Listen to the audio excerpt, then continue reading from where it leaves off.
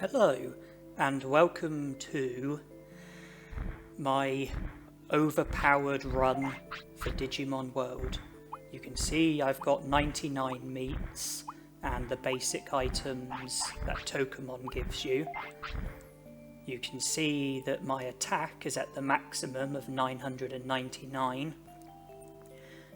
Speed is 600, brains is 500, defense is 400, HP and MP a bit over 2000. I've got bug, and there's a load of other techniques which have been learnt, which Piximon is capable of using, Piximon being the Digimon that I've got, but I'm only using bug at the moment.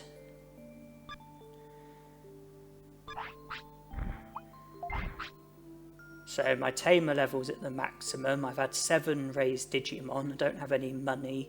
I've been playing for a bit over 6 hours. I've had Agumon, Meramon, Yuramon, Tanemon, Palmon, Vegiemon, Piximon. I don't have any medals and I don't have any cards. And it's currently year 4, day 12, and I haven't recruited any Digimon or even been outside of File City. You can see by what Vegiemon is saying that I haven't yet recruited any Digimon. And so I'm going to begin by taking care of Agumon, because he is always the first Digimon that you recruit. And I've got a lot to explain regarding this playthrough. I've got to bring you up to speed with what's happened so far, and I have to explain what I'm currently doing and what I'm going to be doing later on. I might sort of start explaining one thing and then have to explain a different thing and then go back to the original thing that I was saying, and I might be a bit all over the place with what I'm telling you, so please try to bear with me best you can. Not surprisingly, Agumon wasn't any contest, and the next priority is to go to the Cola Point and speak to Colamon, but he's not ready yet. He doesn't show up until later, so now I need to pass a bit of time, and I'll do that by training my HP. And just so you're aware, this commentary is post-commentary. I didn't do this commentary while playing. Instead, I did all the recording, and I'm now watching it back while adding commentary. So I started the game with Agumon, I digivolved to Meramon, and I made sure that my Tamer level went up when I digivolved. I then waited for Meramon to fade away, and I then chose the pink egg and started off with Yuramon, who digivolved to Tanemon, then Palmon, then Vegiemon, and I made sure that my Tamer level went up when I digivolved to Vegiemon, and I did try to digivolve to Piximon, but I wasn't able to get good enough stats.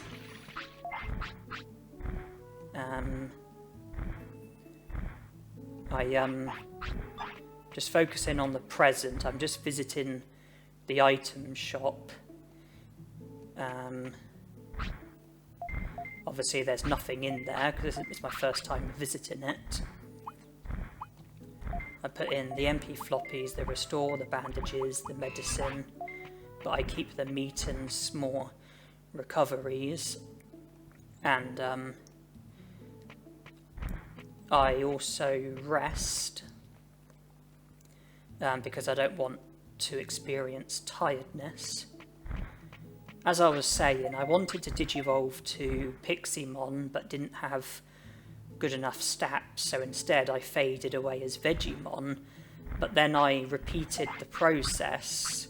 I chose the pink egg again, started off with Yuramon again, Digivolved through to Vegiemon, made sure my Tamer level went up, and I faded away again without getting Piximon. And the reason why I made sure my Tamer level went up is because when you start with a new Digimon, you start off with higher stats if you have a higher Tamer level, because your new Digimon gets, I think your new Digimon gets like a percentage of your previous Digimon stats when it fades away, and the higher the Tamer level, the bigger the percentage. And when I was training with Yuramon and Tanemon, I made sure that I trained at each individual point within the green gym, and I made sure I trained at least 10 times on each individual point. So the training that boosts your HP, I trained on that a minimum of 10 times, and all the other ones, like the one that boosts your MP, attack, defense, speed, brains, I trained on all of those at least 10 times when I had Yuramon and Tanemon, because training on the same one 10 times with a baby Digimon or in training Digimon results in the stat boost that you get from training going up slightly.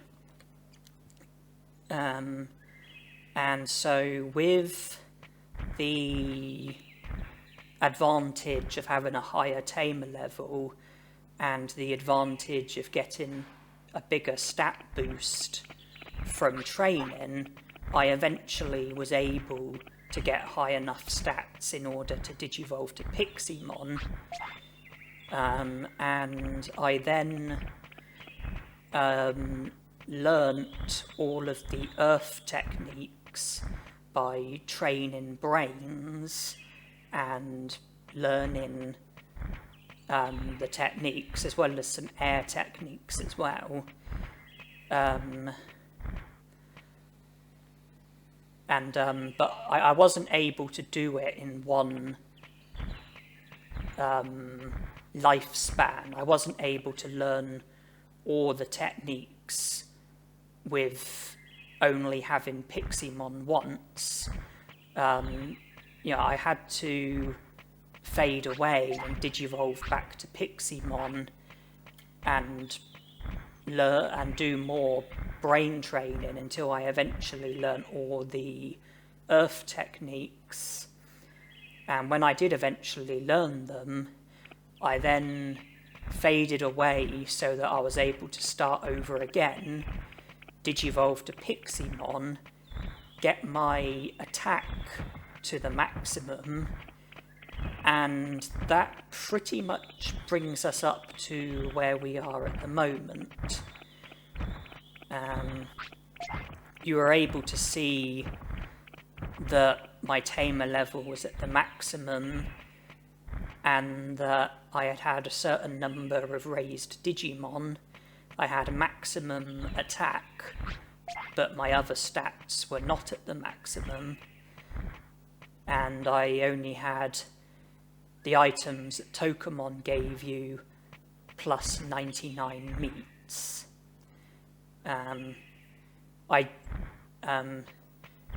One of the requirements for digivolving to Vegiemon and Piximon is to have low weight and high care mistakes, and by not feeding your Digimon, that results in it having a low weight, and it's also a care mistake, which fulfills the requirements for Vegiemon and Piximon, and that's why I had 99 meats, because I was being given meat by the Tanemon, but I wasn't giving much of it to my Digimon because I was aiming to have low weight and high care mistakes in the interest of Digivolve into Vegiemon and Piximon. And I've made it into the tropical jungle, and I'm heading for the Amida forest to recruit Centauramon. However, the objective wasn't just to recruit Centauramon, it was also to get a happy mushroom, mouldy meat, and high speed disc from the Amida forest, because there are items that appear in the Amida forest. I take the path on the left, then I take every turn-in, as that enables me to make it most of the way through the Amida forest without getting shot. There is a mouldy meat, but I don't have a happy mushroom or high speed disc, so I then deliberately go to the wrong exit so that I can try and get a happy mushroom and high speed disc. And just before the clock strikes a new hour, I praise my Digimon in order to produce the animation so that my happiness and discipline doesn't go down because of the fact that I reach a new hour with Piximon needing to sleep and me not allowing him to sleep. This time I had to get shot because I needed to pick either the middle door or the right, or the door on the right, and that required getting shot. And I now repeatedly go through the maze, but I speed it up. But I slow it down on the significant bits, such as me collecting items, and I had to get shot again. And then I went back, but from giving Piximon small HPs, I was able to carry on. Yeah, because even though Piximon wants to sleep, I didn't let him sleep, because I wanted to succeed at the Amida forest first, so I'm keeping him awake, which is bad, and when the clock strikes a new hour, if your Digimon wants to sleep, but you don't let him sleep, then your happiness and discipline goes down. But by praising your Digimon or scolding your Digimon and producing the animation, if you get that animation as the clock strikes a new hour, you don't end up losing the happiness and discipline from not letting your Digimon sleep. That gets cancelled out. Instead, you get a boost of happiness from praising your Digimon. Your discipline still goes down, but it's better than having both your happiness and discipline go down, which is the alternative.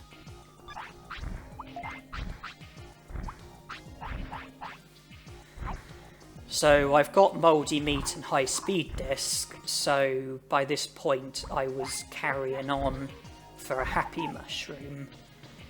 I wanted a high speed disc and a happy mushroom because they're items that you trade with the Vegiemons in Friesland, which helps with recruiting them.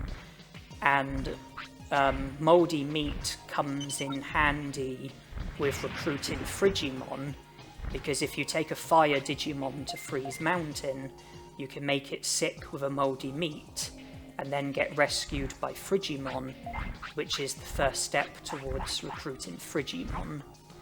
That's why I was after those 3 particular items, and I know that they do spawn in the Midder Forest.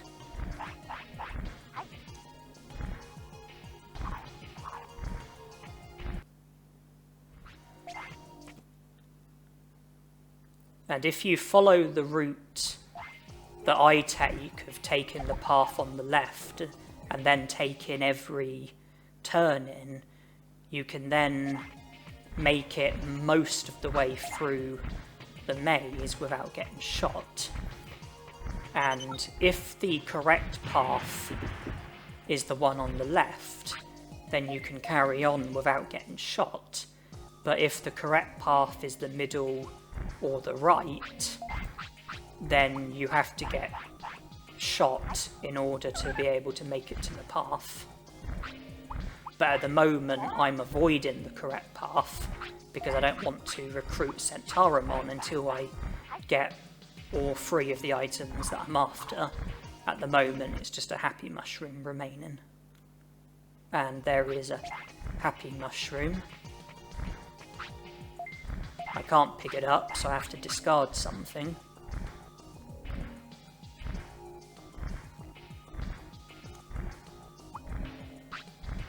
I choose to give a small recovery to Piximon. That clears up a space in the inventory and also recovers HP.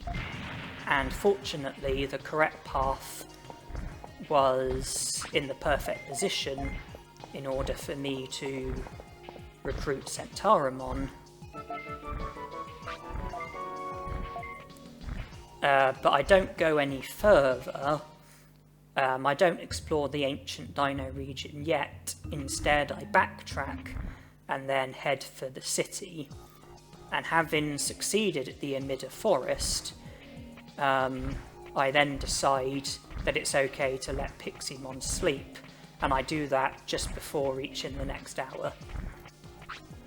So I do it now, I think.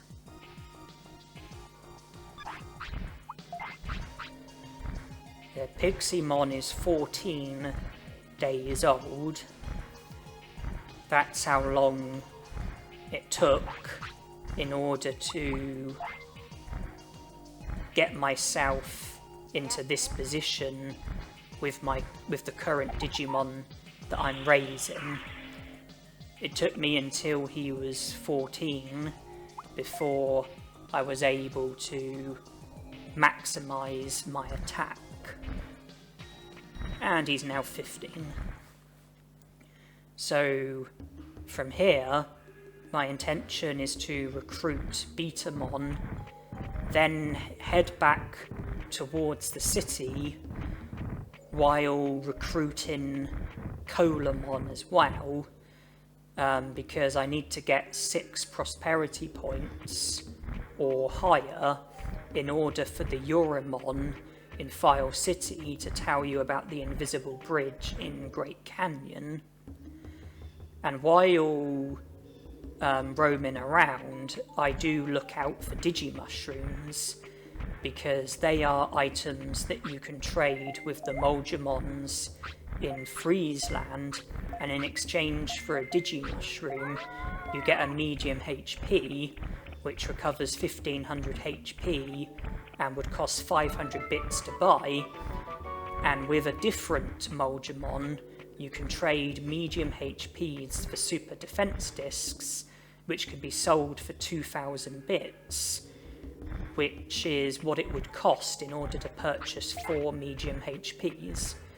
So if you tell yourself that each Digimushroom is effectively 2000 bits, then at this stage of the game, where you don't have much money, it makes Digimushrooms seem to be a lot more worthwhile to collect.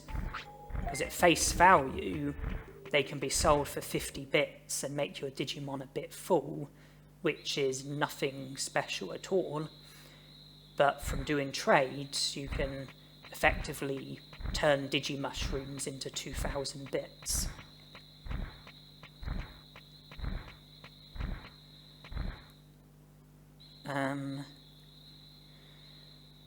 So obviously this is an overpowered run for Digimon World, where I'm going to be using Piximon for most of it. I'm going to be going for 100 prosperity points, so it's not just about defeating Machinedramon, it's about getting 100 prosperity points. And I did a lot of grinding in order to get into this position that I'm in, but there is more grinding to come. The plan at the moment is to just do some of the initial stuff, and well, the aim really is to end up in a position where I'm able to catch Digi-Seabasses and am able to cure sickness. So in other words, the initial objective is to get hold of the amazing rod in the volume villa so that I can use it to catch black trouts with me using meat as my bait, and then I can use the black trouts in order to catch Digi-Seabasses. Digi-Seabasses prolong your Digimon's life, and because of that, it would be possible to keep Piximon alive by feeding him Digi-Seabasses, and then I can train my other stats, and I can end up maximising all of my stats, and then I can do the rest of the game with myself being really overpowered, and I can then fulfill the overpowered side of things. This is meant to be an overpowered run. I have got my attack to the maximum, which is the most important, and I'm not able to maximise my other stats at the moment without fading away, but by prolonging my life with Digi-Seabasses, I can then maximise all my other stats and then do the rest of the game with me being really overpowered. I spoke to Centauromon so that Yuramon would feature in Mount Panorama, and I'm going to be visiting the shop that Colamon and Betamon are running.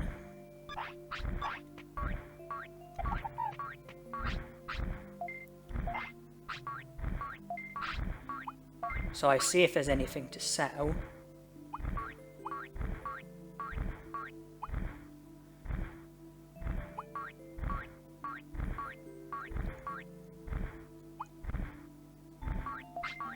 I'm not interested in MP floppies, so I sell them. It's not necessary to have 4 mouldy meats, so I sell 3 of them. I don't need 2 high-speed discs, so I sell 1.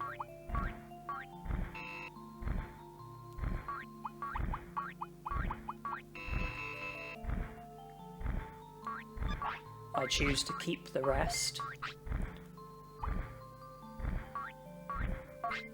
I buy a medium HP, which can be traded with one of the Vegiemons in Friesland.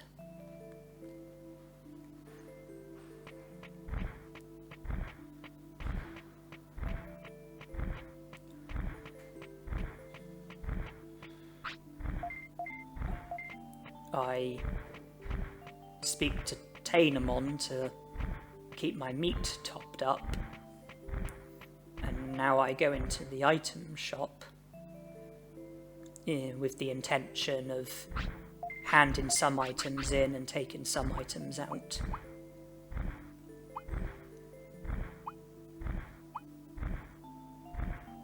I put medium MPs in. Don't need the mouldy meat yet. And then I look for items that I can sell. So MP floppies, restore, bandages, and I want to sell the medicine as well, but there's not room to take it out, so I'll have to put another item in so that I've then got room to take out the medicine.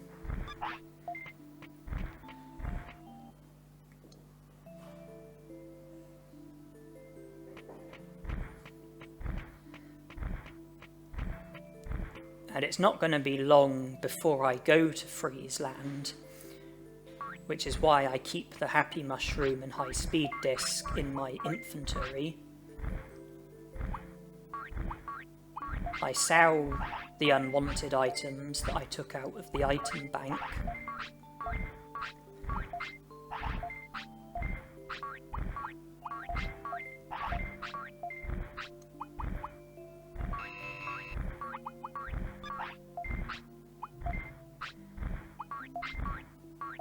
And then buy more medium HPs, which I will trade for super defense discs and make a profit from. I do need to speak to Yuramon, but he doesn't show until daytime, so I'm going to have to pass a few hours in order to be able to speak to him and be informed of the invisible bridge in Great Canyon. And although I'm going to Freezeland, I do keep the mouldy meat in the item bank because there's no point making Piximon sick with it because he's not a fire Digimon, and therefore making Piximon sick is not going to result in Vegiemon rescuing you. So I have to reserve the mouldy meat for when I have a fire Digimon, which is going to be much, much later on. I passed the time just by training my HP, and now we're at the point in time in which Yuramon will now show up, so we can make way to the Great Canyon, and then from there we can proceed to Freezeland. And the intention at the moment, once I leave the city, at the moment I'm just resting, but once I leave the city, the intention is to recruit Barkamon from the Overdale Cemetery, go to Great Canyon, collect the defense disc, which is near where Shalmon is, proceed through Freezeland, attempt to recruit Penguinmon, do some trades with the Vegiemons, then carry on through Freezeland to Misty Trees and then the Gecko Swamp, defeat Tanemon, which will result in me being taken to the Volume Villa.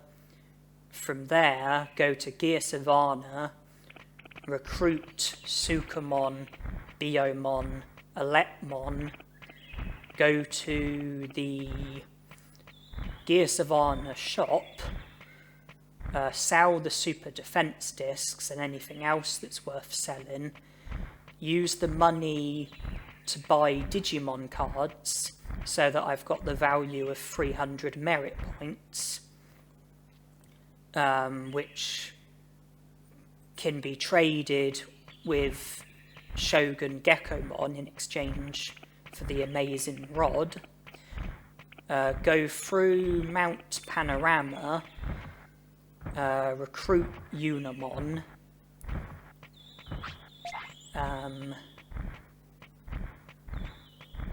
go through Mount Panorama to the native forest so that it clears the boulders out of the way, so that you've then got direct access from native forest to Mount Panorama. Catch the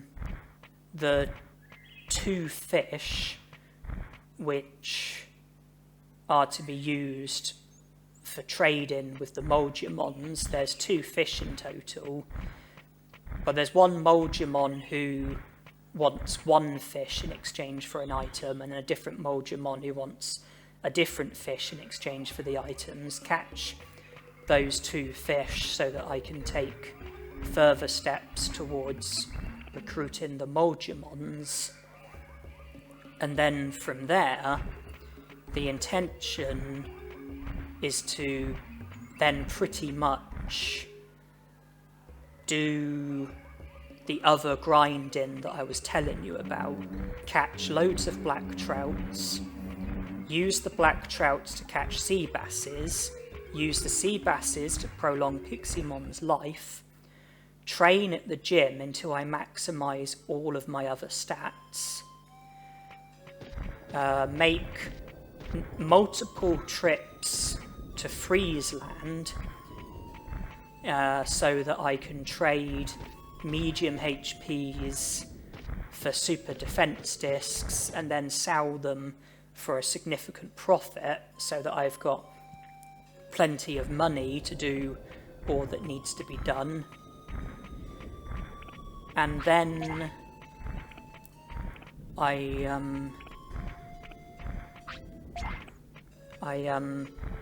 and then the grinding will pretty much be done, and then I can record the rest of the playthrough where I then do most of all the other stuff that needs to be done, and I'll be doing it with Piximon, and that's probably all I need to mention at the moment regarding that. Obviously it's not going to be possible to make it up to 100 prosperity points with Piximon alone, because he can't enter Greylord's mansion. He also can't access the area in Toy Town where Waru Muncimon is. But I do have solutions for that, and you don't need to worry about it just yet. That stuff will be done, and it will be done with me having maximum stats. So I am going to be overpowered for all of the fights that I have. After all, this is an overpowered run. So this isn't meant to be a challenge, it's meant to be a playthrough where I am very overpowered because of my stats, my techniques, the Digimon that I'm using, or stuff like that. And the purpose of an overpowered run mostly is just for it to be fun. For it to be fun for you to watch. Fun for you to watch me breeze through the game because of how overpowered I am. The only reason why I'm doing some initial stuff is just because it's not possible to maximise all of my stats without Digi-Seabasses, so there's some stuff that has to be done initially, but I'm still doing it with maximum attack, so it's still fulfilling overpowered, the sort of overpowered criteria. And then once I'm able to maximise my stats, I then do the rest of the game. So most of the game is done with me having my stats at the maximum. And I don't want to get into a battle here, So I try and produce an animation in the hope that the Digimon will go away. I give a defense disc, but I've still got the same problem again.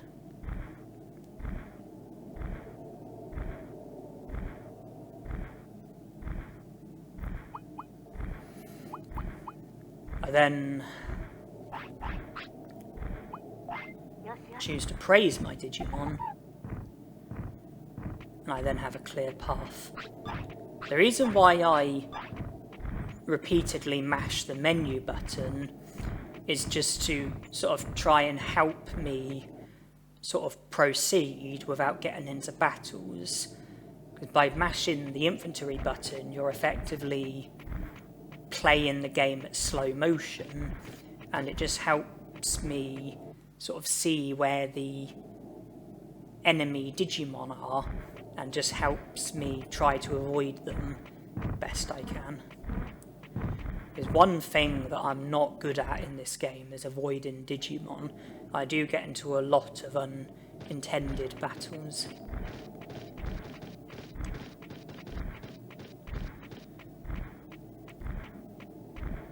So, yeah, to summarise how this works, I started off by doing loads of grinding off screen. I'm now obviously recording, where I show you myself doing the initial stuff. Then I do loads more grinding off screen, and then I record loads of other stuff, like most of the rest of the game, and that is followed by more off-screen grinding, but I'm not going to touch upon that just yet. I'm going to try and not get too ahead of myself. So here we are in curling, and I always, well, if I don't have any pegged stones, then I always begin with the heavy stones, because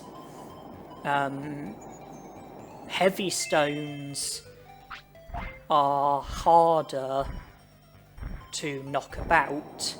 If you've got a heavy stone, then it's harder for Penguinmon to throw another stone at it and knock it about. That the heavier stones are harder to knock about, and they're also the worst at knocking your opponent's stones about.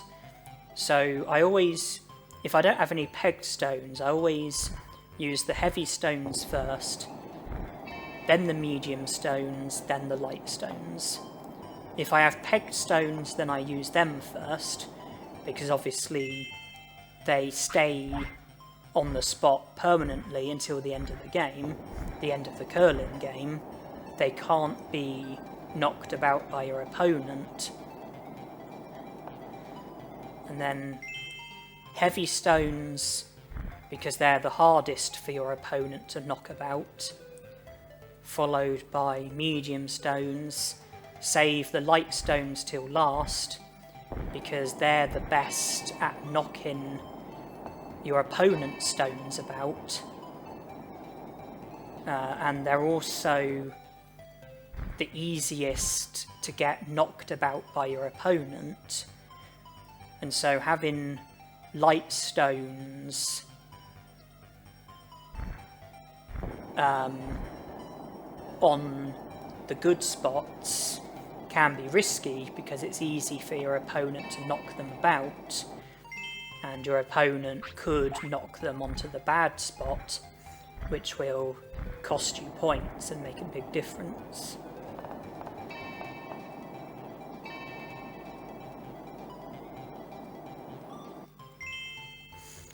So it's looking pretty concerning at the moment, because I'm losing, and after I throw this stone, Penguinmon is going to have one other stone to throw.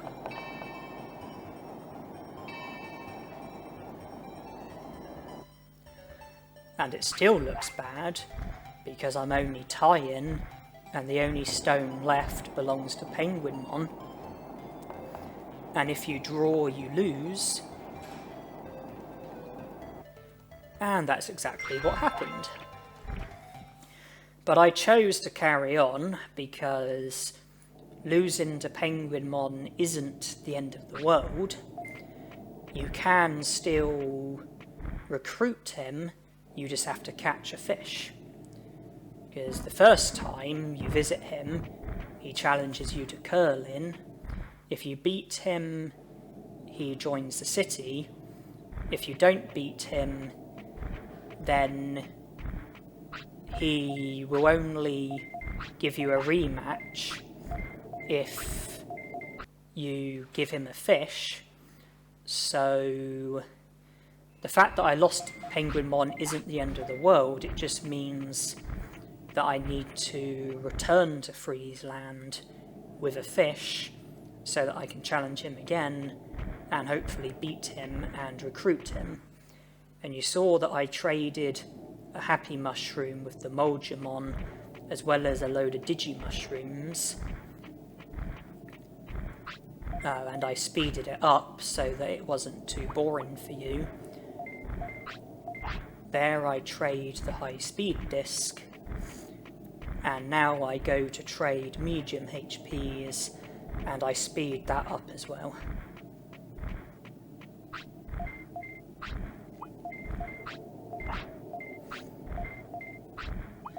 Yeah, I do speed up quite a few things in this playthrough.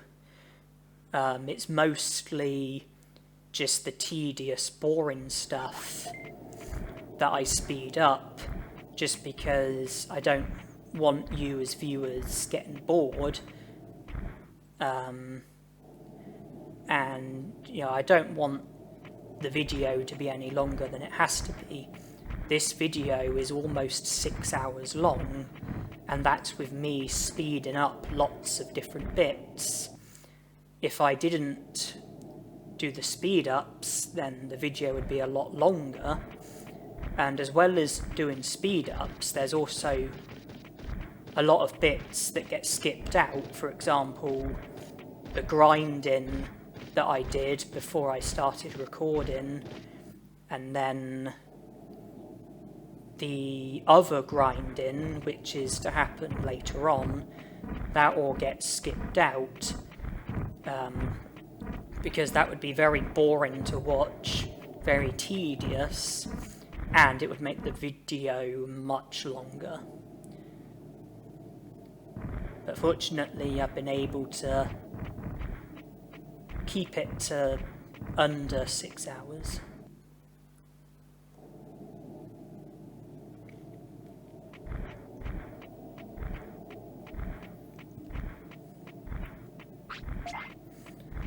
You'll notice that there's a lot of Digimon that I'm avoiding. Digimon who I could battle, who I've chosen not to battle. For example, there's Palmon in the native forest, there's Kunamon in Kunamon's bed, there was the Garulamon in Friesland, there's other Digimon as well. The reason why I'm not battling them is because I want to wait until I've maximised all of my stats, because I want to be as overpowered as possible when I battle them, because I want, you know, the run to be as fun as possible for you. And I do consider overpowered runs to be fun and enjoyable, and I would hope that you feel the same way as well. And here I would like to battle Tanemon, who isn't here at the moment, so I repeatedly leave and re-enter until he shows up. It's completely random as to whether or not he shows up. I don't think there's anything you can do to increase the chances of him showing up. I think it's solely a case of luck. You know, it's just about trying over and over again until he eventually shows up. And I seem to recall it does take a frustratingly long time, a lot longer than it normally takes. Because normally, I think it takes like between like 1 to 4 tries. So in my experiences, I would say 1 to 4 tries is sort of like the average. But in this case, it took quite a bit longer. But here he is. So he hurls insults at us. If it was real life, then I would just ignore him. But in order to proceed with the game, you have to battle him.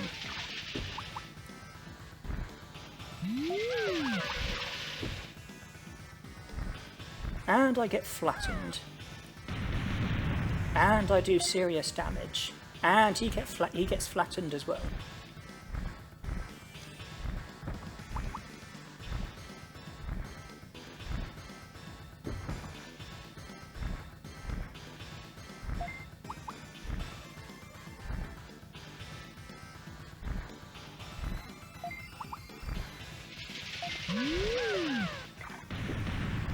And that's the end of him.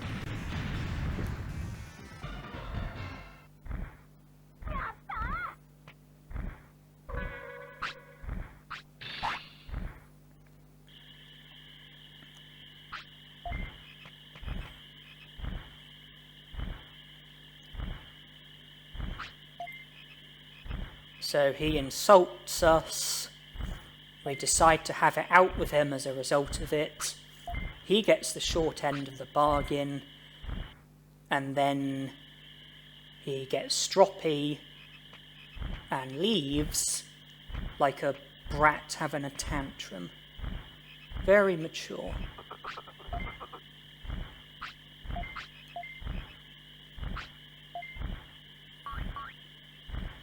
Anyway, this isn't just useful for enabling yourself to be able to get the amazing rod. It's also the first step towards you being able to recruit Piximon, because it results in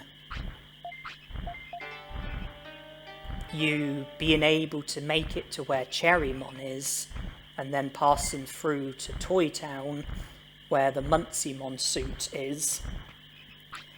But you have to go there with Numamon as your Digimon, so that you can Digivolve to Piximon, and then you speak to one of the robot Digimon, and they then unlock the door, which leads towards where Waru Piximon is. You don't actually have to defeat Waru Piximon with Piximon. You just have to go to the robot Digimon with Piximon so that the door gets unlocked, but then you can return with a different Digimon and defeat Waru Piximon with a different Digimon if you so wish.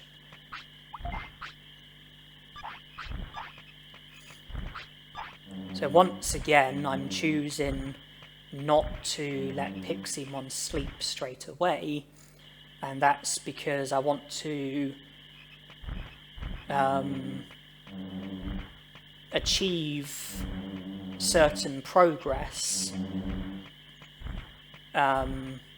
before the time that Piximon wakes up, so I'm keeping him awake so that I've got more time to do certain things.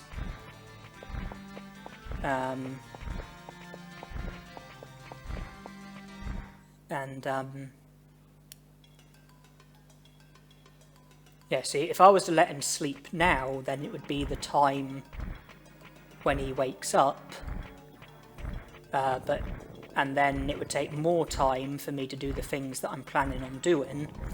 But by keeping him awake and doing these things, I can then let him sleep, and the time that he wakes up will be the same regardless of when he goes to sleep.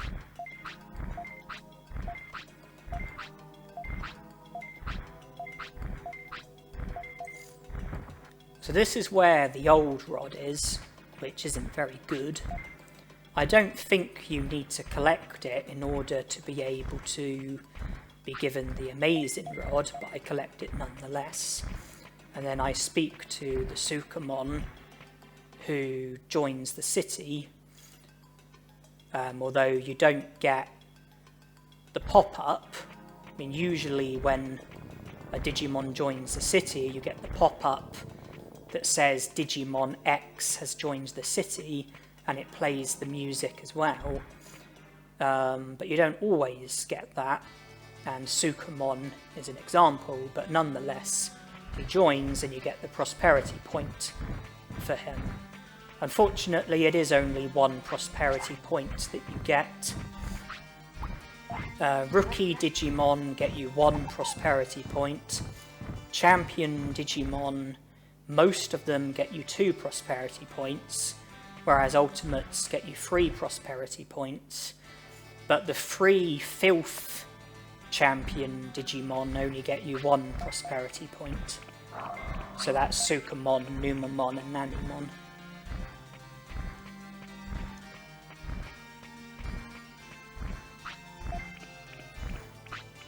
Because they're just not very good Digimon.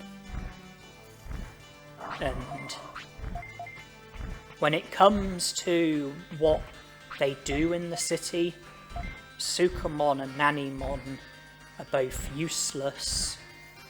Numamon isn't entirely useless. I mean, he does work at the secret shop, but nonetheless, he is a dirty, slimy, smelly filth Digimon.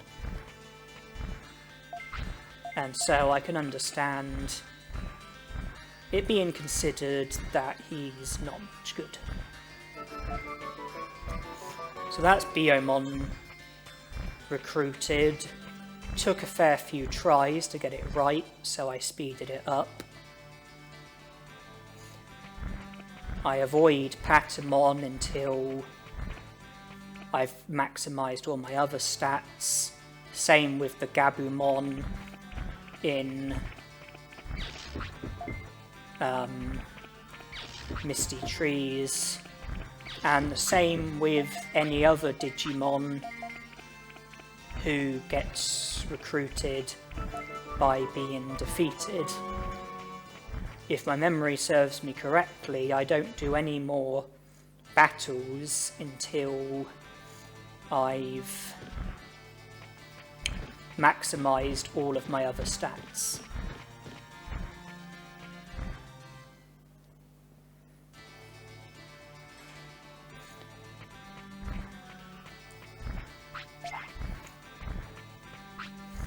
So here's the shop. We begin by getting money by selling stuff. Medicine, don't need. Hair grower, don't need. Power fruit, don't need. These will make a lot of money.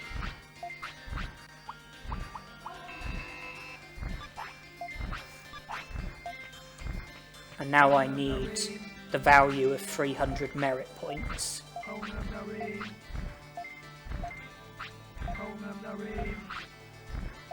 So buy 1.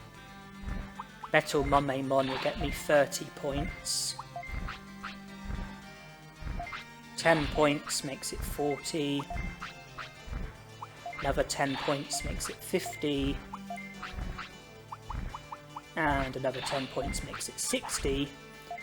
I now leave and sleep and save.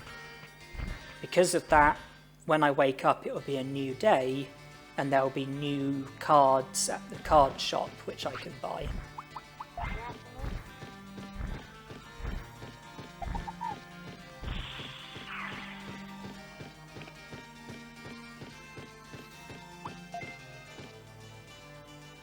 And I did end up actually having to reload, and the reason for that was because Piximon ended up fading away before I was able to catch Digi-Seabasses. I thought that Piximon would last longer than he actually did, but he ended up fading away. So 70, 80, 90, 100,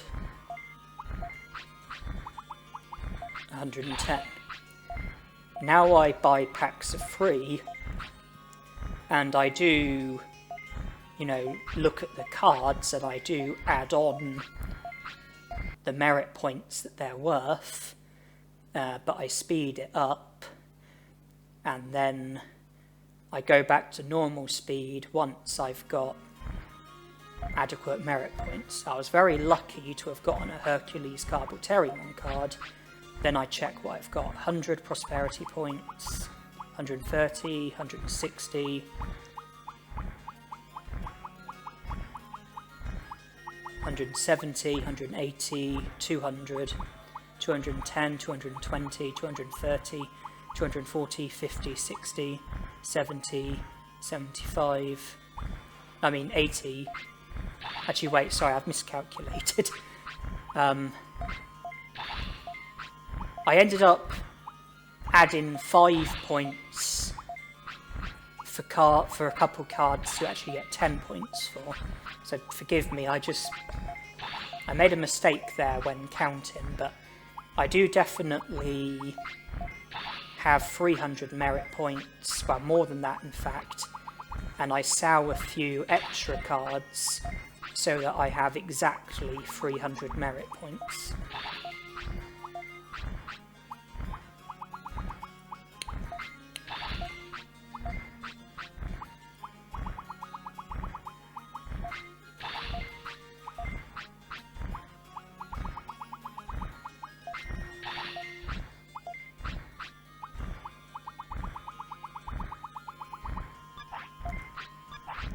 So there we are, with the equivalent of 300 merit points.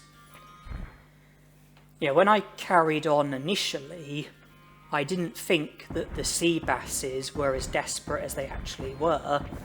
I thought that Piximon would survive longer than he actually did, so the catching of the sea basses was something that I put on hold, thinking that it wasn't as urgent as it actually was, and then Piximon ended up fading away when I was going through Mount Panorama. So then I obviously had to reload, and then I had to make sure to go fishing sooner, at an earlier point of time, and catch a handful of sea basses, which I can then use to keep myself alive while doing the other stuff that I was meant to be doing. The other stuff that I intended to do at this sort of time. At the moment, I'm just going to Volume Villa and helping myself to the Amazing Rod.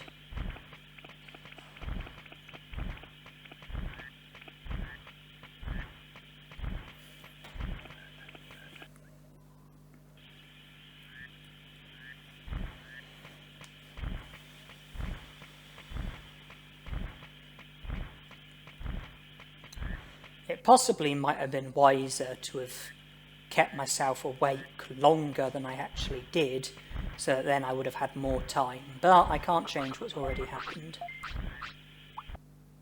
So we speed through. We get our 300 merit points, and it helps if I actually get the Amazing Rod.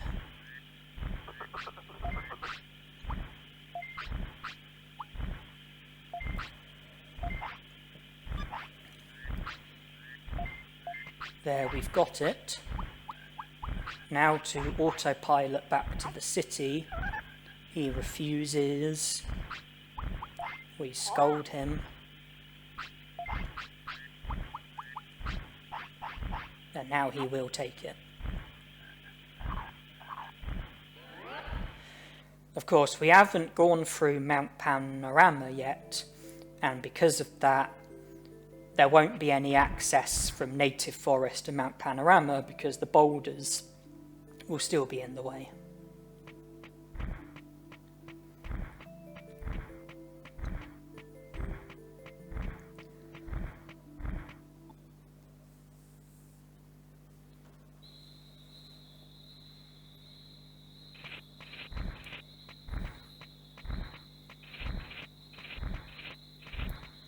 So when I go fishing, I need to catch one fish,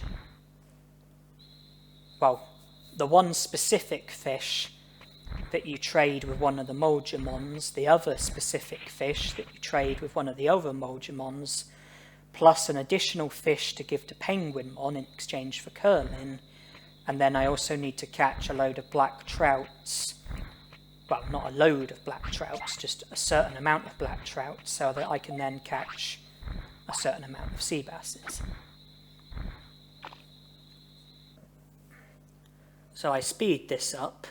Normally these fish are very quick to take your bait, but there it took a bit longer. That's one of the fish that you need for a Vegiemon trade. Since they're the easiest to catch, I then catch another one of them for Penguinmon.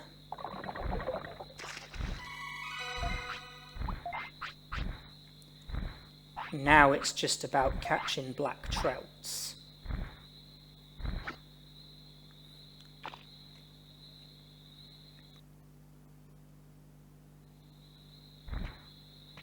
I wasn't having much joy, so I decided to change my position a bit.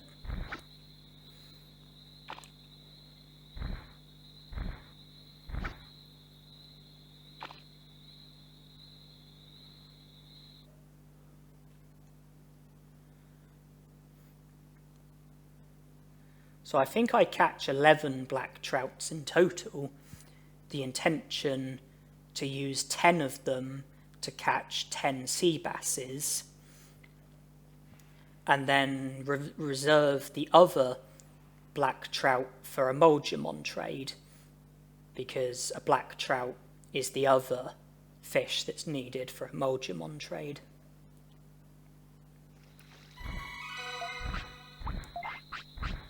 So that's 11 black trouts.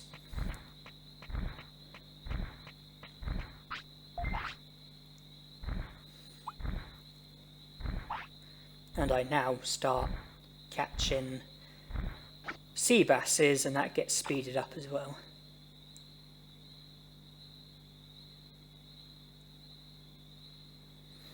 As well as commenting on this game, I do also want to speak about separate issues regarding my personal life, because there are some things that I do need to bring you up to date on, because I have had gaps from gaming. I've gone lengthy periods without doing any recording or uploading, and I do want to sort of update you on that and bring you up to speed on it all, and that's something to mention later on in this playthrough. I just want to prioritise bringing you up to speed on the game.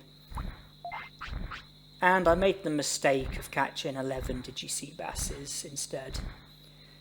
I sort of lost my mind for a bit. I was focused on catching sea basses,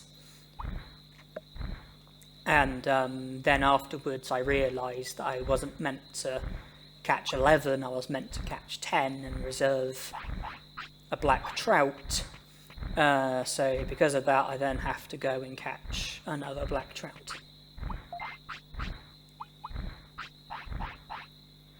I decide to give Piximon a sea bass, so he won't be fading away on me just yet.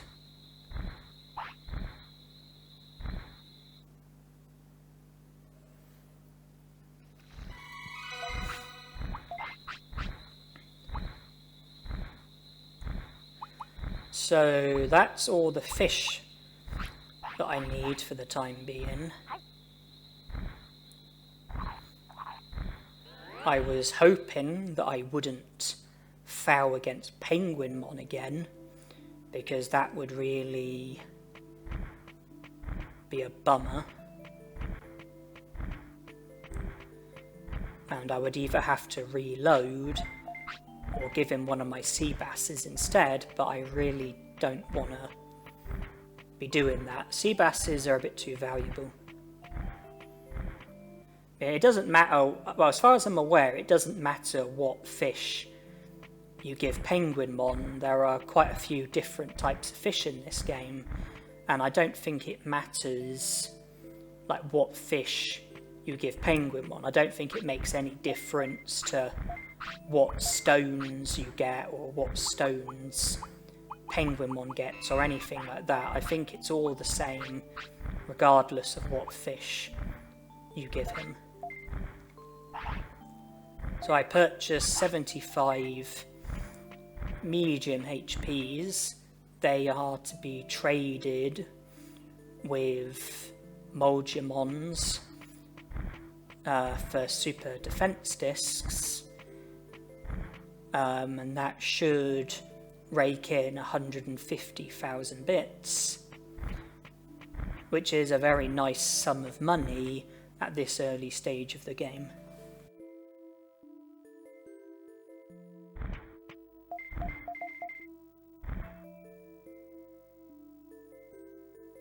You can probably tell that I've restarted again,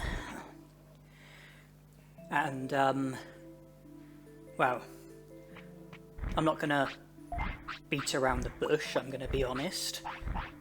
The reason why I had to reload is because I messed up, but I didn't lose to Penguinmon.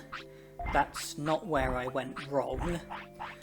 I went wrong when trading with the Vegiemons. When I was trading medium HPs in exchange for super defense discs, it slipped my mind that when you trade with him, sometimes he can move about a bit, sometimes he can like jump forward slightly, and he can end up on top of you. And well, that's what happened, and it resulted in me getting stuck, and rather than autopilot back to the city and have to travel through to Friesland again, I thought it would be best just to reload, so that then I could avoid the problem, and then from when I'm done in Friesland, I can then go back to Misty Trees, Gecko Swamp, Gear Savannah, Mount Panorama, because I still have to go to Mount Panorama to recruit Yuramon and to travel from Mount Panorama to the native forest in order to clear the boulders, so that there's then a clear path so that you can get straight from the native forest to Mount Panorama without any issues.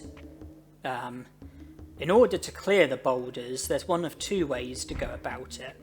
You can either do what I'm doing, where you travel through Mount Panorama through to native forest and then the boulders are gone. Alternatively, you can defeat the Digivolve in Drill Tunnel so that the other Digivolve will talk to you and offer you the opportunity to carry dirt for him. You can either wait 5 days for him to finish drilling and digging so that you can get to the lava cave, or you can carry the dirt for him, and if you carry every bit of dirt, then he'll be done pretty much straight away. If you leave and re-enter, then he'll be done and you can go through to the lava cave. And when you defeat Meramon, that results in the boulders being cleared, and you then have access to Mount Panorama. And Piximon being in need of the toilet, the fact that the urge to go to the toilet happened there and then, it was very tempting to go into Monocromon's shop and get Piximon to take a dump on the floor, because that is literally what I think of the Monocromon shop and the shop minigame that you have to do in order to recruit Monocromon, and the fact that there's a certain profit you have to get. I think it's somewhere between 3,000 and 3,100. I don't like that minigame one bit. For me, it's the worst part of the game, and so I hate the Monocromon shop. But as somebody who wants to avoid unnecessary care mistakes and keep my happiness and discipline as high as possible, and not want to risk filling up the gorge, which results in you Digivolve into Sukamon if the gorge gets filled completely, I thought it would be best just to take him to the toilet like you're meant to.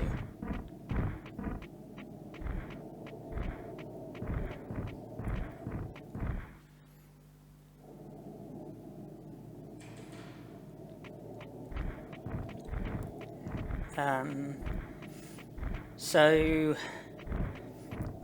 for me, today is the 22nd of April, but by the time this gets uploaded, it's probably going to be July, because I've got a backlog of other videos that need to be uploaded first. Most of them are videos that I recorded back in 2020 when I had that brief spell out of hospital. But I'm not going to do all of this commentary in one go. I'm going to have breaks. So, I'm not going to... Not all of this commentary is going to be done today on the 22nd of April. I'm going to break it up a bit. But yeah, all of this video was recorded prior to today.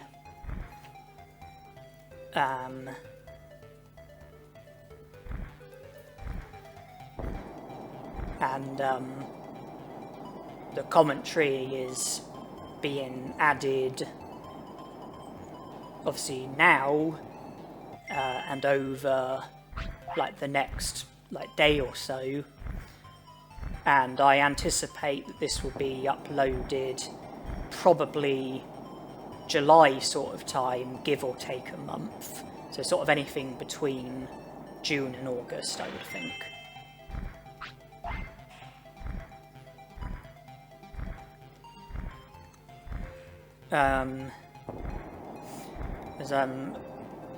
I know I said that before talking about personal issues of mine, I know I said that I wanted to sort of leave that until later on, but at the moment I can't think of much else to comment on, so I will sort of give you a brief explanation, and that's that those of you who have been following me for quite a long time will know that I have autism as well as difficulties with depression and anxiety, and there have been times when it's been so severe that I've been unable to live in the community, and I've had to spend time at psychiatric hospitals in order to receive the appropriate support. Back in the second half of 2015, I had a very bad spell, and at the start of 2016, January 2016, I was admitted into hospital, and I wasn't discharged until May 2016. I then started living in the community again and got back into recording, and I did really well for a good year or so.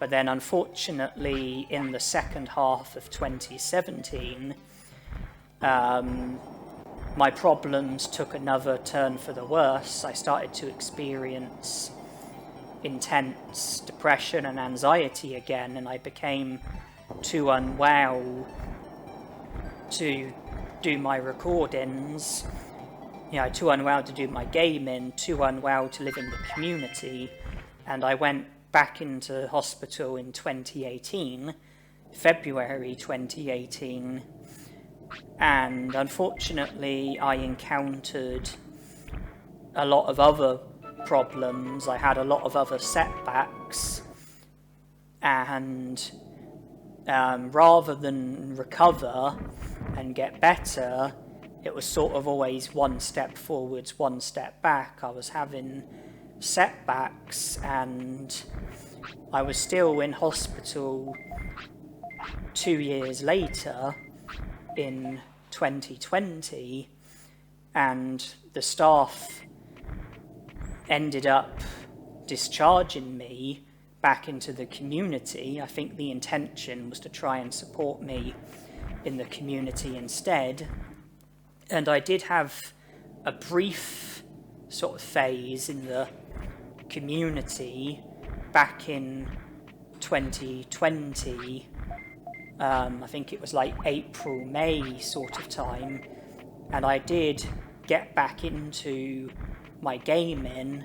I did do recording and uploading, but unfortunately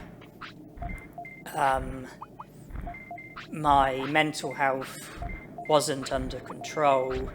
My depression and anxiety was very severe, and I didn't cope in the community. And in July of 2020, I ended up going back into secure environments, and I was unable to do any gaming, unable to do any recording or uploading. So I went quiet and you didn't hear from me, and I'm currently at a different hospital. It's not just a hospital that specialises in mental health, but also a hospital that specialises in autism. I've been at this specific hospital for over a year now, and family were able to bring my laptop to me, as well as some of my video games, and then I was able to start uploading again, and I started by uploading videos that I had recorded back in 2020, and that is still what I'm doing presently. Most of the videos that have been uploaded between last year and as this video is being uploaded, most of those videos were videos that I recorded when I was in the community back in 2020, and initially I wasn't able to do any recording,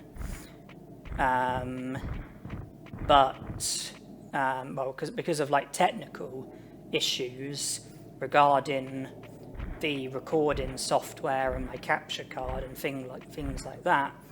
But I have now got on top of that, and I am now able to record again, which means that I'll be able to upload new stuff. And this video that you're watching, this Overpowered Run, this was recorded this year, 2022.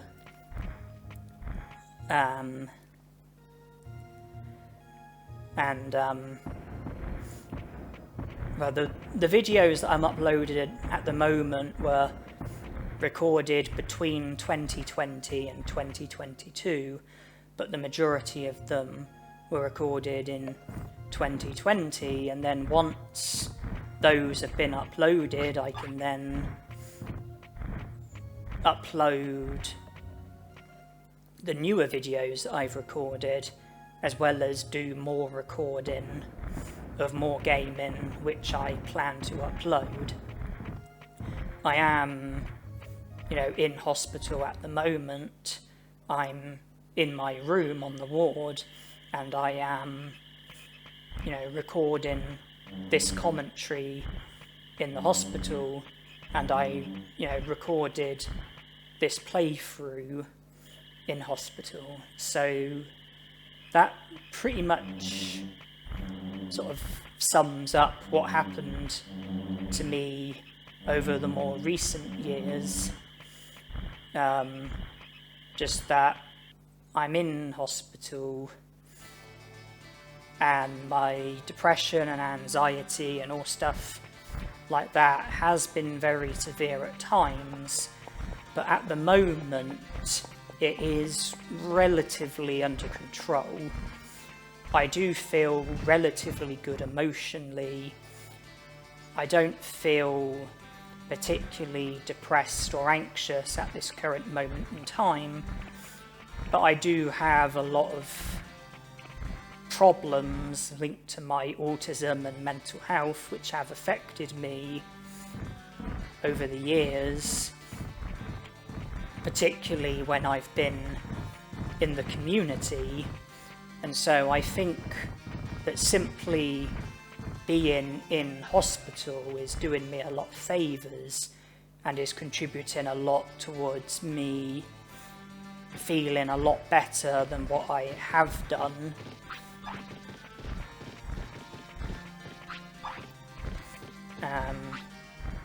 Not only that, but I am also receiving support from psychologists, and I'm engaging in staff and making the most of the ward activities that are available.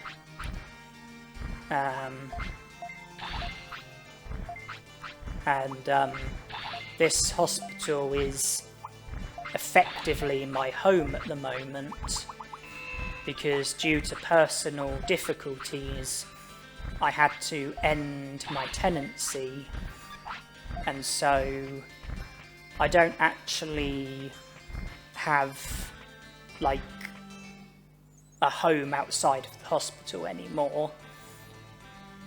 This hospital is effectively my home, but when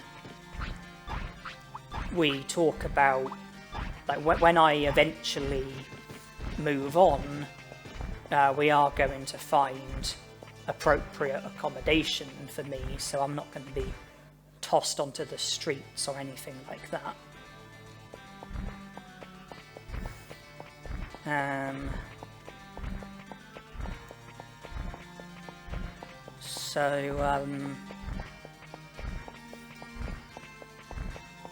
Bringing our attention back to this video, this playthrough, you saw that I did win against Penguinmon and recruit him.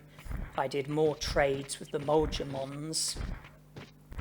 I went to the Gear Savannah shop, sold the super defense discs, and purchased 99 medium HPs, which will also be traded with the Vegiemons. I'm going to repeatedly go to Friesland trade the medium HPs for super defense discs, sell the super defense discs, and keep on going until I have plenty of money to see myself through the game.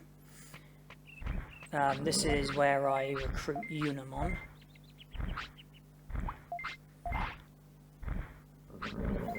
I can also take the first step towards recruiting Vegiemon, and then I can go through to the native forest so that the path from native forest to Mount Panorama will be free. There will no longer be boulders in the way. And we are coming up to the bit where I stop and do loads more grinding. And I already told you what I'm going to be doing.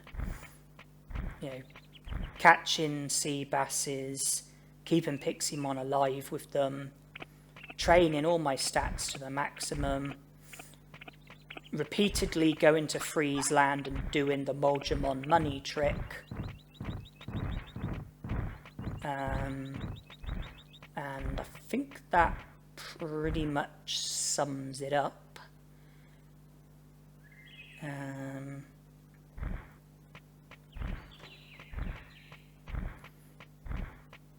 I am heading to the city now.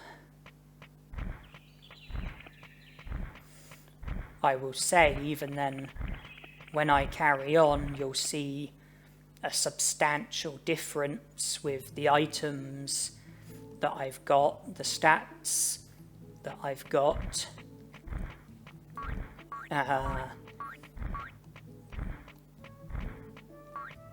I'll have a few medals as well. Gonna have significant money.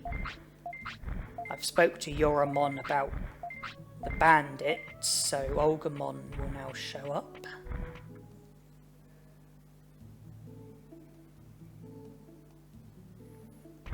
And this is where I save.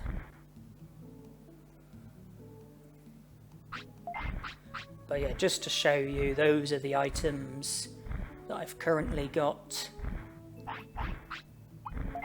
These are my current stats. You can see my current age, weight, happiness, discipline. Obviously, bug is the only technique that I'm using at the moment.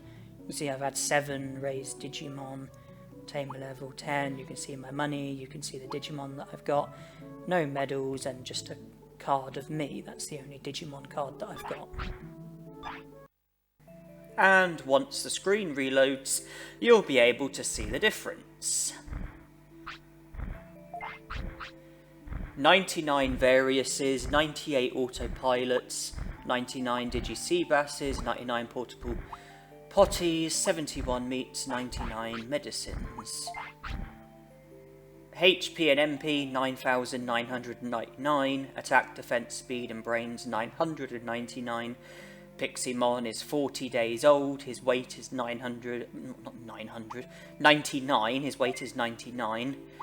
We've still got Bug, we've still got the same techniques as before, and we've also learnt Hurricane as well, which is there.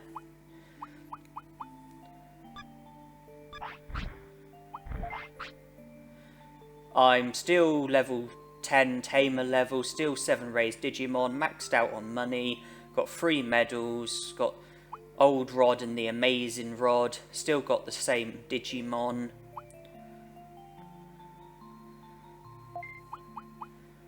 I got the medal for maximising my stats, the medal for maximising my money, and the medal for catching 100 fish. And I don't have any more Digimon cards. It's year 5, day 8, and the playtime was almost 19 hours. So you can see that things are very different now that the grinding is done, and this is where I will be now doing most of the rest of the game. And here in the item bank, as well as having the mouldy meat, I also have 99 large recoveries and 99 medium MPs.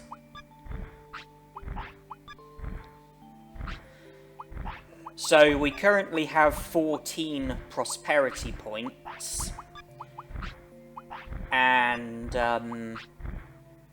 we earned those 14 points before the second load of grinding, so back when our attack was the only stat that was at the maximum, but now we've maximised all of our other stats, and now this is the point where we will be doing most of the rest of the game with Piximon.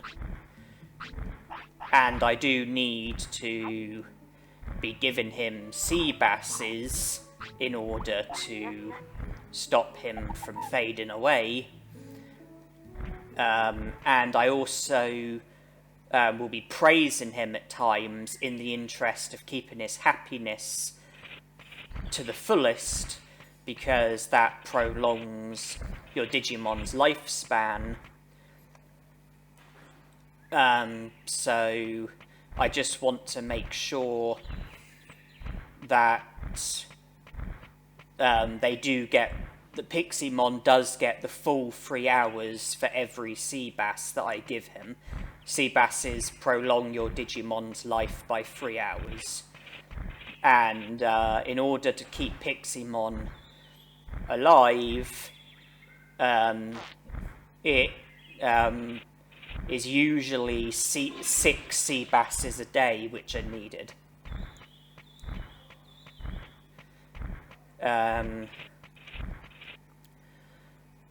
Obviously I'm not going to do all of the rest of the game with Piximon, but everything that can be done in this lifespan with Piximon will be done. I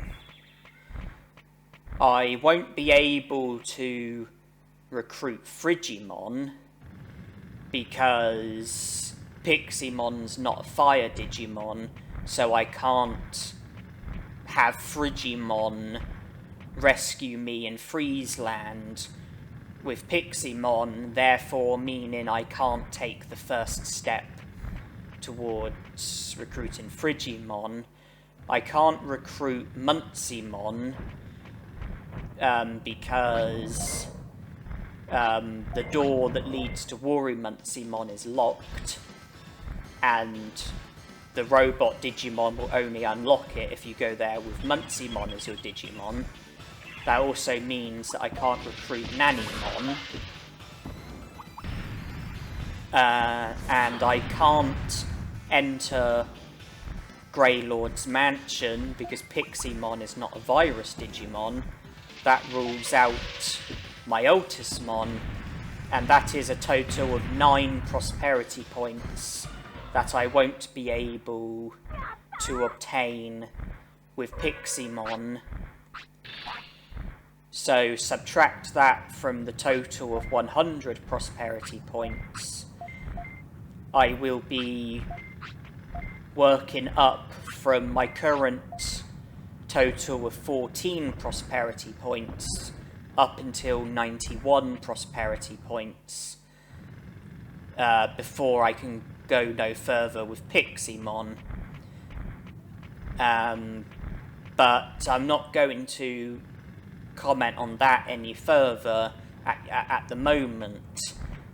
I will obviously talk about that sort of closer to the time, but at the moment I'm more focused on what's currently happening. I've just left Drill Tunnel after defeating Digivolve, and since I defeated him, there's another Digivolve who will talk to me and will ask me to carry dirt for him, that's something that will be happening. But before that, I also want to recruit Palmon and Kunamon. Palmon gives you giant meats, which is one of the items that you need to trade with Vegiemon. And by recruiting Palmon, it causes Tanemon to move into a different position, and that results in Tanemon growing the rain plant, which is needed in order to recruit Vegiemon. And Tanemon will also mention about the plant that's growing in the tropical jungle, which you have to be told about in order for the plant to start growing and for you to physically be able to see it. And if you visit it with the rain plant, then it will grow into Vegiemon, and then you can recruit Vegiemon.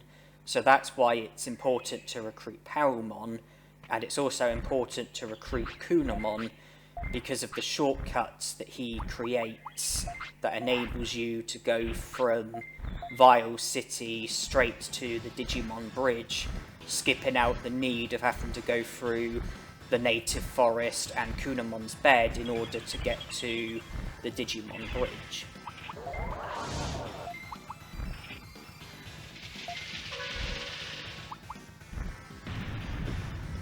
So you can see my attacks are generally doing over 1,000 damage. That's because my attack is at the maximum. Bug is a strong technique. It's the strongest earth technique. It's one of the strongest techniques overall, and in my opinion, it's the best technique. And I'm only sustaining 1 damage from the attacks that I'm receiving, and that's because of my defense being at the maximum of 999, and so far the Digimon that I've gone up against have been very weak. You know, a lot weaker than the Digimon that I'm going to be facing later on, but with the stats that I've got, the Digimon that I'm going to be going up against, all of them, or certainly most of them, are going to have inferior stats to me, and that's because of my stats being at the absolute maximum.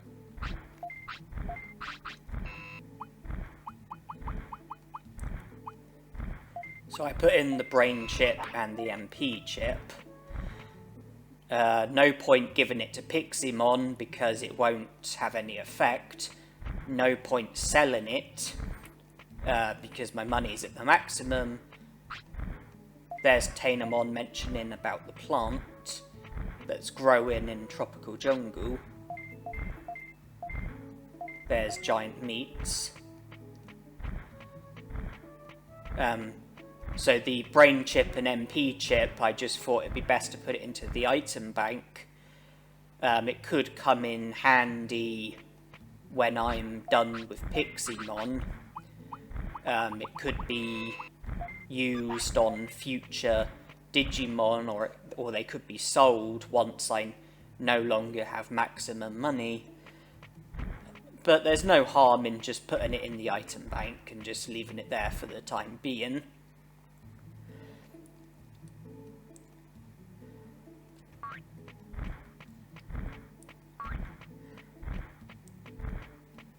Out of the Digimon that I'm going to be recruiting, I do have a fair bit of choice over what order I'm going to do it in. A fair bit of choice over which Digimon I can battle first, which Digimon I can recruit first, etc, etc. And I'm trying to prioritise would be most helpful, and it occurred to me that I've only got...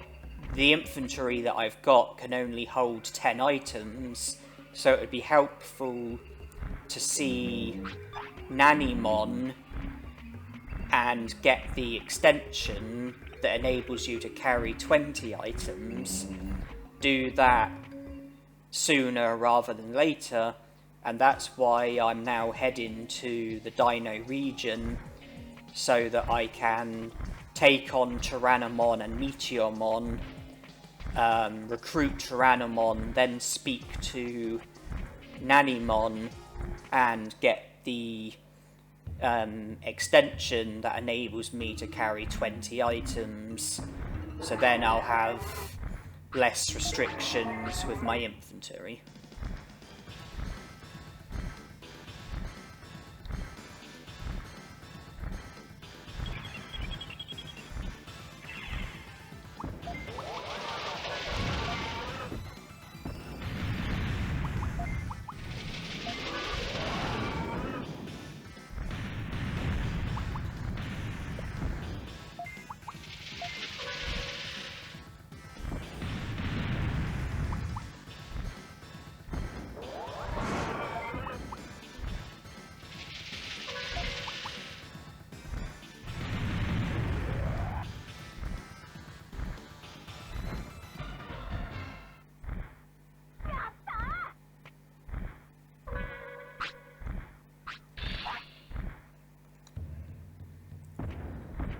So, beyond here is the part of the Dino region where time goes slow.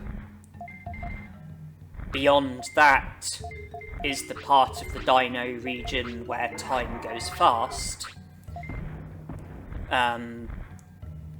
That's where Meteormon is. If it's your first time of playing, then when you're at the Bone Tunnel, you would probably just run straight onwards and go to an unnecessary area and battle a Digimon who you don't actually have to battle, and after you defeat him, he then tells you to turn left at the Bone Tunnel, which then takes you towards where Meteormon is. But if you've played the game before, then you know to just turn left once you get to the Bone Tunnel, saving you from having to defeat the Digimon who gives you the hint. I'm no longer interested in collecting Digimushrooms, but there are still some items that might be of interest. That's why I picked up the Happy Mushroom. So this is where time goes more quickly. After defeating Meteormon, you then return to Tyrannomon, and he'll then join the city, and if you then go back to where Meteormon was, then Tanemon will be there instead. And I believe I do get a bit stuck here when trying to turn left. I think I turn like too soon and then sort of run like in the wrong place. I do eventually get it right. There you see. I have a feeling there is a bit of a glitch in this game where obviously when you go straight to the part of the region where time goes slow, obviously time will go slow. If you then go to this part where time goes fast, then obviously time will go fast. And if you then go back to the part where time goes slow, there seems to be a bit of a glitch where time actually goes at the normal speed instead. Or at least that seems to be the case for me anyway.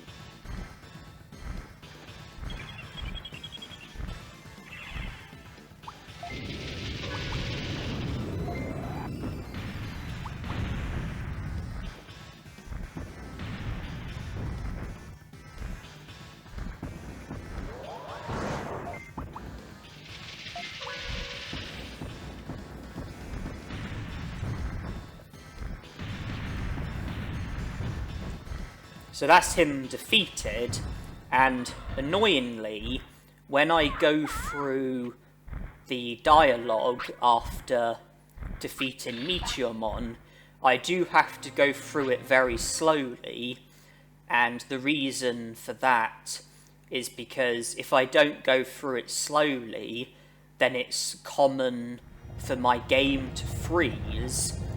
I don't know if that's something to do with my version of the game, or maybe it's just my individual copy, but I have to go through the dialogue with Meteormon after the fight slowly to stop the game from freezing. From watching speedruns, it doesn't look like it's a problem for any of the speedrunners that I've been watching, but it is a problem for me.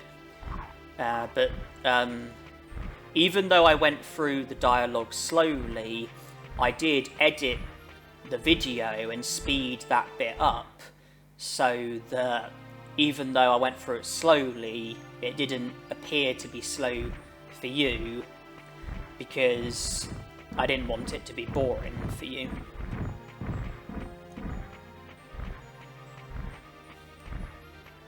So Tyrannomon will now join the city, after Master Tyrannomon shows up, that is.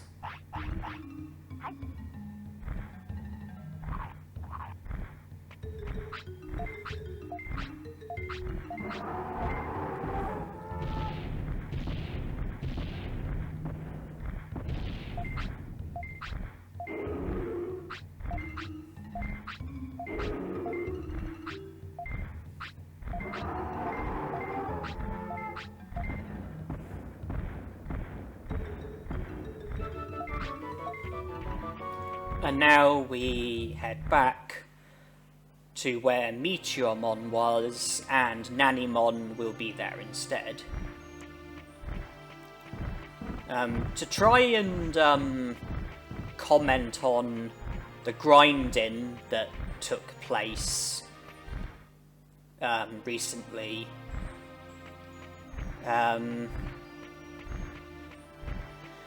obviously I purchased 99 large recoveries and medium MPs,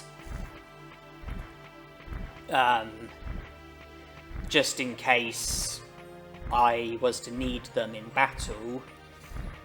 Also 99 autopilots and portable potties, so that I can always make a fast return to the city should I need to, and if Piximon ends up needing the toilet and I'm nowhere near a toilet, then there's no risk of him messing on the floor because I can just give him a portable potty. 99 Digi-Sea Basses, which I caught using black trouts, and the black trouts were caught using meats. I'm just going into the item bank to put the HP chips away.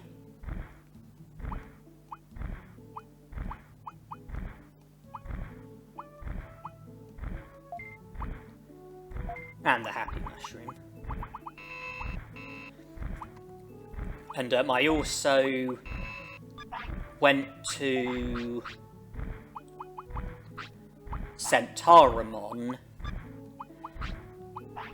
and from him I was able to max out on medicines, and that's just because feeding Digi-Sea Basses to your Digimon can make it sick, but by having medicines you'll be able to take care of any sickness that comes as a result of eating Digi-Sea Basses. I speak to Vegiemon, and that's so that Greymon will show up, and we can then battle him and defeat him and recruit him. And his arena is not going to be of any use in this playthrough, but recruiting Greymon results in you being able to recruit one of the insectoid Digimon from Beetle Land. It's either Agumon or Carboteriumon. You recruit both of them, but one of them can only be recruited if you've already recruited Greymon. So, I recruit Greymon so that I'll be able to see to all of Beetle Land when I eventually go there.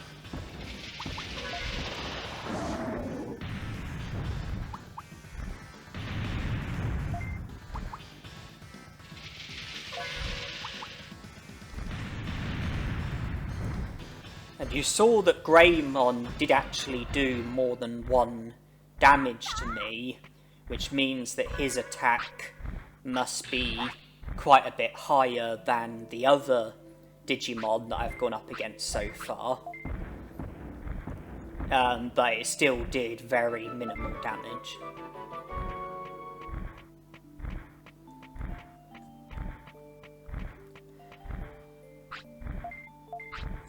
When I did the Vegiemon money trick while grinding,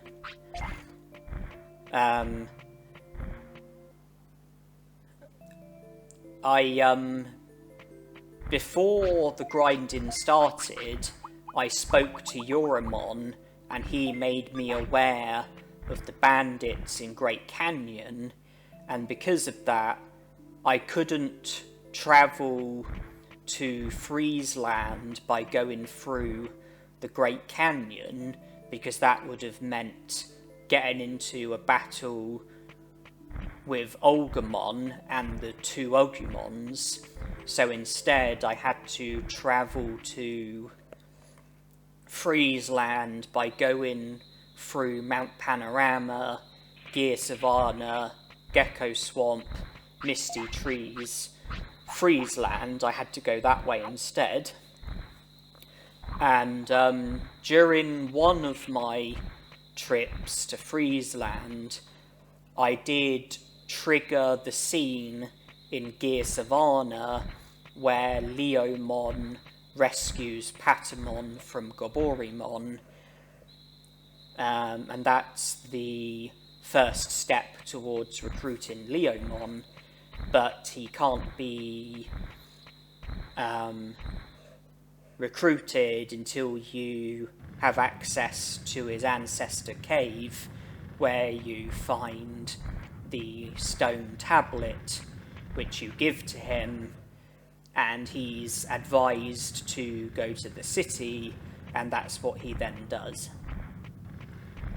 So here I've returned to the drill tunnel, and this is where I decide to carry dirt to help speed things up so that I can go to the lava cave, recruit Meramon,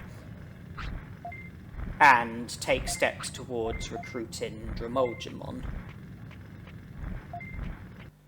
And this is another thing that gets speeded up.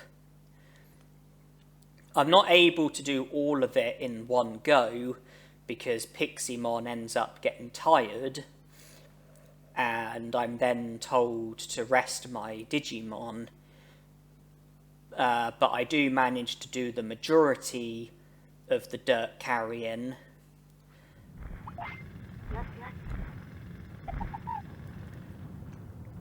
And I then return once Piximon's got more energy, and I'm then able to finish off. But I do other stuff in between the first session of dirt carrying and the other session of dirt carrying.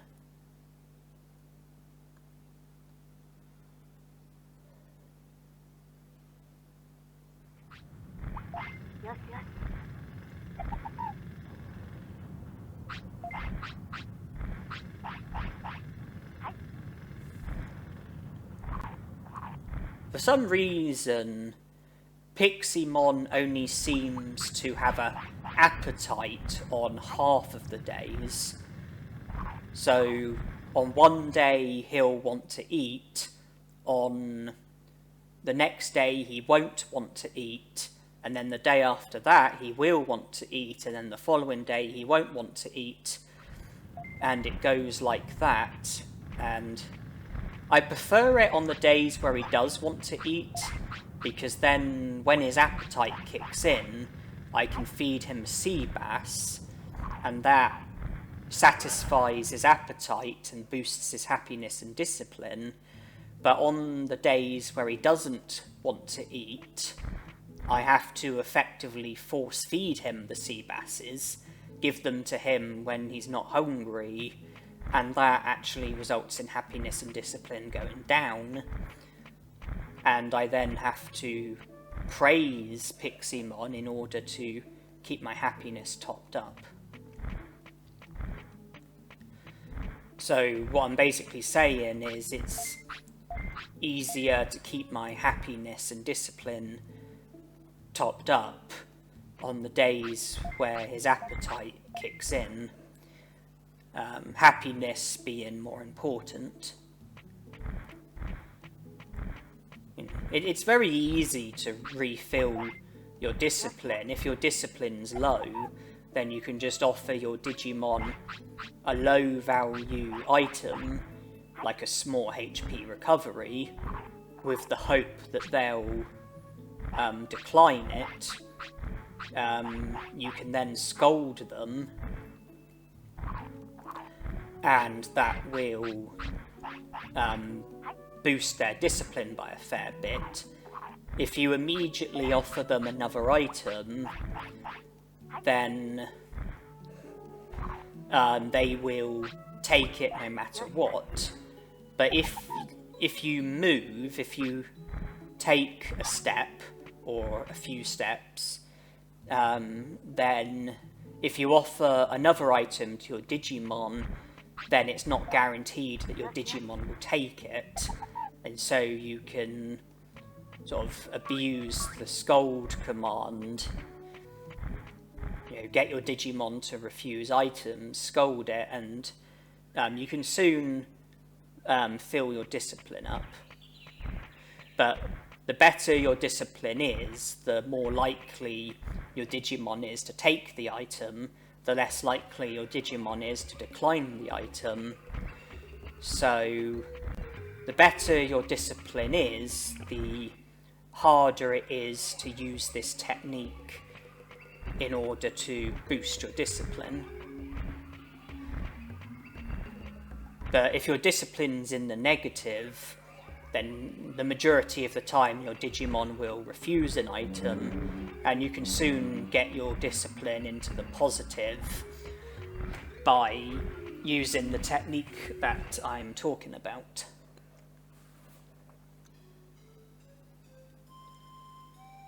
So I'm now heading to Great Canyon, and I'm going to battle Agumon for the first time. And that will set up the second Agumon fight, which enables you to recruit Shalmon, and the third Agumon fight that enables you to recruit Waymon.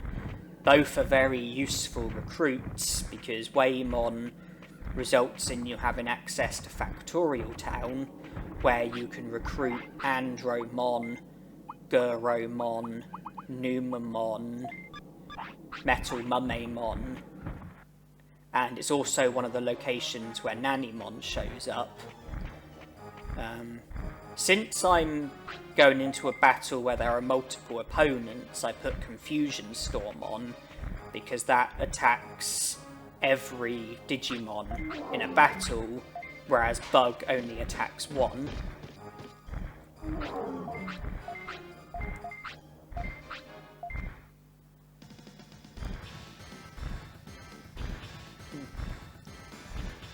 Agumon has much more HP than the Agumons do, so I want to use Bug on Agumon, but also use Confusion Storm to attack all of them.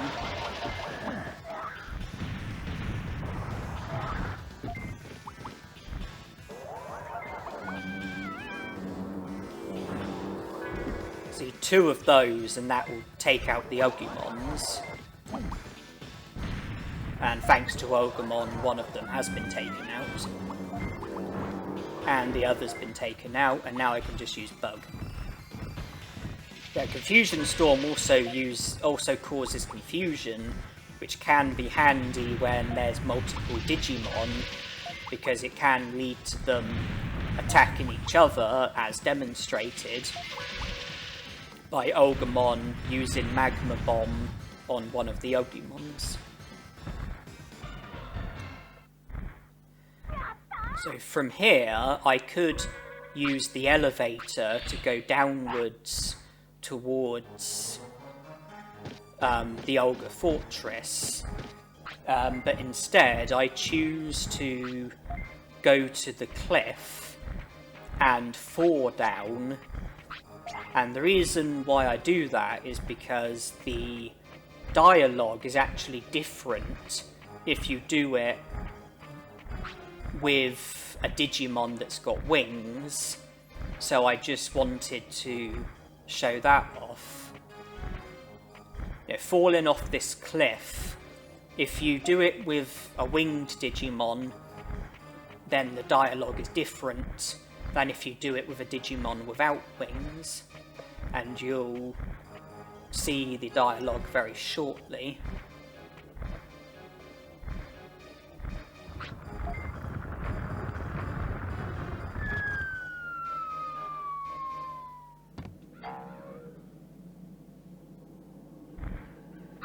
So, ouch. For such a big 4, you look okay. GA968, are you alright? Wow, you look okay. You flew? That's cheating. Well, not really, I guess. Let's go.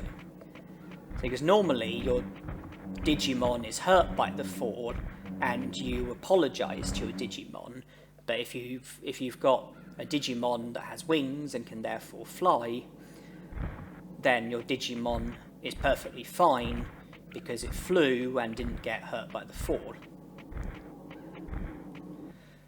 For what it's worth, when you go to Trash Mountain for the first time and get approached by that Sukamon, the dialogue is different if you yourself have a Sukamon when you go to Trash Mountain for the first time and speak to the Sukamon.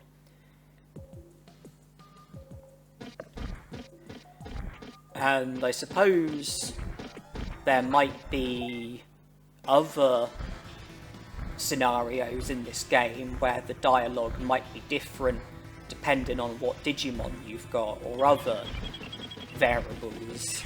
But off the top of my head, that's the best I can think of, really.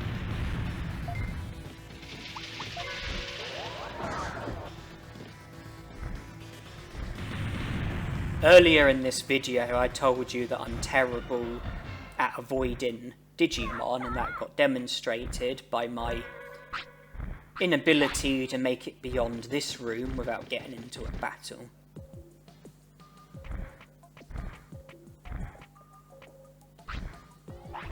But having a battle with multiple opponents is really no big deal because I've got Confusion Storm equipped, and it won't take much to defeat the random Digimon here in the Olga Fortress.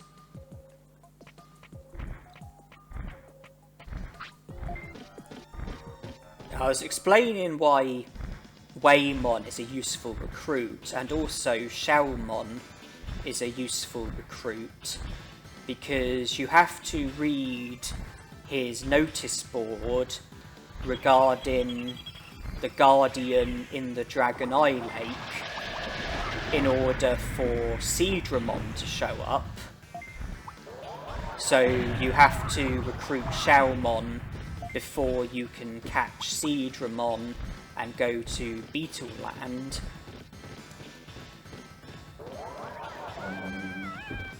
You also have to read about an alien UFO in order for Vegiemon to show up in Mount Panorama.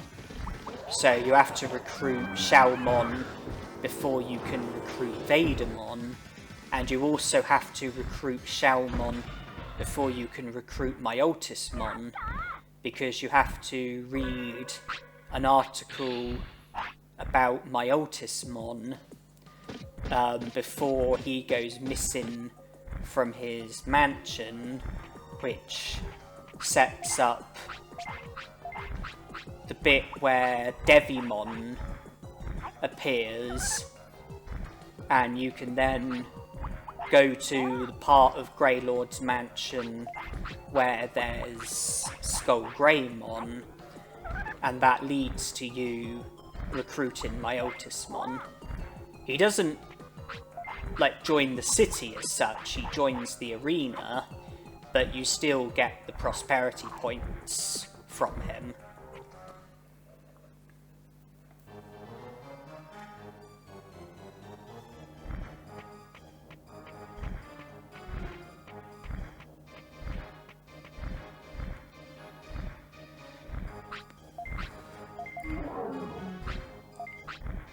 So this is the second Agumon battle. It's a little bit harder than the first, but it's really not going to pose any difficulty in this playthrough.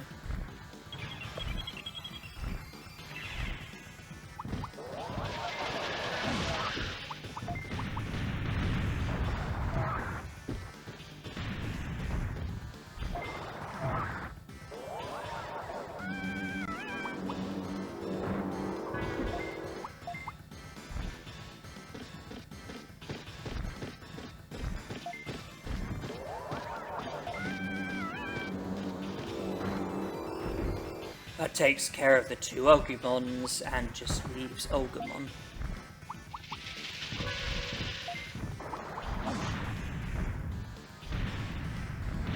And that's him taken care of as well.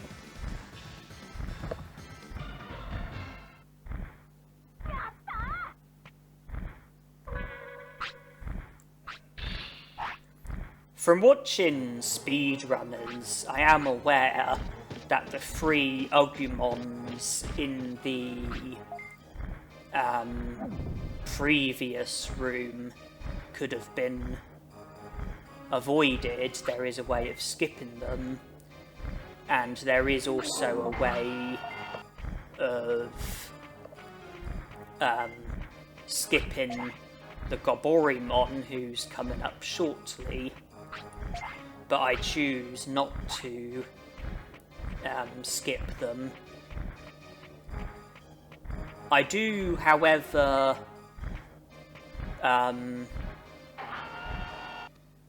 make the most of the opportunity of a skip much later on in Mount Infinity, and a much more useful skip that I use in this playthrough is the Ice Sanctuary skip. There is a way of entering Ice Sanctuary even with a Digimon who's not meant to be able to enter Ice Sanctuary.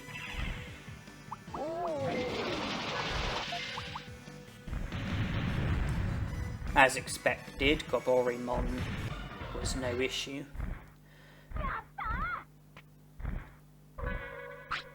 In order to enter Greylord's mansion, you need a virus Digimon, and I don't think there's any way around that. In order to enter Ice Sanctuary, you need a vaccine Digimon, or at least you're meant to need a vaccine Digimon. But there is a skip that enables you to enter Ice Sanctuary with any Digimon. So even though Piximon isn't a vaccine Digimon, I'll still be able to enter Ice Sanctuary with him. But since he also isn't a virus Digimon, I also wouldn't normally be able to enter Greylord's mansion with him, and that is the case in this Overpowered Run. I don't believe there's any way of entering Greylord's mansion with a non-virus Digimon. Although, if you do enter Greylord's mansion with a virus Digimon, but then feed it a Digivolution item that makes it Digivolve to a non-virus Digimon, and you do that when you're inside of Greylord's mansion, then you would Digivolve to a non-virus Digimon, and I assume that you would remain in Greylord's mansion despite having a non-virus Digimon. But if you were to leave Greylord's mansion, then presumably you wouldn't be able to get back in.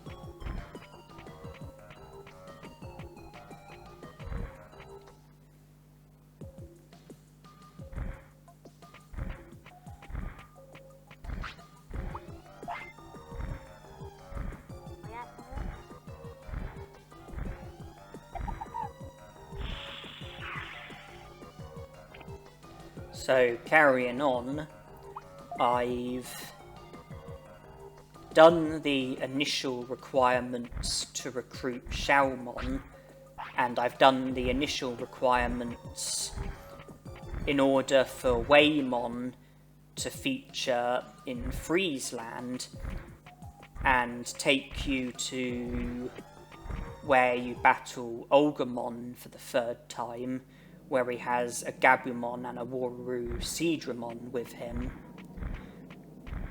But before that, I now choose to challenge Birdramon, because she's another recruit that I consider to be useful, because of the fact that she can take you to various parts of the game, which is much faster than having to travel there yourself.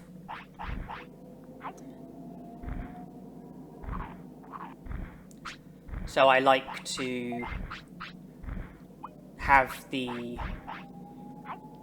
advantage of being able to use Birdramon for shortcuts to certain destinations, but it has to be places that you've been to before.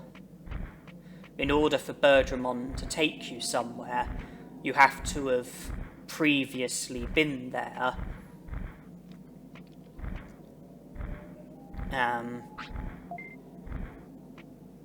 Because even though there's a handful of places that she can take you to, if you haven't been there already, then there's not the option for her to take you there, and there won't be until you go to that area yourself.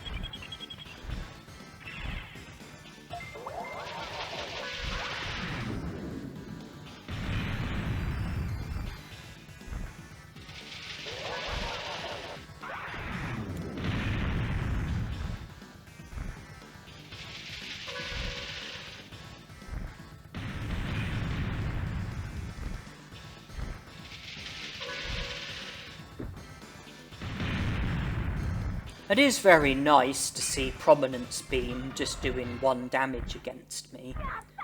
It's the 2nd strongest fire technique, and it is very nice to see that Birdramon using the 2nd strongest fire technique only does 1 damage against me. Really says something about the benefits of having 999 defense. And the fact that I'm consistently doing over 1,000 damage against a lot of opposing Digimon really says something about the value of having 999 attack. And then speed is obviously useful for attacking highly frequently. Brains is useful for being able to command my Digimon effectively. And then HP and MP, well, HP lowers the risk of our HP falling to 0, and MP enables us to just keep on attacking, especially when you've maxed it out along with all the other stats.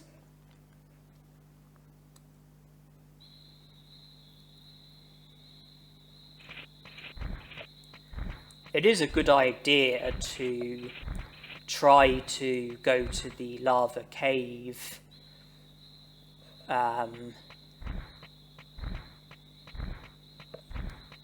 like as soon as you're able to, because to recruit Vegiemon you have to speak to him and then you have to return 3 days later. So if you were to go to the lava cave quite early on and speak to him, you can then do other stuff for the next 3 days, and then when you're done you can return and Vegiemon will join the city. If you do if you do like everything else first and then do the lava cave and then speak to Vegiemon and you've got nothing else to do, you're effectively just going to twiddle your thumbs for 3 days before you can recruit Vegiemon. So it's just efficient to not leave Vegiemon until too late, not leave the lava cave until too late.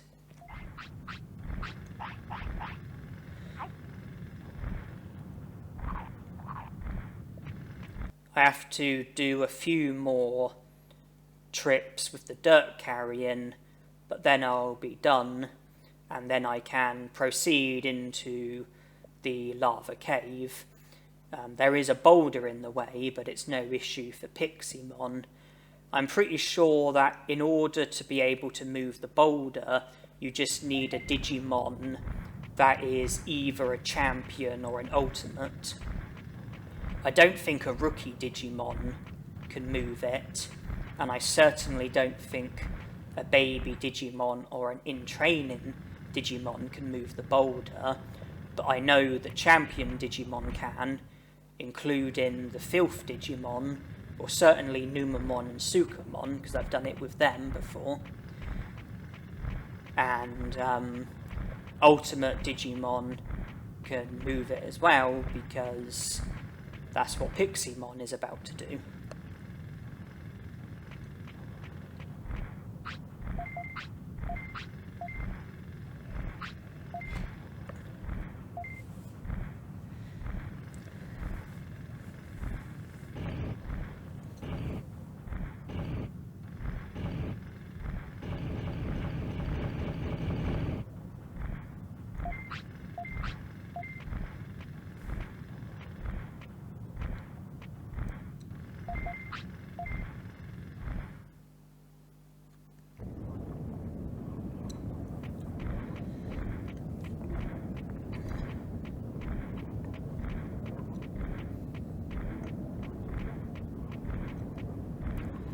At the moment, this is the only part of the lava cave that you can go to, but once you defeat Meramon, you can then explore the rest of the lava cave, speak to Vegiemon, and also collect the items. There are quite a few items here in the lava cave.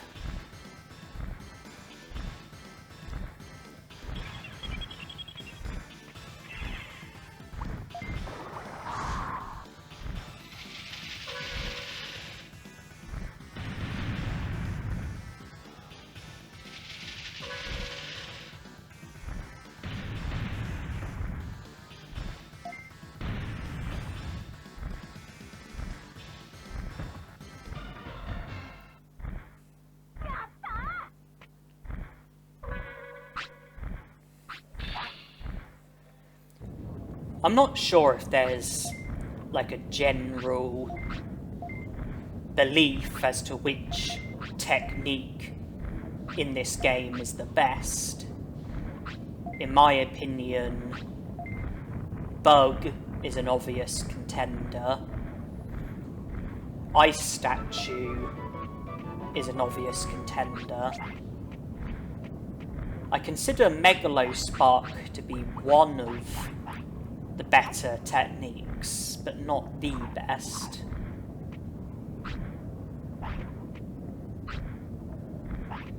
For me, it's probably between Bug and Ice Statue.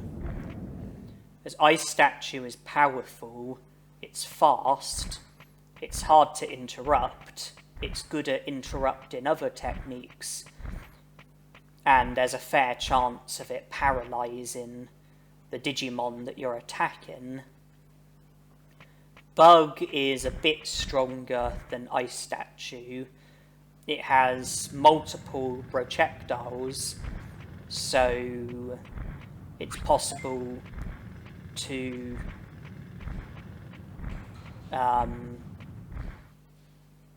like damage the Digimon more than once with just one attack of Bug. There's a fair chance of it flattening the Digimon that you're using it on, and you know, it is one of the strongest techniques in the game. DG Dimension is the strongest. I have a feeling All Range Beam is possibly stronger than Bug. I know that Thunderbolt is. None of the fire techniques are as strong as Bug. Buster Dive, I think, does equal damage to Bug. I don't think any of the ice techniques are as strong as Bug. None of the filth techniques are. As for Machine, I've already mentioned DG Dimension and All Range Beam. As for the other Machine techniques, I think they're all weaker than Bug. And none of the other Earth techniques are as strong as Bug.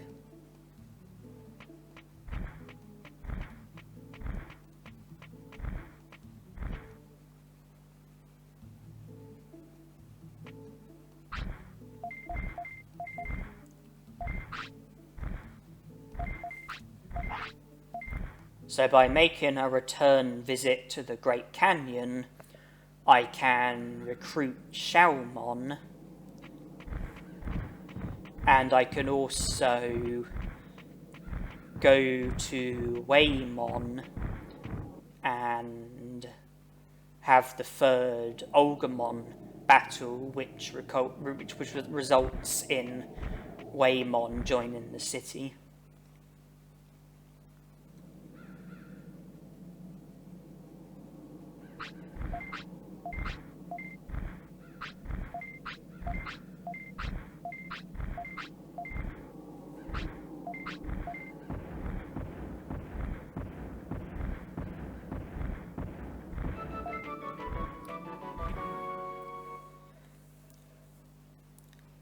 I feel like there is one thing that I should elaborate on, and that's that during the initial grinding that I did before starting this playthrough, I mentioned that when I digivolved to Champion Digimon, so Meramon the first time, then Vegiemon the other times, I said that I made sure that my Tamer level went up. So when your Digimon digivolves to a champion, if it's like a natural digivolution, so not a digivolution into a Digimon like Sukamon or Numamon or Nanemon, if it's a natural digivolution, so like Agumon to Greymon or Betamon to Seadramon or whatever, if it's like a proper digivolution, then I think there's about a 50% chance of your Tamer level going up. If you digivolve to an ultimate, then your Tamer level always goes up. If you digivolve to a champion, then I think it's a coin toss. I think there's like a 50-50% chance. So when I digivolved to Meramon and Vegiemon, if my Tamer level went up, then I continued.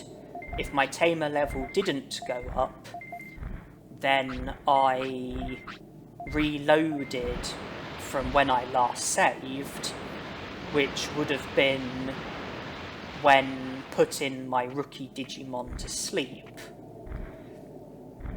And I would then digivolve to the Champion Digimon for the second time. If Tamer level went up, then I continued. If Tamer level didn't go up, then I reloaded again. And I sort of made a note of what time the digivolution happens, and then the hour before the digivolution, I would either praise my Digimon or scold my Digimon, and then when my Digimon digivolves on the next hour, if my Tamer level went up, then I would carry on. If not, then I would reload again, and then I would do something slightly different. So if I would praise my Digimon the first time, but Tamer level still didn't go up, then I would scold the next time, and then if that didn't work, I would praise once and scold once. If that didn't work, then I would praise twice. If that didn't work, I'd scold twice, etc, etc. Because if you save the game and you carry on and you don't get the outcome that you want, then you can reload and try again. If you still don't get the outcome that you want, then if you reload again, and if you repeat the exact same actions, then the outcome will be the same. So you have to do something to change it. A simple choice is to praise your Digimon or scold your Digimon. That will change things and creates the possibility of a different outcome coming as a result of it.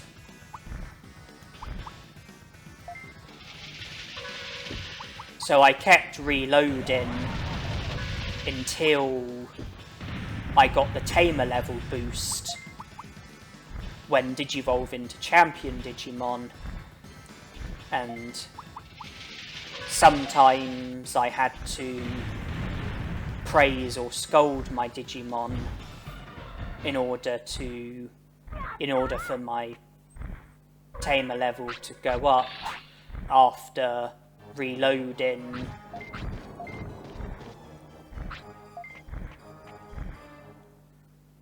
And I also wanted to comment on the brain training. When you train your brains, when your brains reaches 100, you learn the attack command. You already have the auto command, but when your brains gets to 100, you learn the attack command. When it gets to 200, you learn the moderate command. When it gets to 300, you learn distance and change target. When it gets to 400, you learn defensive. And when it gets to 500, you learn the enabled technique.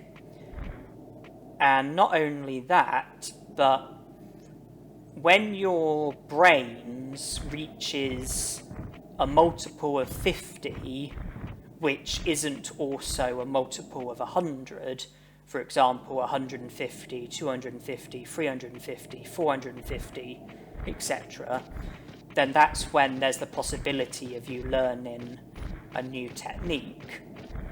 And a good way to learn techniques from training your brains is to do what I call the butterfly brain training. If you have, say, 345 brains, and you train your brains, you get 10 brains, that puts it up to 355, you might learn a technique, you might not. And if you kept on training, then you wouldn't be able to learn another technique until you get to 450 brains. However, if your happiness and discipline is at the minimum, or virtually at the minimum, then you get what's called the butterfly, which hovers around your Digimon.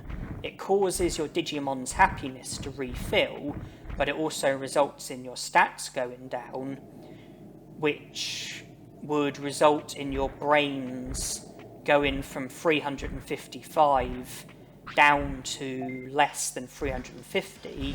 It might go down to 345.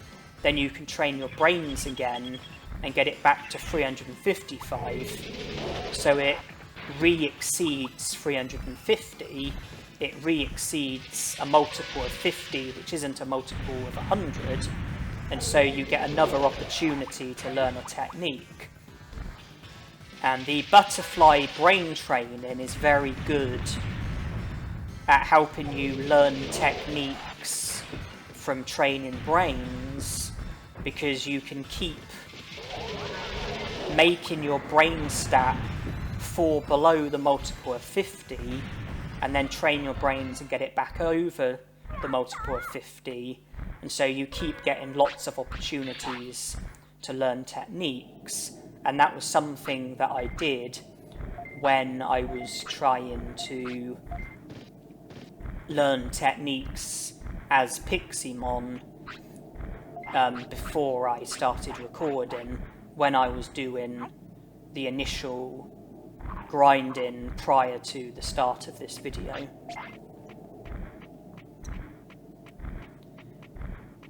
When I did the second lot of grinding, I did end up learning Hurricane, but that wasn't intentional. I wasn't interested in Hurricane. It just so happens that when I was training my brains to the maximum, I ended up learning Hurricane, but I wasn't bothered about that.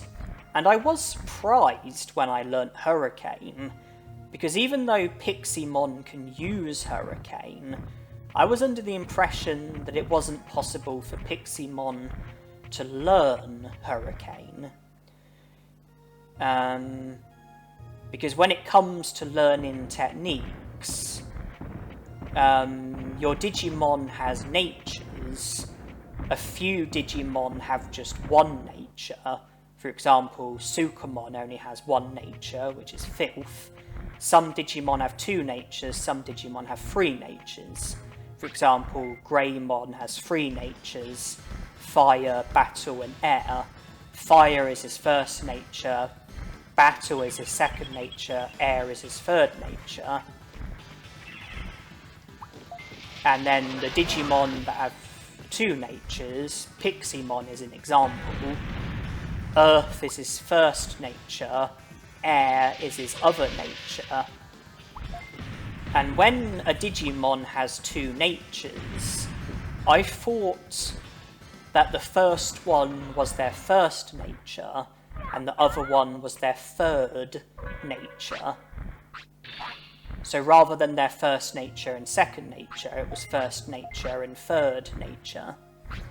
And I know that it's easier for your Digimon to learn techniques if the type of the technique is the same as the Digimon's first nature.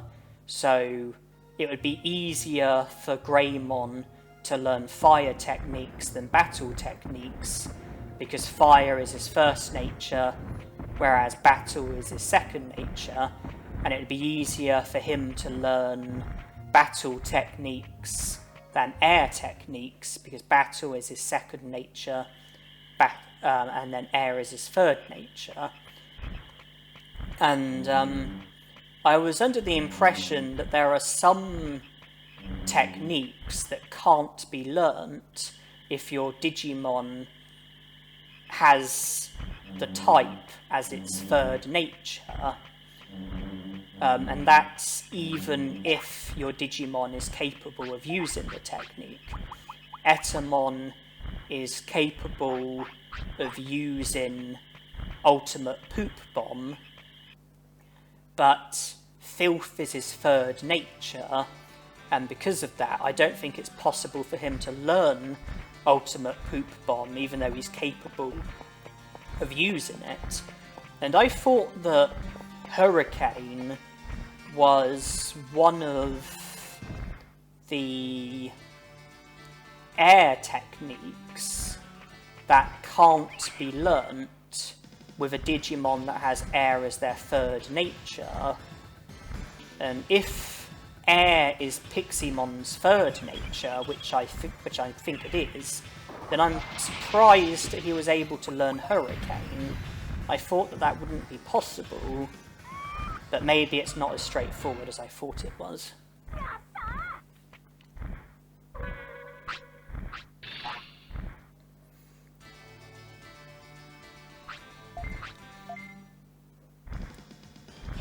So, since defeating Agumon for the third time, I also defeated Garurumon the first time. I'll have to defeat him once more in order for him to join the city. I defeated Gabumon, and I'm now focusing on Patamon. When I do battle Garurumon for the second time, normally it's much harder to beat him the second time because of the fact that you're not allowed to intervene, you're not allowed to help out, you're not allowed to give items to your Digimon or command your Digimon or use any finishes. But in this instance, the second Garurumon fight is literally going to be no harder than the first Garurumon fight, because with the stats that I've got and the fact that I'm using Piximon and have Bug as my technique, it will be very easy to win against Garurumon. I didn't need any items the first time, and I'm not going to need any items the second time. If anything, Garurumon will be easier the second time around, because sometimes his HP is only half full when you battle him for the second time. I think it depends on what time you arrive. I think that there's a time slot in which he features, and if you challenge him during the earlier parts of the time slot, then its HP is half. But if you challenge him during like the later parts, then I think that his HP is full. But there's certainly the potential to battle him when his HP is only half full, which means that in this instance, Garurumon would actually be easier the second time rather than the first time.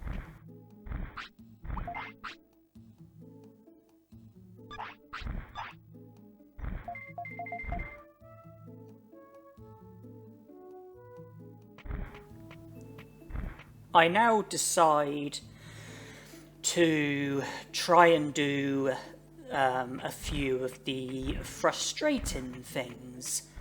And when I say frustrating things, I'm mostly talking about trying to recruit Piximon, Mummemon, and Metal Mummemon.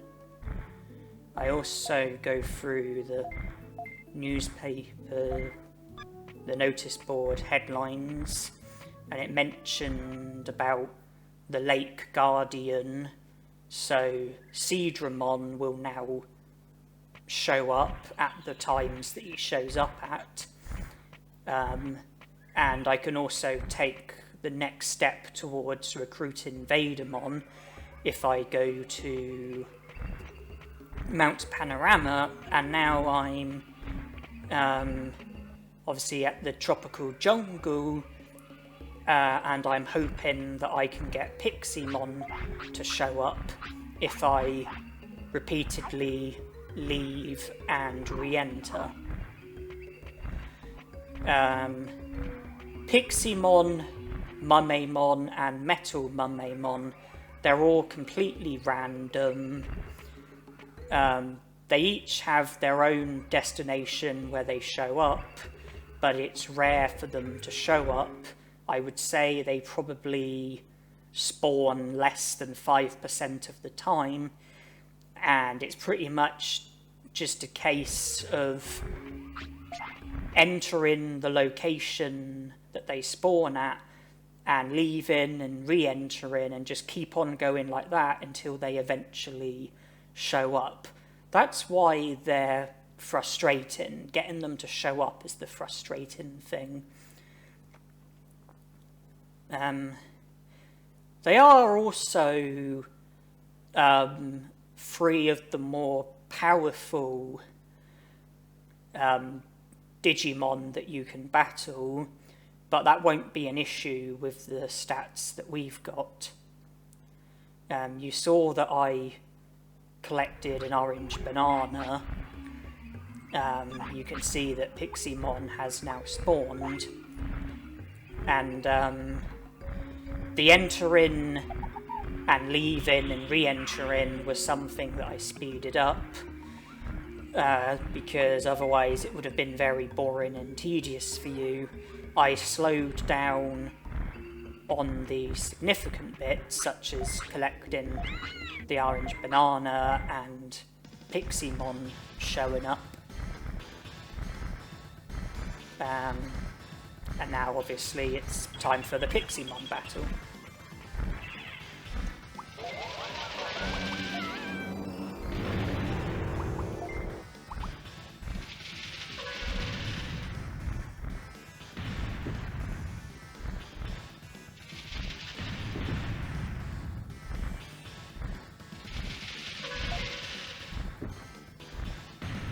That didn't take long at all. Well, the battle didn't take long at all. Getting him to show up took a fair while, but that's to be expected.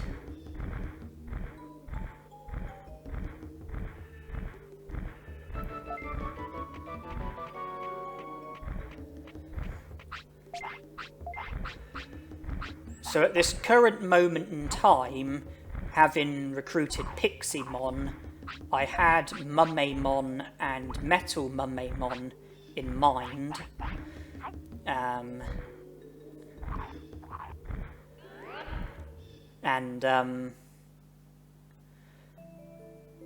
One of the benefits of recruiting Mummemon is that he opens the secret item shop, and when the secret item shop gets opened, Ninjamon then shows up on the Digimon bridge. So recruiting one of the Digimon that opens the secret item shop then enables you to recruit Ninjamon, because he shows up once the secret item shop has been opened.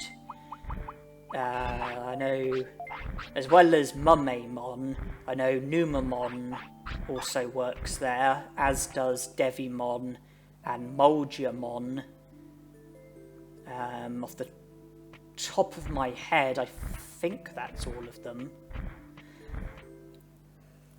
Metal Mummemon just works at the curling place that Penguinmon runs.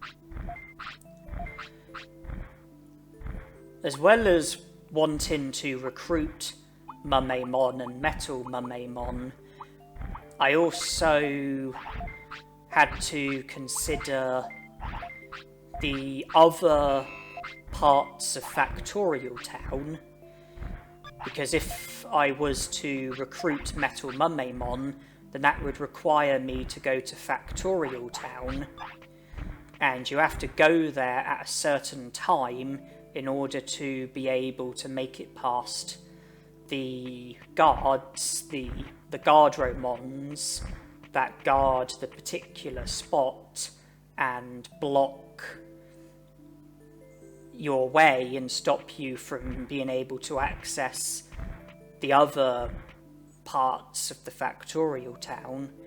So I needed to be mindful of that,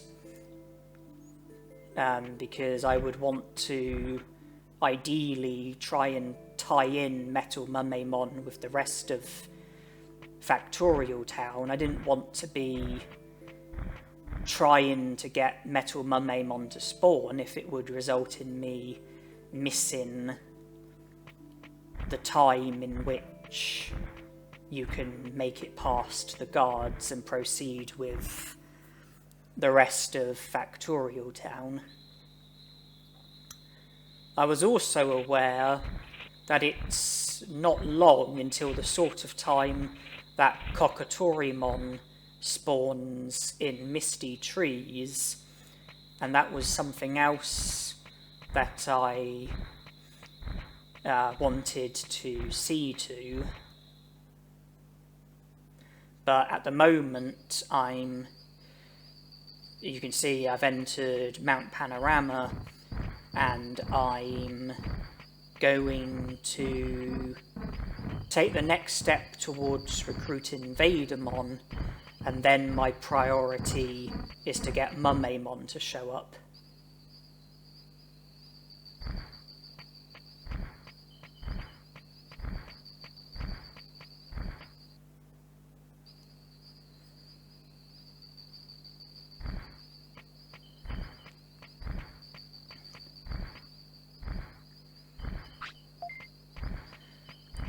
So now that I've done that, once I reach a certain number of prosperity points, I can then go back to the newspaper headlines that Xiaomon set up, and there'll then be another article about an alien UFO, and if I then return to this area, then Vegiemon will then appear and he'll join the city. You can see that I'm entering and re-entering, hoping for Mummemon to show up, and I speed it up naturally. I slow down here, that's just so you can see me giving a sea bass to Piximon.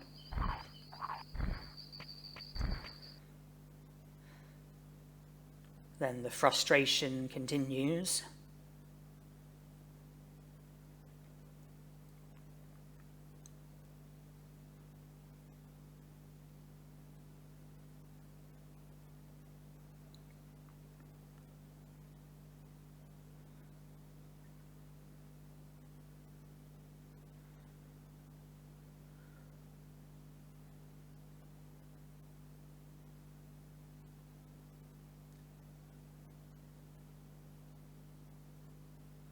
And this is where the frustration ended.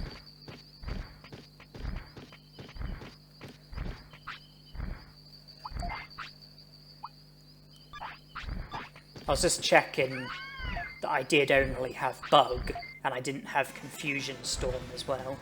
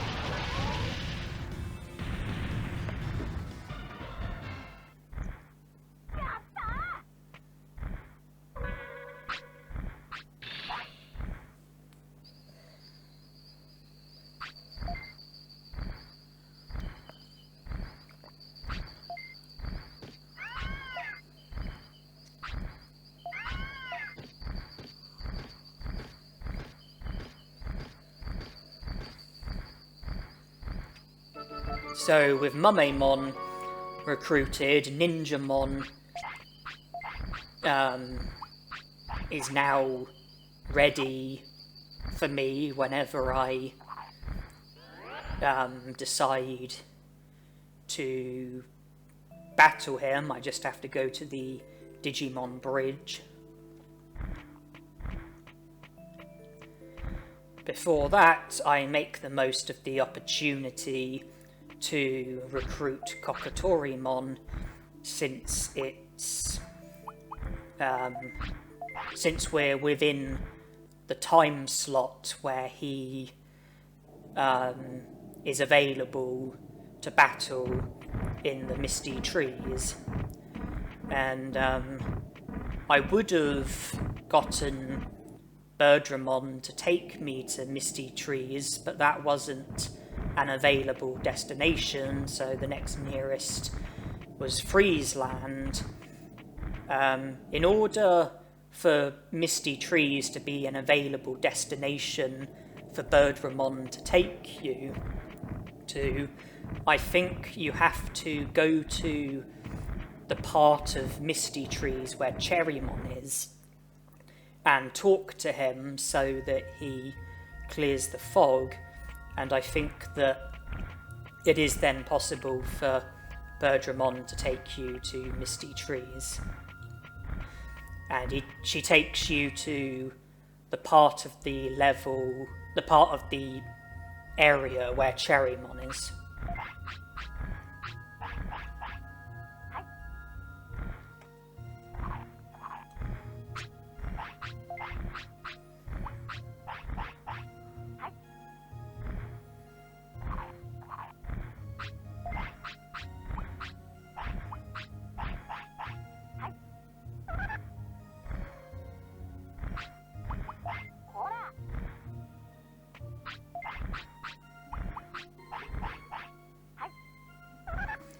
Yeah, when Piximon declines an item, I don't always want to then immediately give it to him after scolding him so that he'll take the item. Sometimes I would rather move in the hope that he'll decline it again so that I can then scold him again, and it's just a way of boosting the discipline. Trying to keep the discipline at a reasonable level.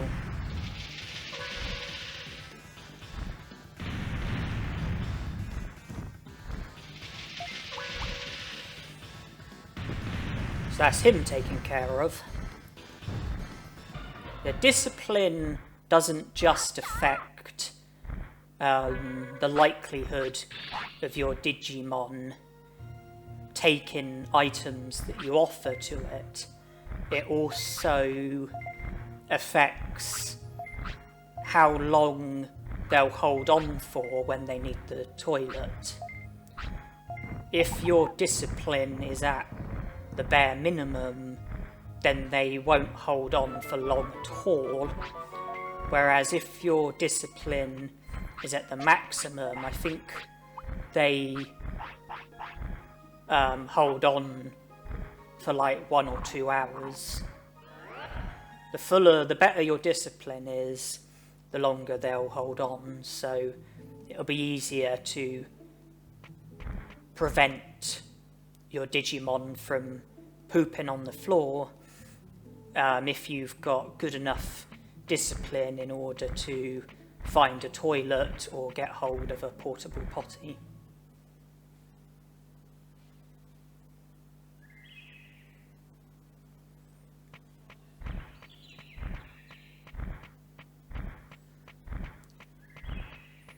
So instead of going to Factorial Town in the hope of finding Metal Mummemon, I came here and decided to recruit Ninjamon instead. And I was aware that we were getting very close to one of the times where Seadramon shows up at the Dragon Eye Lake.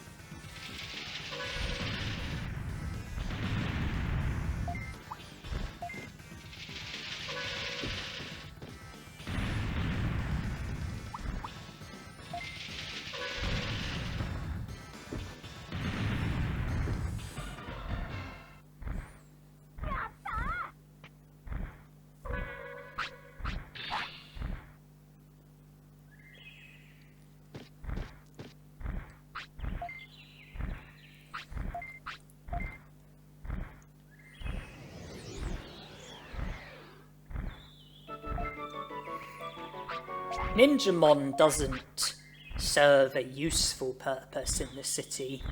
He just talks to you about different items in the game. But regardless of how useful a Digimon is, at the end of the day you get prosperity points for recruiting them. So if you're aiming for 100 prosperity points, then you have to recruit every Digimon regardless of how useful they might or might not be.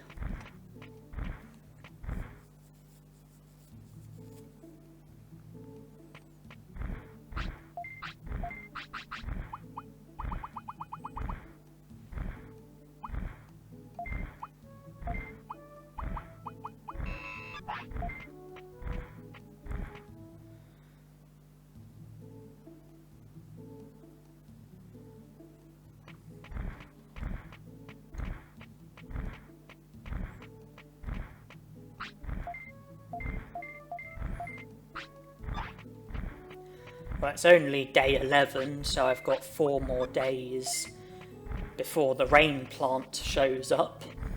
So I won't be able to recruit Vegiemon just yet. And because of that, I also won't be able to recruit Moldjamon just yet. Because one of the items that's needed for a trade, a super carrot, which you have to recruit Vegiemon in order to get one, because you can buy super carrots and hawk radishes from him. So you have to recruit Vegiemon before you can recruit Vegiemon, unless there's another way of getting a super carrot, but the only way I know is buying it from Vegiemon. So Vegiemon and Vegiemon are two Digimon I won't be able to recruit just yet. And we're at one of the times where Seadramon is available at the Dragon Eye Lake, so that's where I'm heading now, so that I can go to Beetle Land and recruit Quagumon and Carboterimon. I've already recruited Greymon, which means the arena is open, and therefore I will be able to recruit both Quagumon and Carboterimon. If you haven't recruited Greymon, then you can only recruit one of those Digimon, because you need the arena to be available in order to recruit one of them.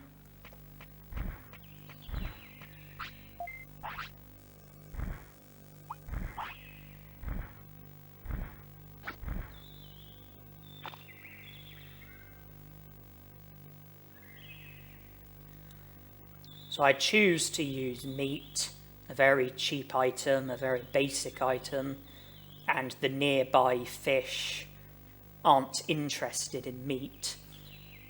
So there's not the risk of them taking the bait instead of Seadramon. It does take a surprisingly long time though for Seadramon to take the bait, and I get frustrated and decide to do this and then hope for better luck.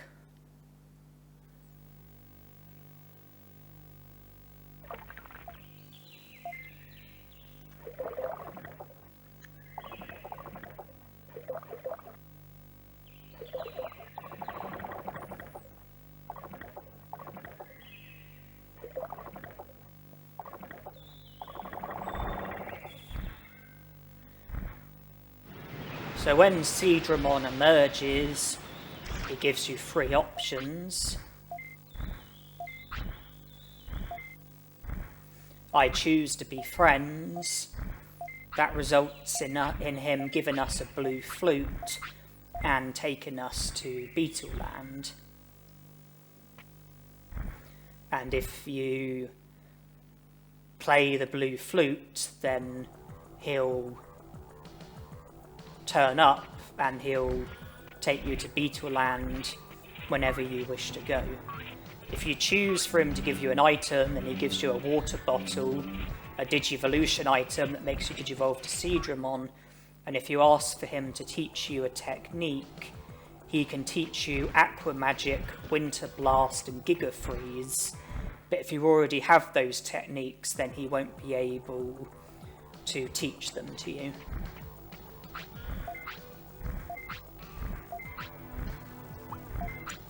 Okay, so Carboterimon is the one who you can't recruit without recruiting Greymon beforehand.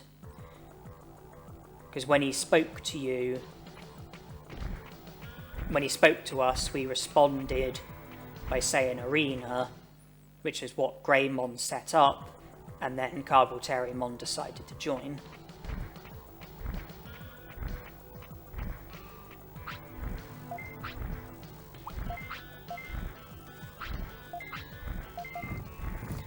With Quagumon, it makes no difference whether or not Greymon has joined the city. I don't think there are any initial requirements when it comes to recruiting Quagumon, apart from the fact that obviously you need to have access to Beetle Land. That requires you to catch Seadramon, which requires you to have a rod and requires you to have recruited Xiaomon so that you can read about the Lake Guardian.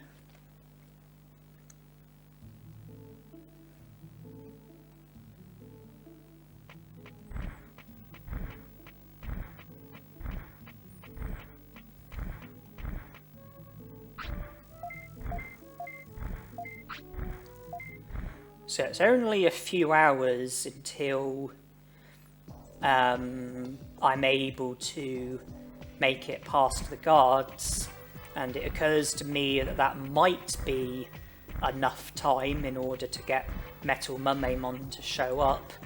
I was expecting a frustrating time trying to get him to show up, but he's there straight away, and I was very happy with my luck. It's not very often you can get one of these Digimon to show up straight away. Piximon, Meramon, Metal Meramon. It's not very often one of them shows up on your first try.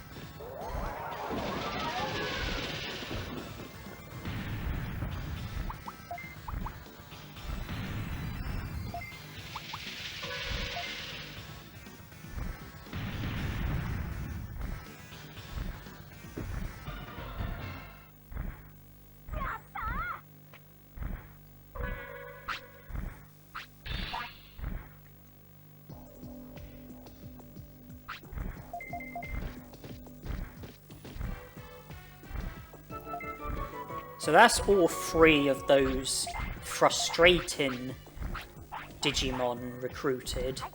Although they're not the most frustrating.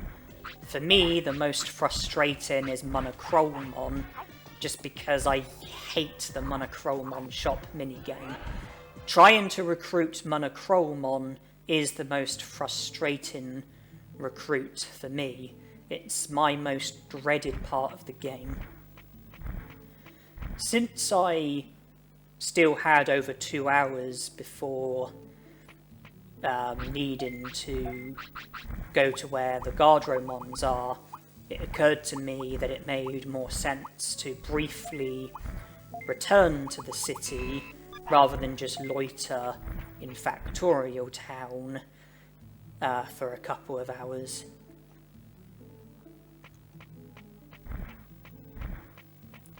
I take the liberty of saving just in case something was to go wrong.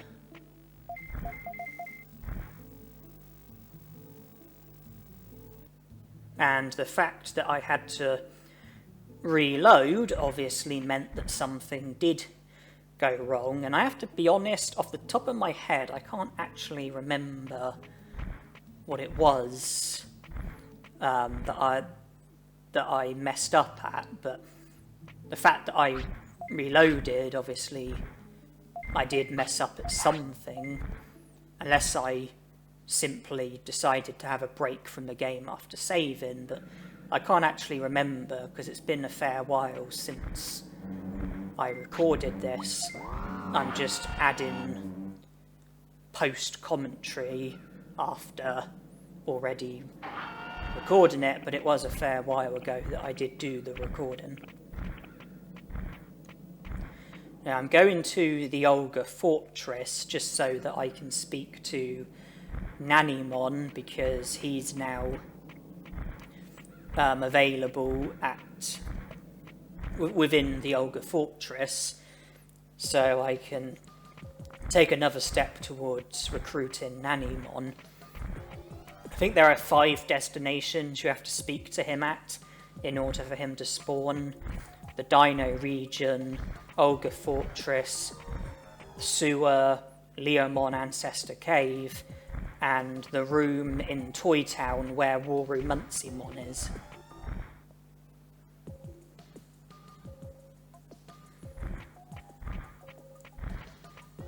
But speaking to Tanemon is only rewarding the first and last time. The first time he drops the item that enables you to carry 20 items instead of 10, and the fifth and last time he drops an item that enables you to carry 30 items instead of 20. And not to mention that he also joins the city after you speak to him for the fifth time. There's no notification saying that Tanemon joined the city, but if you speak to Digimon after speaking to Tanemon the fifth time, then Digimon does say that Tanemon joined the city, but he has no useful purpose. He just stands in the item bank behind Agumon. Even though the Misty Egg has no value in this playthrough, I do still choose to come here just to collect the item, and that ends up being put in the item bank along with all the other stuff that's in there, and there's a lot more stuff to come which will also be ending up in the item bank.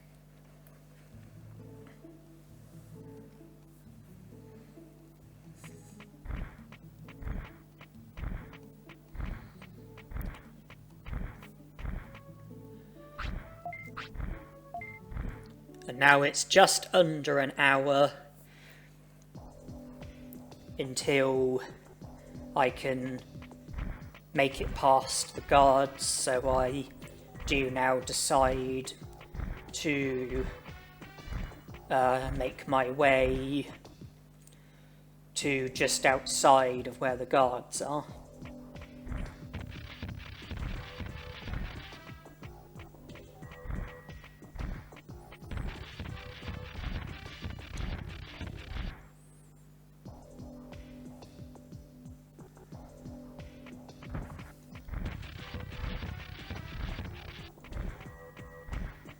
So I stop here just outside of where the two Guardromons are and wait until the right time to enter.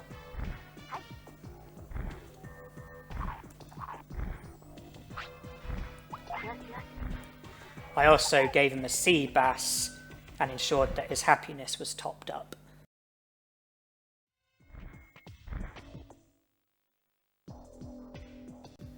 So we enter, and you can see your character says there's no guard. I think normally you're meant to speak to the Guardromon. You're meant to go to the sewer and speak to Numamon. You're meant to speak to Andromon. And then you're meant to come back at a certain time, and the Guardromon won't be in the way so you can proceed. But from watching speedruns, I've seen that that's unnecessary. You don't have to speak to the Guardromon beforehand, nor do you have to go to the sewer beforehand or speak to Andromon beforehand. You can literally just enter at the right time and the Guardromon won't be there.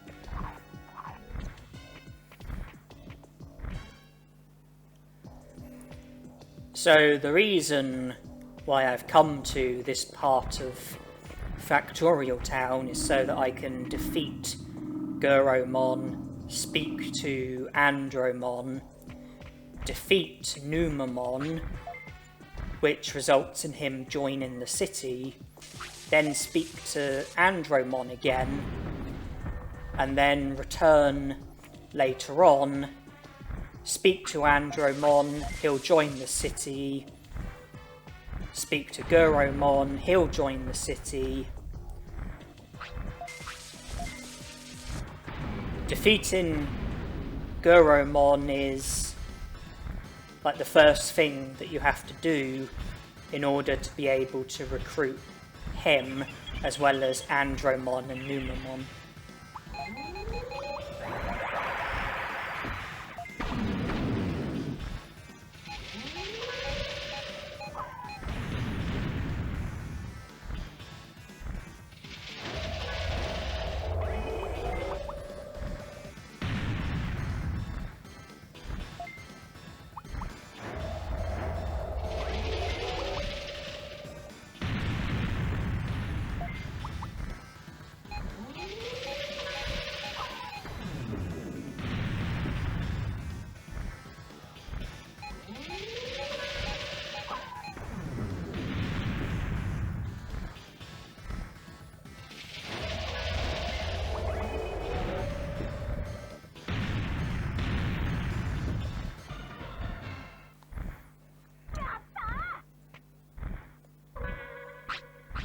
So Guromon drops a defense chip. It's not uncommon for you to not be able to obtain it, and that's exactly what happened this time. I wasn't surprised, because that is something that has happened to me quite a lot. You know, it's not rare. You know, not being able to collect the defense chip that Guromon drops is something that does happen pretty frequently. You know, it's not uncommon, not for me anyway. But it didn't bother me. I mean, I would have wanted to have collected it if I could, but I wasn't able to, but I just, you know, carried on. I wasn't going to reset the game just because of that.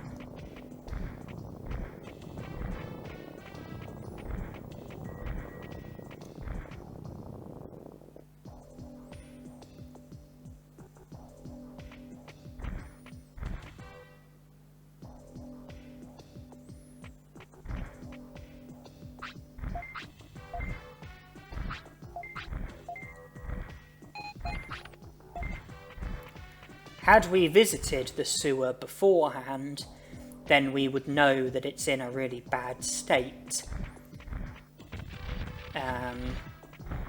But when you speak to Andromon, the sewer will be a lot better afterwards, and the Numamon that's in the sewer will be better, but he'll end up fighting you.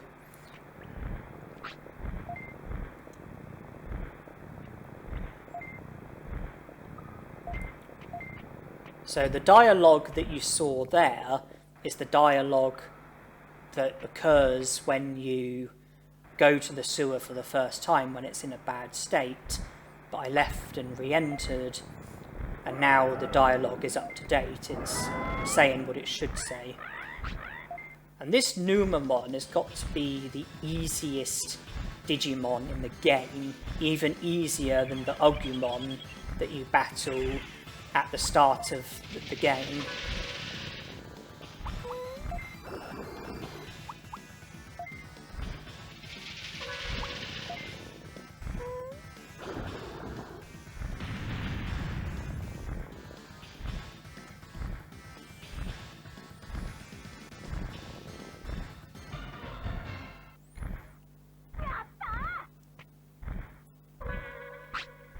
Understandably, you only get 100 bits for beating him, but he does also drop an MP chip, which if you sell, it has the value of 4,999 bits, which is the best part of 5,000 bits. When it comes to like money that you get for beating Digimon, Tamermon is the worst, because you only get 50 bits for beating him, and he doesn't even drop anything. So you just get 50 bits, which is a rip-off, considering that he's a lot tougher than the Numamon that we just beat, who we got twice the amount of money from for winning against in a battle.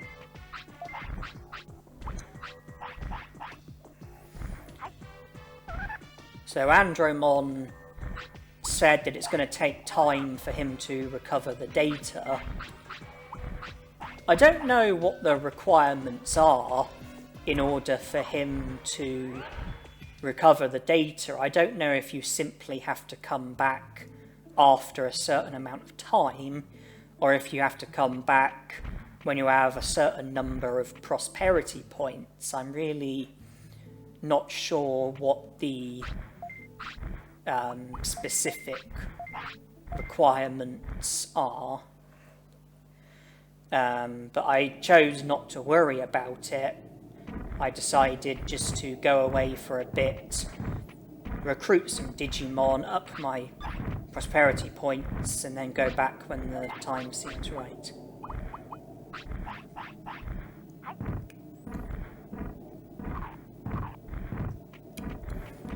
I think I gave Piximon that small recovery just to produce an animation as the clock was striking the next hour to stop my happiness and discipline from going down, since we were approaching a new hour and Piximon was wanting to sleep, but I wasn't letting him sleep. I think the fact that I had maximum happiness was why I chose to give him an item to produce an animation rather than praise him, because my happiness wouldn't have gone any higher, and by praising him it would have had a negative impact on my discipline. So you can see I came here and I defeated Garurumon, so he now joins the city. Because when I returned to the city after leaving Factorial Town, I was aware that it was the right time in order for Garurumon to be ready for the rematch. You know, I was within the time slot where Garurumon shows up, wanting to have the second battle with us. And I also decided to come here and speak to Cherrymon, just so that in the future Birdramon would be able to take us straight here, should I have needed or wanted to have been taken to this sort of area. But I don't go to Toy Town. That's not something until later on. When I do go to Toy Town, I no longer have Piximon as my Digimon.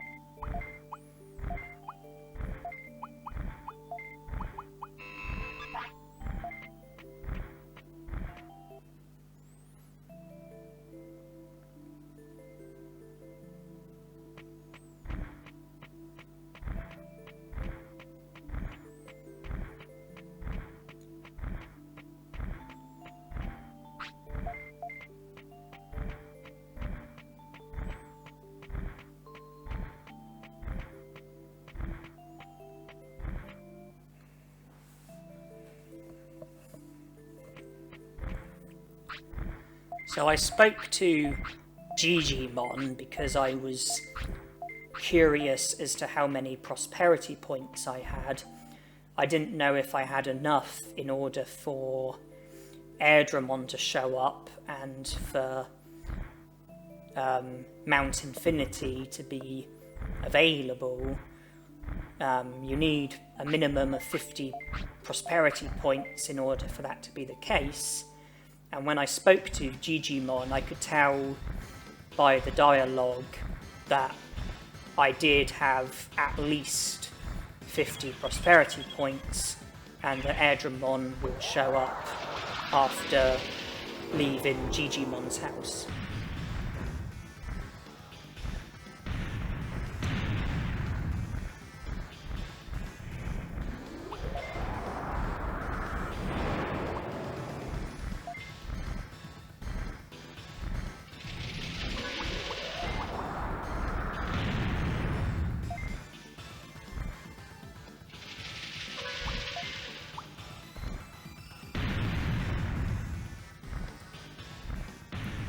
And rather than go to Mount Infinity straight away, I was aware that since I had 50 plus prosperity points, then it meant that Etamon would show up at the native forest, and that Shalmon's notice board would have another article about Vegiemon, and that going to Mount Panorama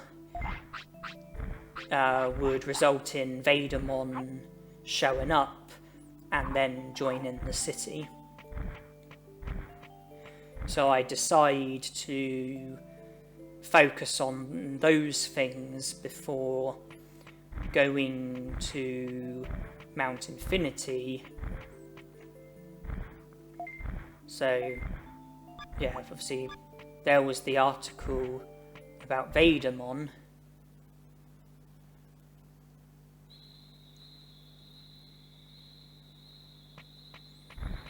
And now I'm heading for Etamon.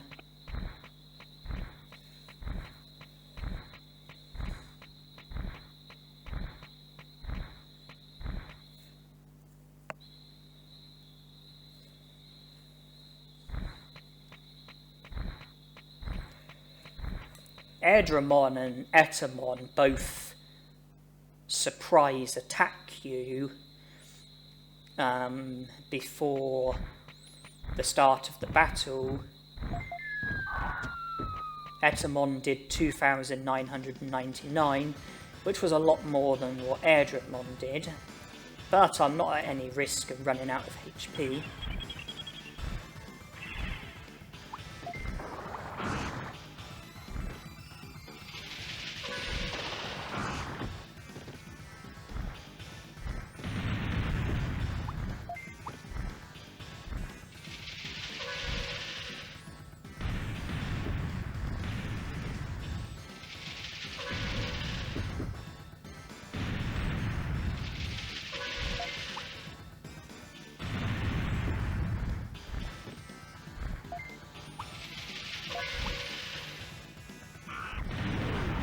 So that's Etamon taken care of. I was saying about my HP, one thing you have to remember is that Digi-Seabasses actually recover your Digimon's HP and MP completely. So every time I give Piximon a Digi-Seabass, I'm refilling his HP and MP. The primary reason for me giving Seabasses to Piximon is to prolong his life, but they do also recover HP and MP completely, should that be needed.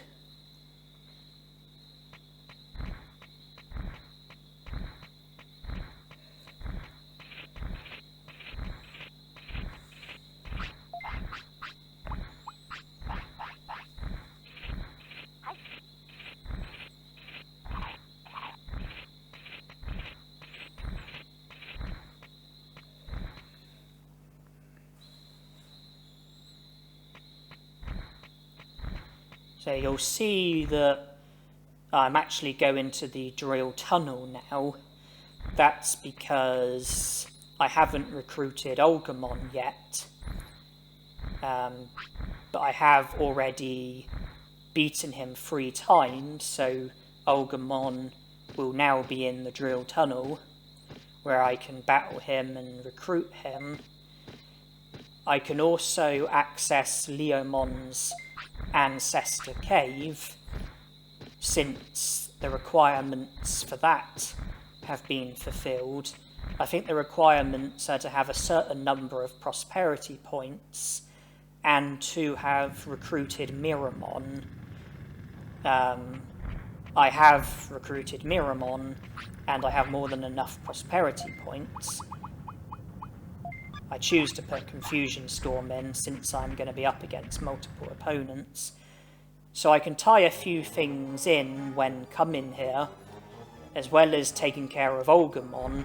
I can also obtain Yuramon's stone tablet from his Ancestor Cave, and it's also been long enough for Digivolve to have finished digging, and we can then get him to join the city.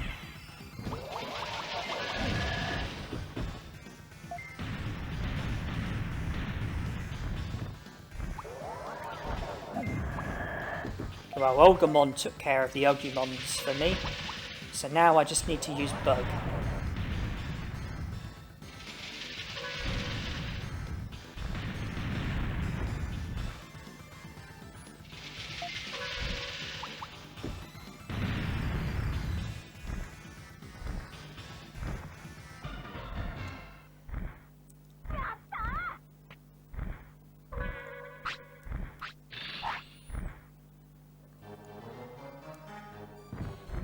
One thing that is very important is that when you come to the drill tunnel, the Digivolve who battles you, you don't have to battle him straight away. However, you do have to battle him before Agumon arrives at the drill tunnel. So you have to battle the Digivolve before you defeat Agumon for the 3rd time, because when you go to that Digivolve before recruiting Agumon, he'll battle you, and then that will result in the other Digivolve being willing to talk to you, and he talks to you about carrying dirt, and from there you can gain access to the lava cave. After recruiting Agumon, if you speak to the Digivolve that you battle, then he says that he fixed the entrance sign, because obviously Agumon did something to the sign, and the Digivolve fixed it. If you recruit Agumon without battling the Digivolve, then you are no longer able to battle him. When you go to battle him, he instead just says that he fixed the entrance sign. He doesn't battle you, and because of that, the Digivolve who you can carry dirt for, he won't be interested in talking to you, because you haven't defeated the other Digivolve. Defeating the other Digivolve is what results in the Digivolve in this area being interested in you and talking to you about carrying dirt. And so the point I'm making is that if you don't defeat the Digivolve before Agumon features in the drill tunnel, then you'll never be able to battle the Digivolve, and you'll never be able to gain access to the lava cave, which means not being able to recruit Meramon or Digivolve. So you'll never be able to reach 100 prosperity points unless you erase your game and start again.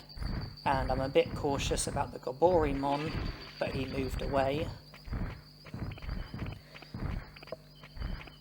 And with, well, I was going to say, with Drill Tunnel done completely, we can now go and see the Vegiemon.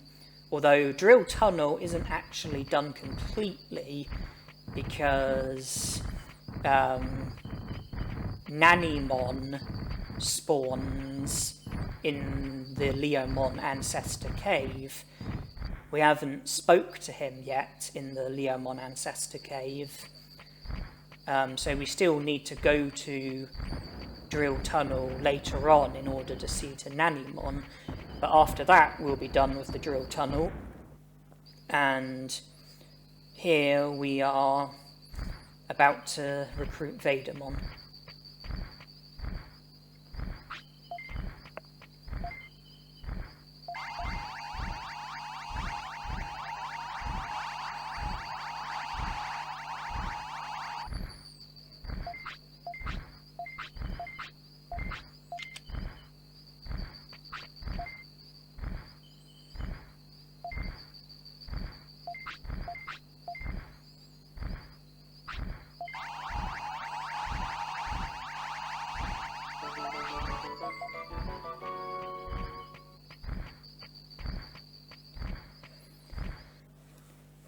And from here, I head to the Gear Savannah so that I can give the stone to Leomon and recruit Leomon.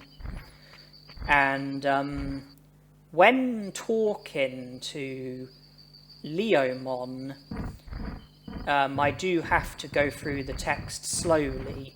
I mentioned earlier that after defeating Meteormon, I had to go through the text slowly, because going through too quickly can cause my game to freeze, and I have the same problem when speaking to Leomon. I have to go through the text slowly, or else my game can freeze. But like with Meteormon, I made edits and speeded it up so that although I was going through the dialogue slowly, it won't be slow for you, because otherwise it would be boring and tedious for you. And Meteormon and Leomon, they're not the only two Digimon where I have this problem. I also have this problem with the Devimon in Mount Infinity and the Devimon in Grey Lord's Mansion. When I defeat Devimon in Mount Infinity, I have to go through the text slowly.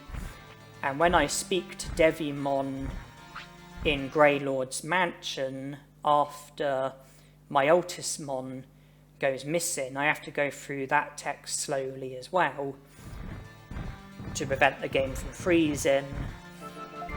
And I speed the video up when going through the text with the Devimon at Mount Infinity and the Devimon in Grey Lord's Mansion, like I did with the Leomon in Gear Savannah and the Meteormon in the Dino region.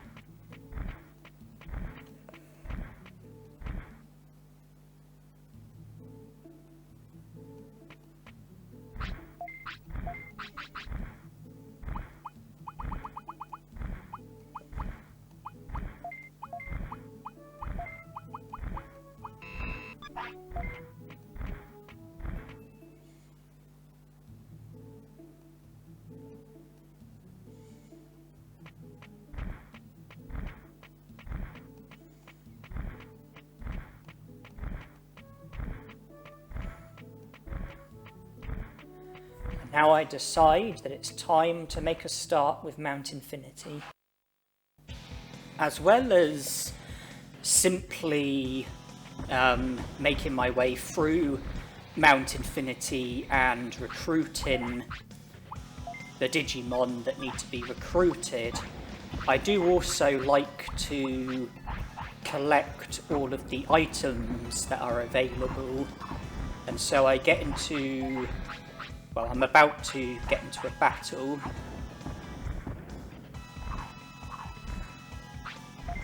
So I get into a battle here, and the reason for this is because it takes out the Rockmon who's blocking the way to one of the items.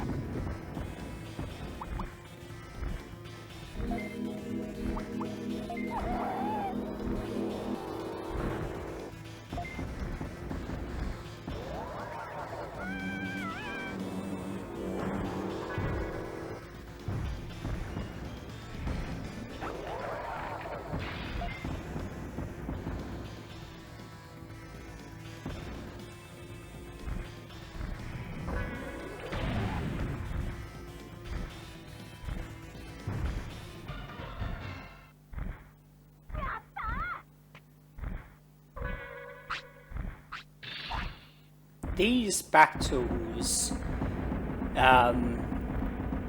in Mount Infinity, you know, the random battles with the random Digimon, I do consider them to be very fun because the Digimon have attacks that are prone to hitting other Digimon.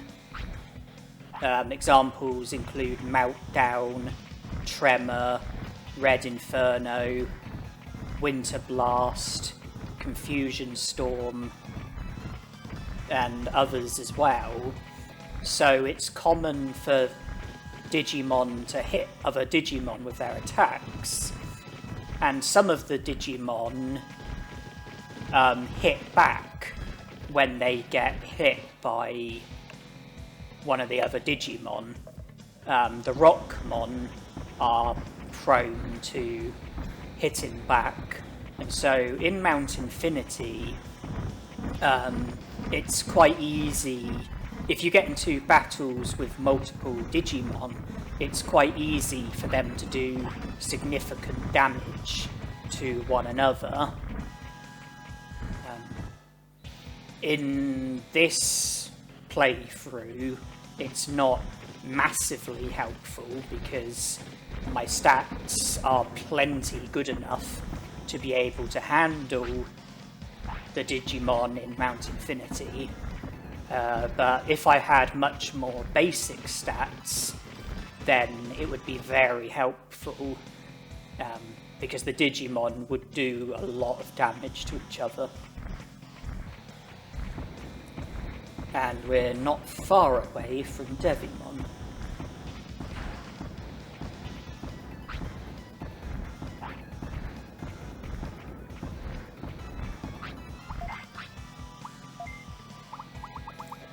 No need for Confusion Storm, not with Vegiemon being a single opponent.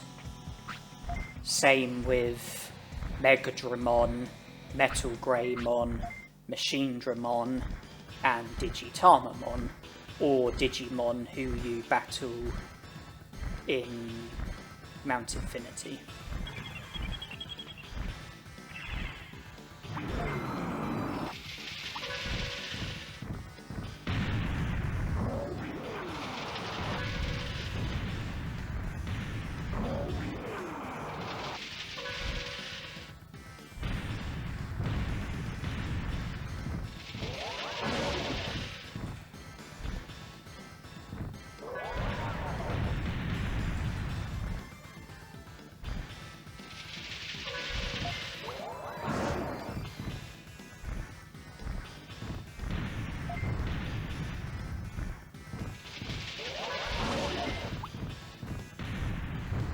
Remember what I said though, I have to go through the text slowly in order to prevent the game from freezing. But the video's been speeded up, so it shouldn't be bad for you.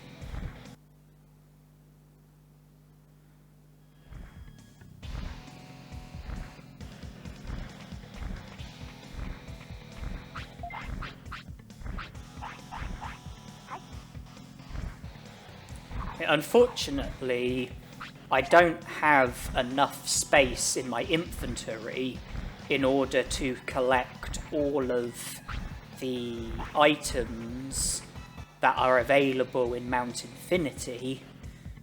Not to mention that there's also items that get dropped by the Digimon that you defeat.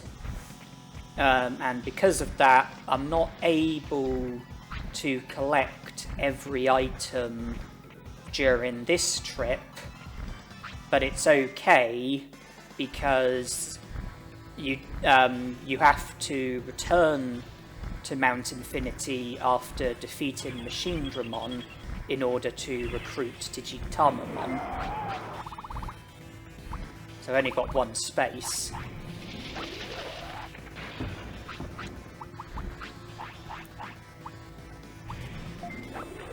And I wasn't planning on fighting this Digimon.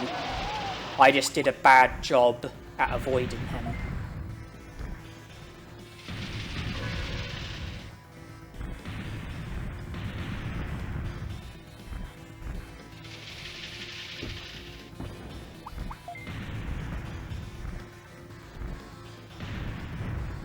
Yeah, I've only got one space left in my inventory. Metal Greymon drops an item chip that will take up the last available space in my inventory, and because of that I'm not able to collect anything else during this trip, which means not being able to defeat Megadramon until the return trip after defeating Machinedramon.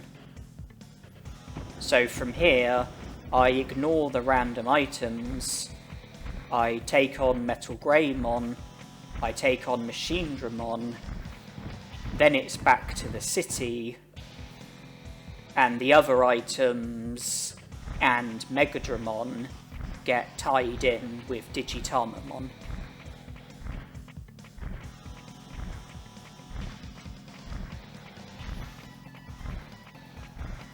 But when I make the return trip to Mount Infinity, I do make sure that I have a lot more space in my inventory.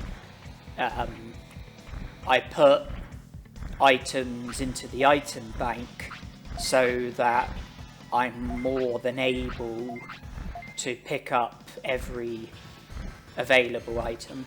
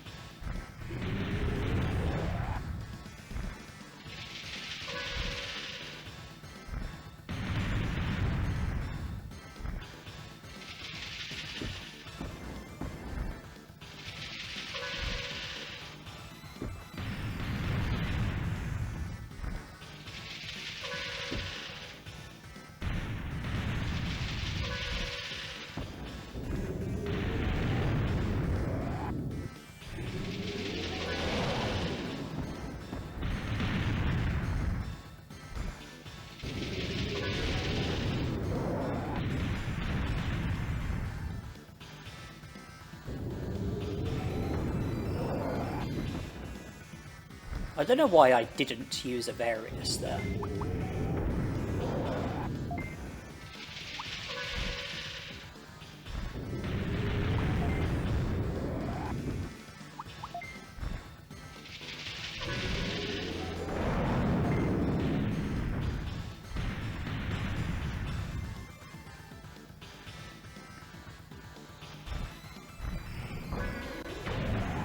And as far as this trip is concerned, Machinedramon is all that's left.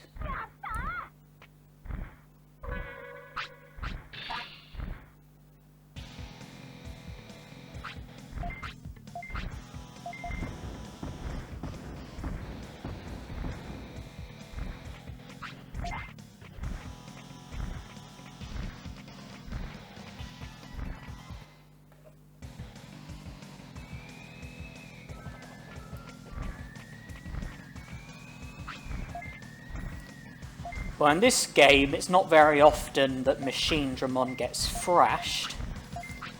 And, well, I'm not saying I will thrash him, but this is about as good as opportunity as any. Ultimate Digimon, maximum stats, bug. Can't get too much better than that. I think Thunderbolt works best against Machinedramon. I think that's what does the most damage against him, but obviously Thunderbolt's not an option when you're using Piximon.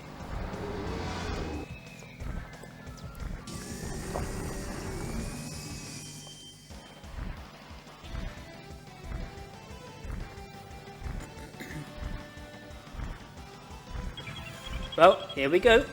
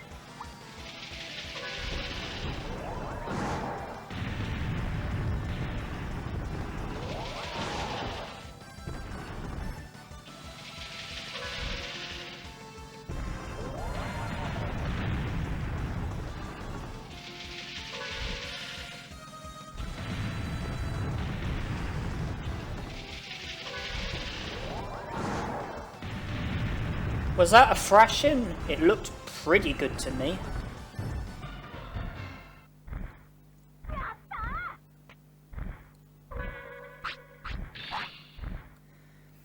So now we just need to skip through a load of dialogue until we are back in File City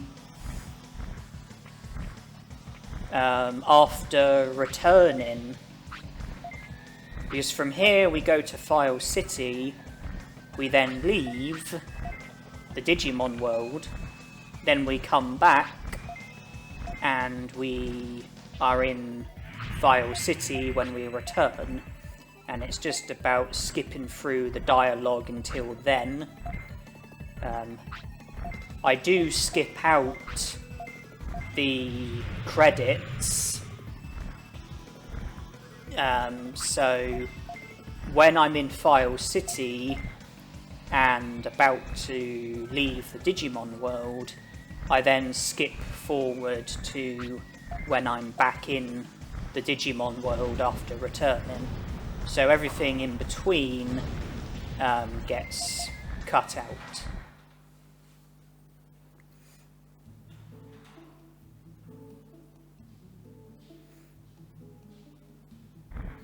So here we are, back in the File City, like I said.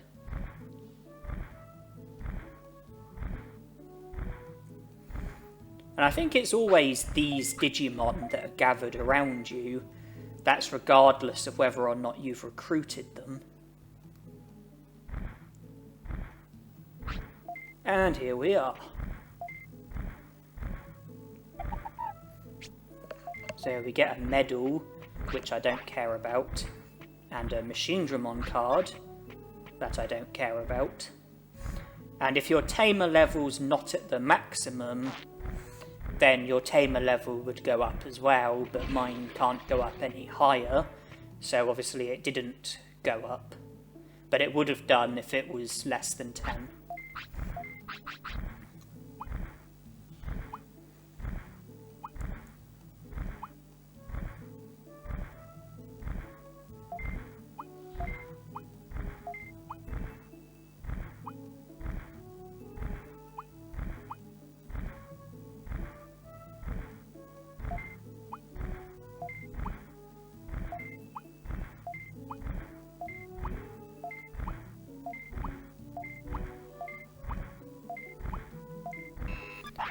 As you can see, as well as putting in the items that I obtained from Mount Infinity, I also put in some of the items that I already had, and that was just to create more space before returning to Mount Infinity.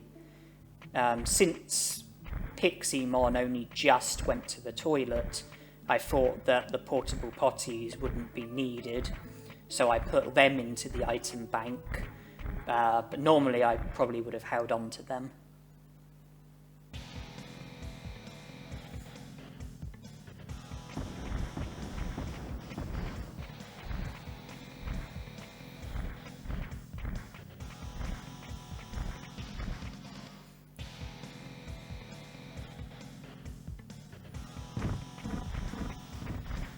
But all of the items in the earlier parts of Mount Infinity have all been collected, so I don't need to worry about items just yet.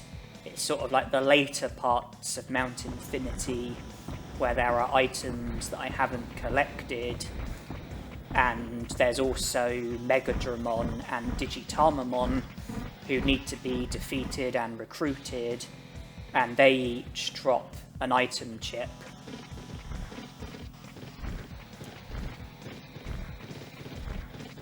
In a way, it possibly makes sense not to defeat Megadramon on your first visit to Mount Infinity, because if you defeat him, then there are random Digimon in the area that he was in, and I do try to avoid these Digimon, and I do spend quite a few moments, but it's all in vain because I do end up getting into a battle with them. I don't do a very good job at avoiding them. There's the battle, but I choose to carry on.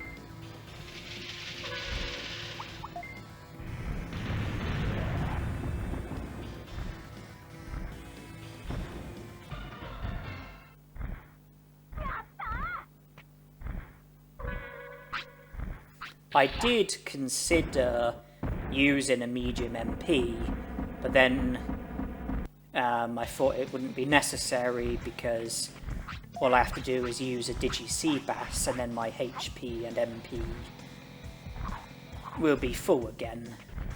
As I was saying about Megadramon, if you defeat him, then in the area that he was at, you get random Digimon there, So if you defeat him on your first trip to Mount Infinity, then on your second trip to Mount Infinity, when you go through the area that Megadramon was at, there will be random Digimon there who will get in your way, and they'll be a bit of a nuisance. But if you don't defeat Megadramon until the second trip to Mount Infinity, then when you are heading for Digitalmamon, those random Digimon won't be there because you wouldn't have recruited Megadramon, and you can then defeat and recruit Megadramon, defeat and recruit Digitalmamon,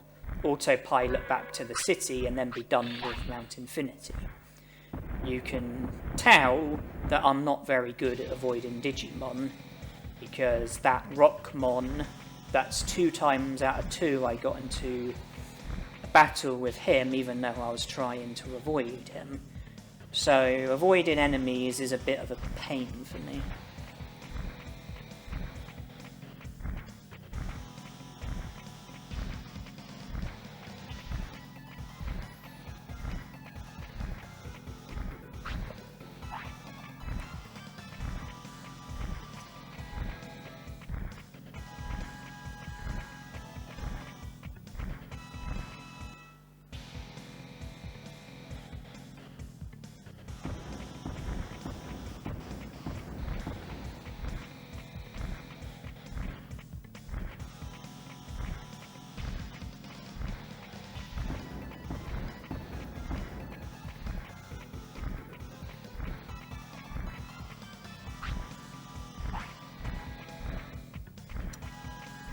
Out of the Digimon that you recruit,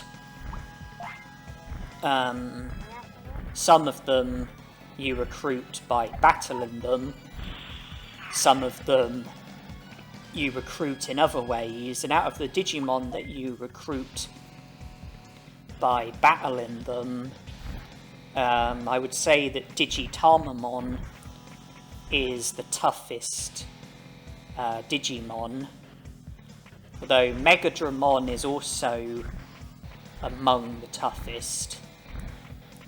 The toughest overall would have to be the Machinedramon rematches that you have in the back dimension, but you don't recruit Machinedramon, so he obviously wouldn't be included in the list of the toughest Digimon that you recruit.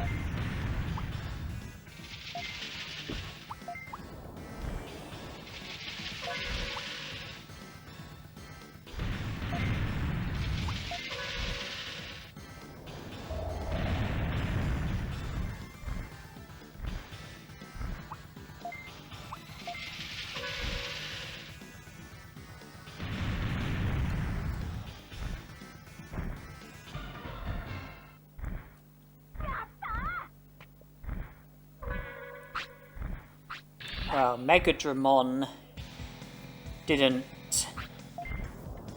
put up much of a fight, but you would expect a tougher battle from Digitalmamon, and he's up next, so we'll see if he proves to be difficult, or if the maxed out stats, as well as having Bug, is enough to make easy work of him.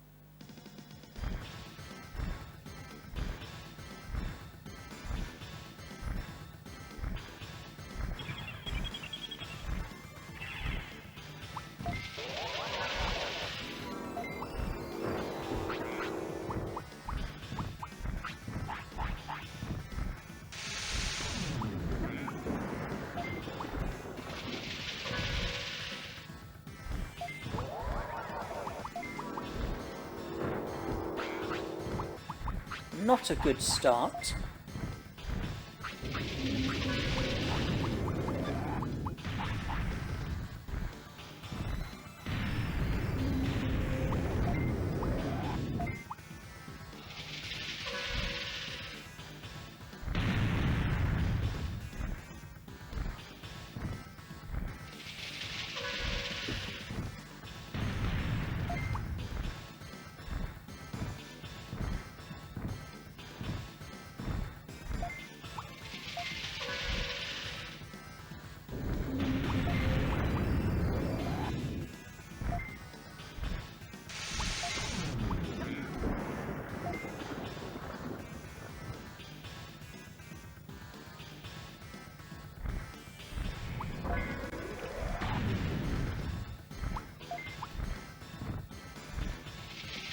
No finish for Digitamon.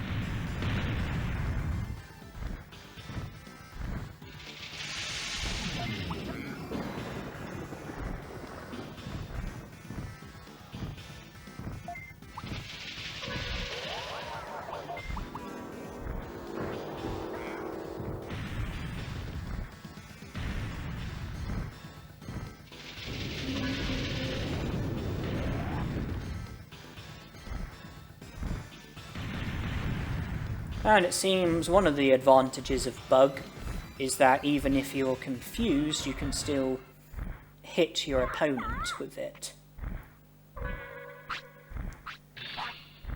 Because the projectiles make their way towards where the Digimon is, so even if you throw them in the wrong direction, they'll still find their way.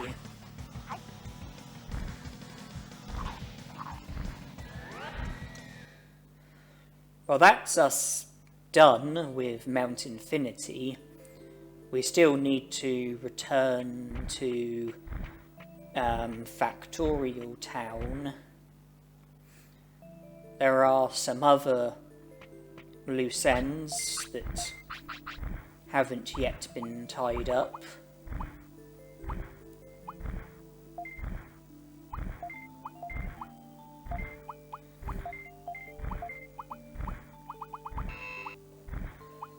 But the run is going very well. There isn't too much more to do.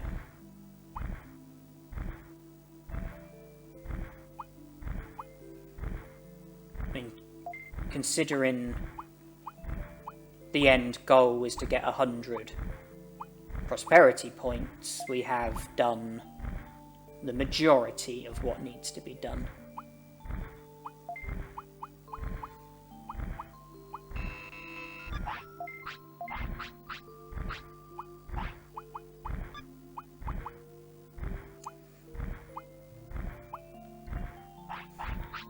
It occurred to me that it's really not necessary to have meats, because when Piximon wants to eat, I'm feeding him with Digi-Sea-Basses, so the Digi-Sea-Basses are adequately seeing to Piximon's appetite, but I did withdraw giant meats.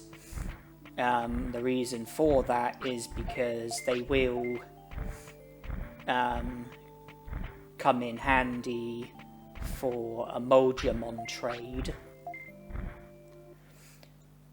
And I am now going to see if Andromon will join the city, and if he does, then that means that Guromon will be ready to join as well. Not to mention that there will also be Tanemon in the sewer.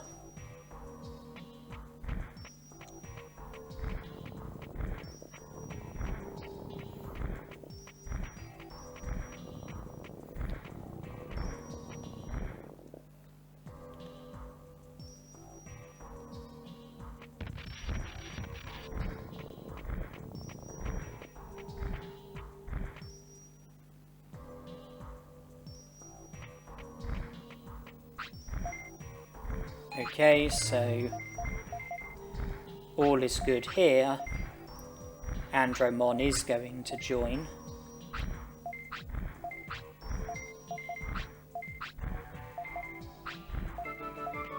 So now we'll head for Guromon, and then we'll head to the sewer.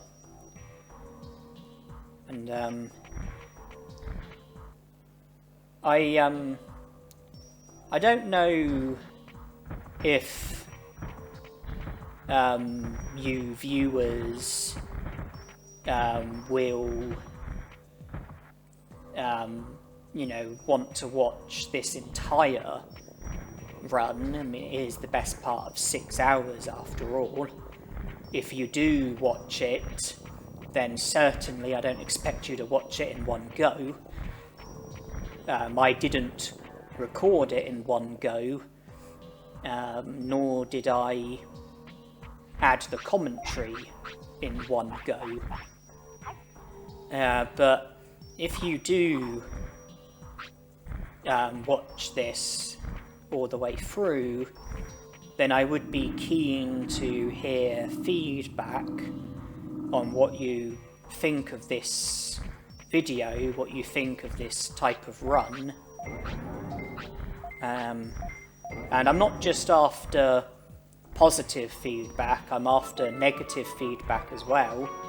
I mean, positive feedback is flattering, it's complimenting, and it is reassuring as well. It reassures you that you've done something right, you've done something that people like, but it's also helpful to have negative feedback, because if there's something that I'm not quite doing right, if there's something that could be done better, then by informing me of it, it gives me the opportunity to consider how to go about making improvement. So, you know, I'd be very grateful to receive feedback, be it positive feedback or negative feedback.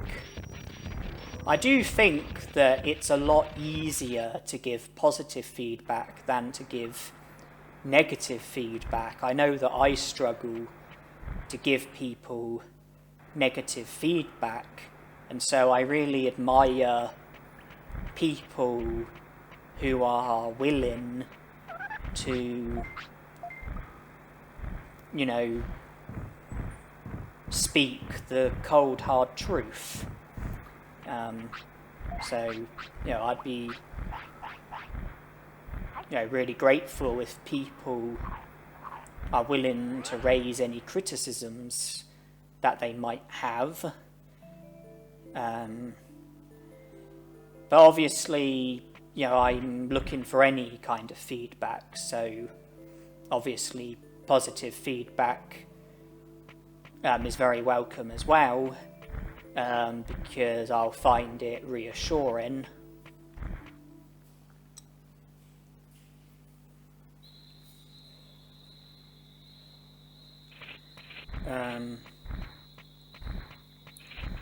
Yeah, I have done a fair few like playthroughs for this game. Most of them have been challenges. The first one was the no gym, no item chip 100 prosperity point challenge, where I had to get 100 prosperity points, but I wasn't allowed to use the gym or use any item chips. I did succeed at that, but I did also receive negative feedback suggesting that they weren't very happy about the fact that I digivolved to Numamon. You know, my starting Digimon, Agumon, digivolved to Numamon, then I digivolved to Piximon and got a stat boost. And they weren't very happy about the fact that I failed to Digivolve to a natural champion, and the fact that I got a big stat boost from the Piximon evolution, or Digivolution. And I actually agreed with them. I don't think I responded to them to tell them that, but I agreed with them, and that then prompted me to do a no gym, no stat boosting items, minimal Piximon 100% challenge, where I wasn't allowed to use the gym or any kind of stat boosting item, so not just item chips, but anything else as well, like sage fruit, black trouts, anything that boosts your stats. And it wasn't just about getting 100 prosperity points, it was about completing the game 100%. So in other words, collecting all 15 medals.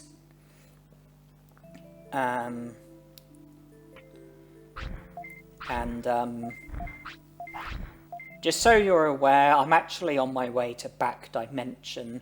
I spoke to Vegiemon, who mentioned about sensing Machinedramon, so I am actually on my way to Back Dimension, because I would like the items that are available in Back Dimension, as well as the chain melon that you get for defeating Machinedramon, and I also wanted to include one of the rematches against Machinedramon in this Overpowered Run.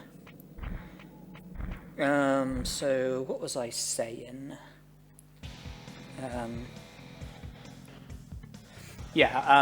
So I had to get all 15 medals. I wasn't allowed the gym or any stat boosted items, and I was only allowed minimal use with Piximon, and so I was only allowed to use him for the bare minimum that he's required for, pun not intended. Because in order to get all the medals, you have to Digivolve to Piximon, because you get a medal for Digivolve into every Digimon, and you also have to speak to the robot Digimon with Piximon in order for him to unlock the door that leads towards Warring Piximon. So you do need to Digivolve to Piximon in order to be able to get 100 prosperity points, although you don't have to defeat Warring Piximon with Piximon. You can come back with a different Digimon once you unlock the door, and that was actually all I used Piximon for. I Digivolved from, well, much later on into the game, after doing loads of other stuff. First, I Digivolved a rookie Digimon into Numamon, Digivolved into Piximon, unlocked the door leading towards where Warring Piximon was, and then I was done with Piximon. So I didn't Digivolve to Piximon in the interest of getting a big stat boost and then do loads of progress with Piximon. All I used him for was to unlock the door. I started off with Agumon, and I Digivolved Greymon, and then I gave it a Misty Egg to make it Digivolve to Digitamamon.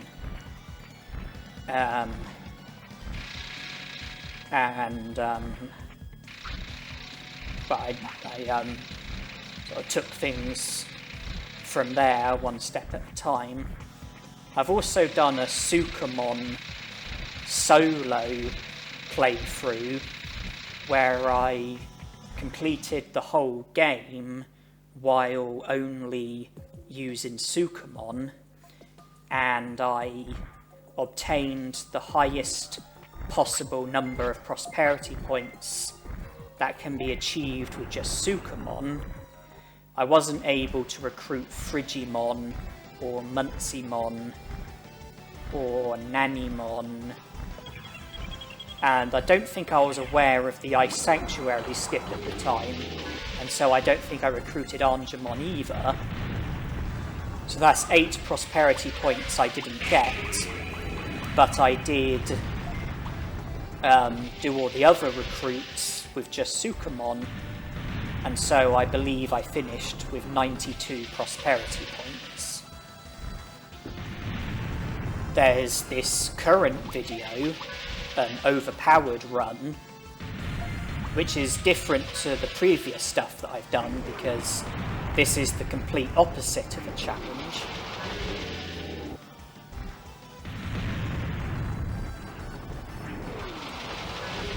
And I've also done like random videos as well, like Mega Seedramon living to 100, me getting all my stats down to 0, me getting a profit of 0 in the Monochromon shop mini-game, Sukamon in an S tournament. The list goes on.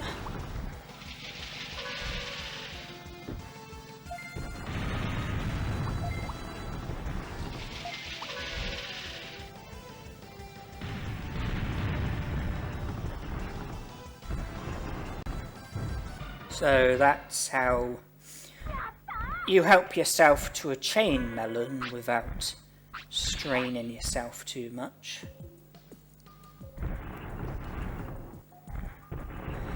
There are a few other random Digimon videos that I've recorded but haven't yet uploaded. I'll be uploading them shortly after I upload this video.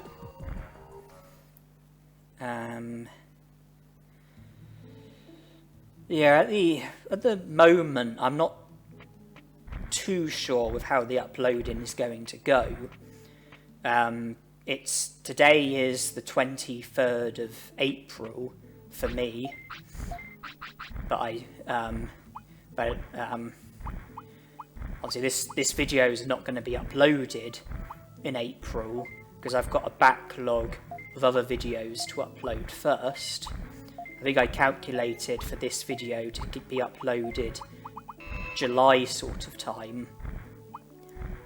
I'm currently uploading Tomb Raider videos that I recorded back in 2020. There are also other Tomb Raider videos that were recorded this year, 2022, that I haven't uploaded yet. And I do plan to upload all of those videos before uploading this video. There are other videos that I plan to record and upload after this. More Tomb Raider videos, more Digimon videos. And I think it was last year, 2021, or possibly some of last year and some of this year, I recorded loads of videos for Bloons Tower Defense, and I'm not entirely sure when I'm going to get round to uploading those. I think I'm planning on putting them on the back burner and uploading other stuff first. The only thing I will say is there are an awful lot of videos that I have done for Bloons Tower Defense, and it's going to take a very long time to upload them all. I think I've done like 200 or 300 videos for Bloons Tower Defense, so even if I upload one video a day, it's going to take the majority of a year to upload them. And that's something I probably should have put a bit more thought into. So the prosperity is 83. Agumon will make it 85. Vegiemon will make it 87. Moljamon... What will Moljamon make it? It was 83. So Angemon 85. Monochromon 87. Vegiemon 89. Moljamon 91. Muncimon 94. Nanemon 95.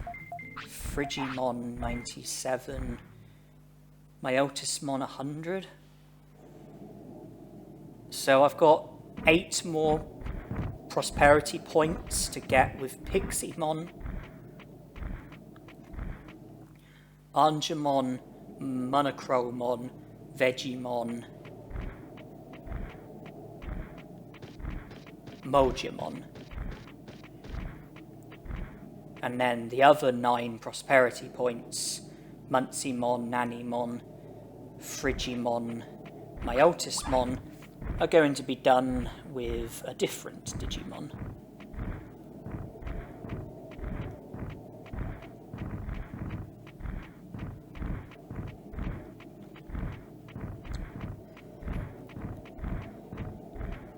So I'm heading towards Ice Sanctuary in order to recruit Angemon, and forgive me because I am terrible at this skip that enables you to enter Ice Sanctuary without a vaccine Digimon.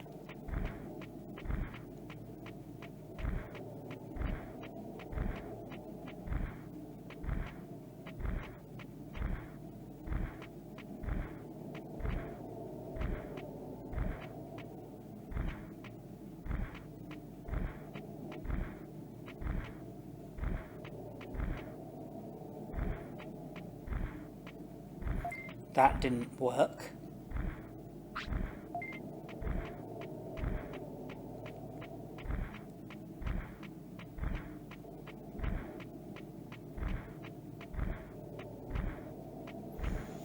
That did, but don't give me any more credit than I deserve. That was nothing more than the result of luck. I am terrible at that skip. I don't understand it at all. I've seen like tutorials, but I still don't understand it. I still can't make any sense of it. I've tried following the tutorials exactly, but I can't do it. I just seem to go wrong somehow. So instead I tried to produce my own method, which has a very low success rate and is highly dependent on luck.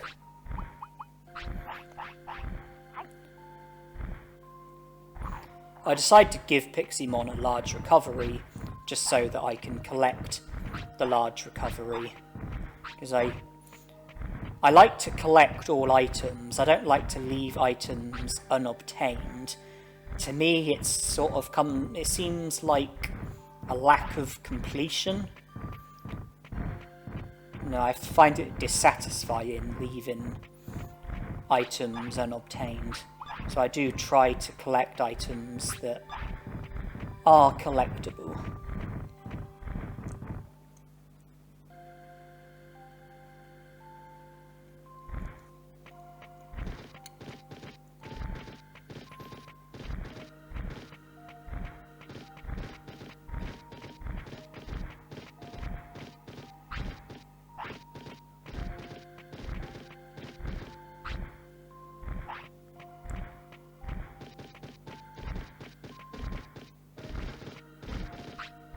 I don't make mistakes. Well, you've just made one, my friend.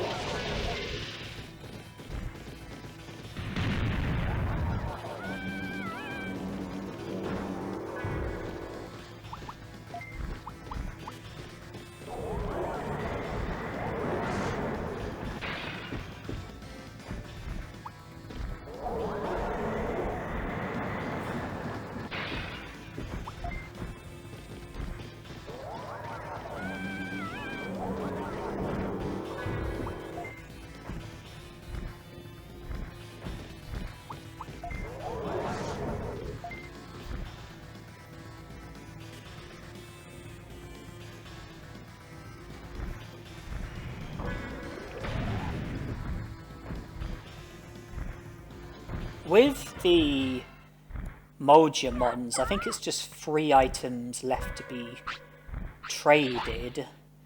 Giant Meat, Super Carrot, Omni Floppy.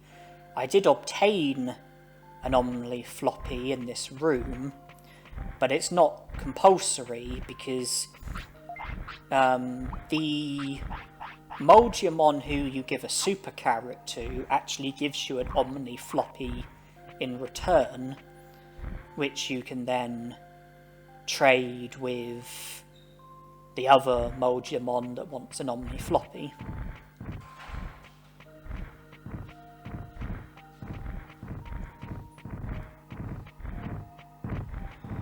And out of the 3 Vegiemons, if you trade all 3 items with all 3 Vegiemons, then the last Vegiemon that you do the last trade with joins the city. And personally, I think it's best if the Vegiemon that you recruit is not the one who will give you medium HPs in return if you give him Digimushrooms, nor is it good to recruit the one who will give you super defense discs if you give him medium HPs. Reason for that, the one who takes Digimushrooms from you, Digimushrooms for medium HPs is an excellent trade. You can also get a hair grower from him for giving him a happy mushroom, which is very useful. And then the one who takes medium HPs from you, he gives you super defense discs in return, which you can make an enormous profit from. Whereas the other Vegiemon, his trades are a lot less beneficial in my eyes.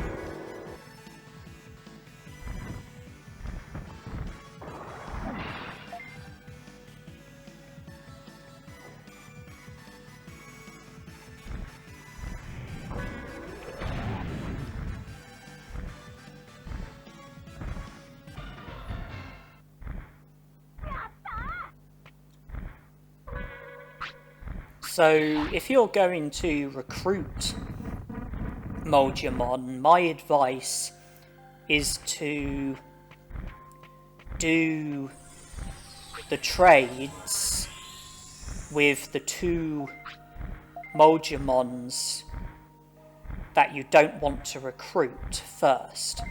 So the one that takes Digimushrooms from you and the one that takes medium HPs from you, do all the trades with them first, so you don't recruit them and they remain in Freeze Land and you can continue to trade with them. Then do the last trade with the other Vegiemon, so he's the one that joins the city, and you don't really miss out by no longer being able to trade with him. It's the other two that I feel that you would miss out from, especially the one that takes medium HPs from you.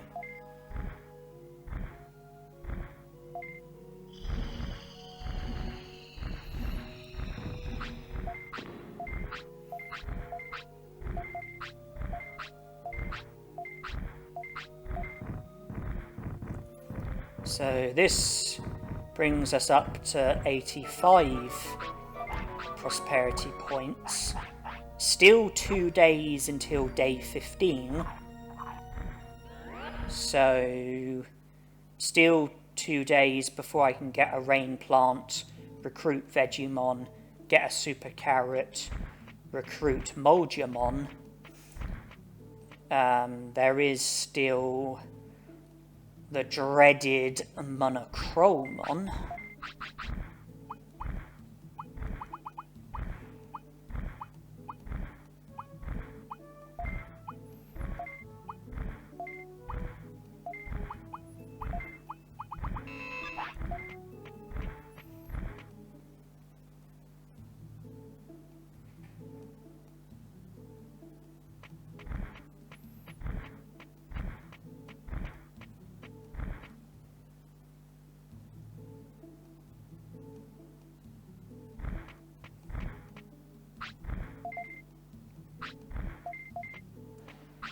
Let's see. Not you, I want to speak to Agumon. Vegiemon. Frigimon. Monochromon.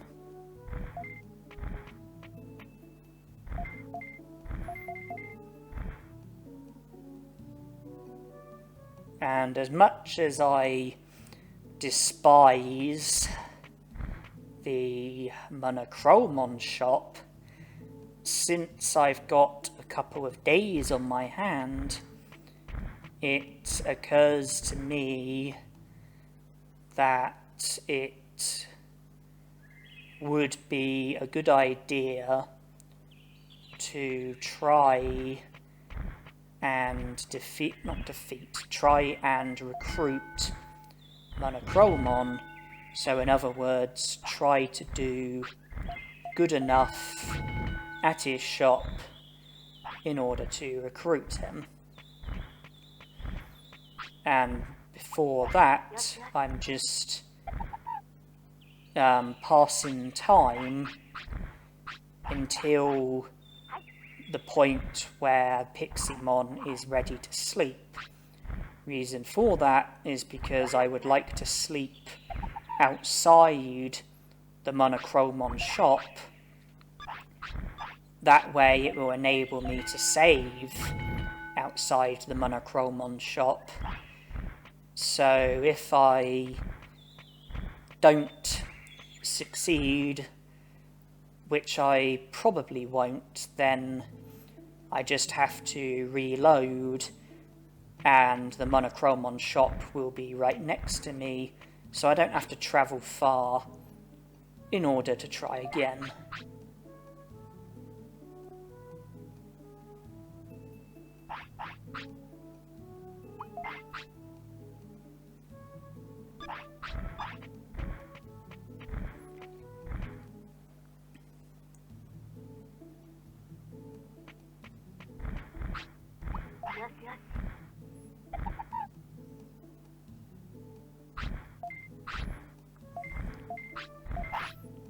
So I take Birdramon to Great Canyon, and then I backtrack to the Monochromon shop.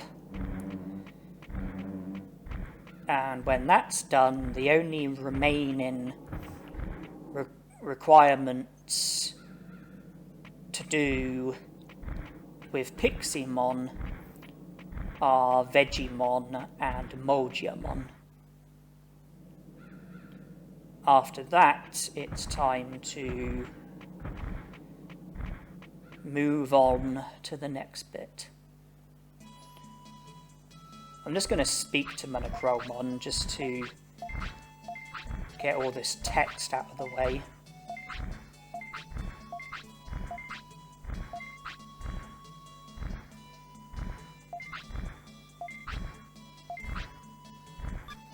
So I'll decline initially.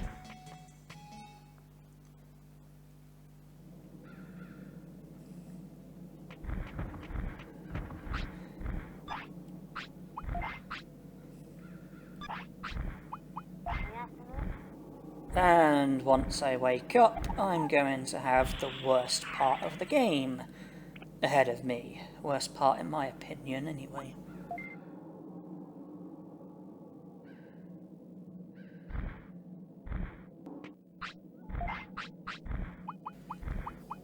I begin by giving Piximon a chain melon to prolong his lifespan, and then I make an attempt at the Monochromon shop.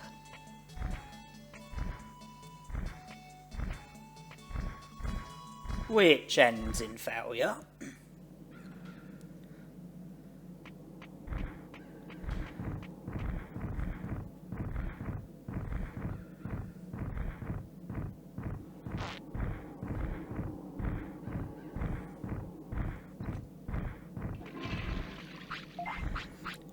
I choose to carry on though, because we've got time before day 15, so we're able to at least get a few attempts. So I make a second attempt.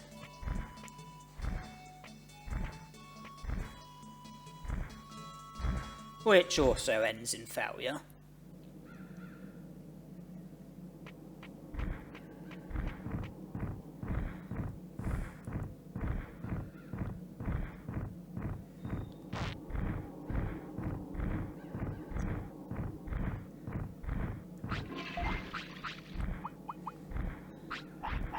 See, it's day 14, and the rain plant's not until day 15, so there was no harm in those two tries filling up the day. I then put Piximon to sleep. He wakes up on day 15.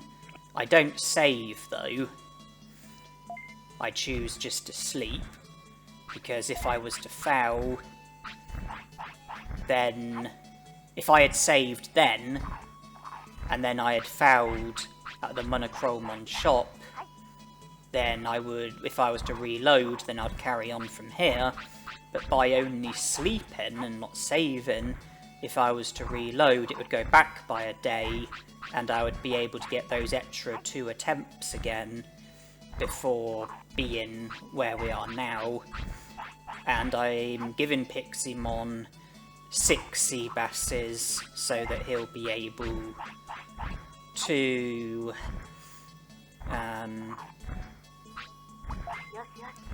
so that he'll still be alive at the end of the next shift.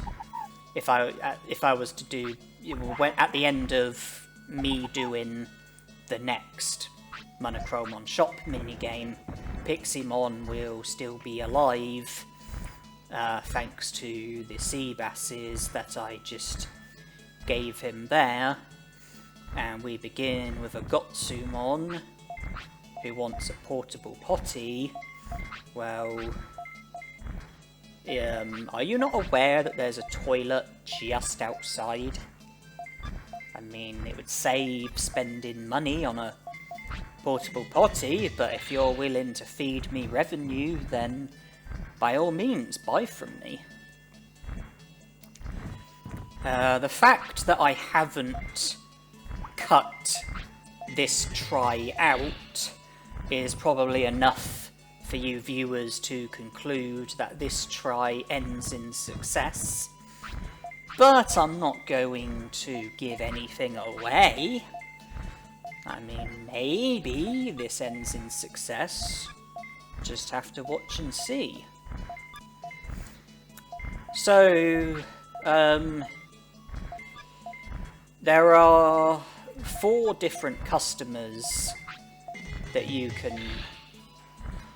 can turn up. Goborimon, Gotsumon, Weedmon, and Muchumon. And there are 3 different items that they can be interested in: medicine, portable potties, meat. And you can either keep the price at the standard price, or you can raise it, or you can lower it. And if you raise it, there are 5 different steps that you can raise the price by: 1 step, 2 step, 3 steps, 4 steps, or 5 steps. If you lower the price, I think there's 3 steps you can lower it by, like 1 step, 2 step, or 3 steps. I'm not 100% about that, so don't assume that I'm right, because I might not be.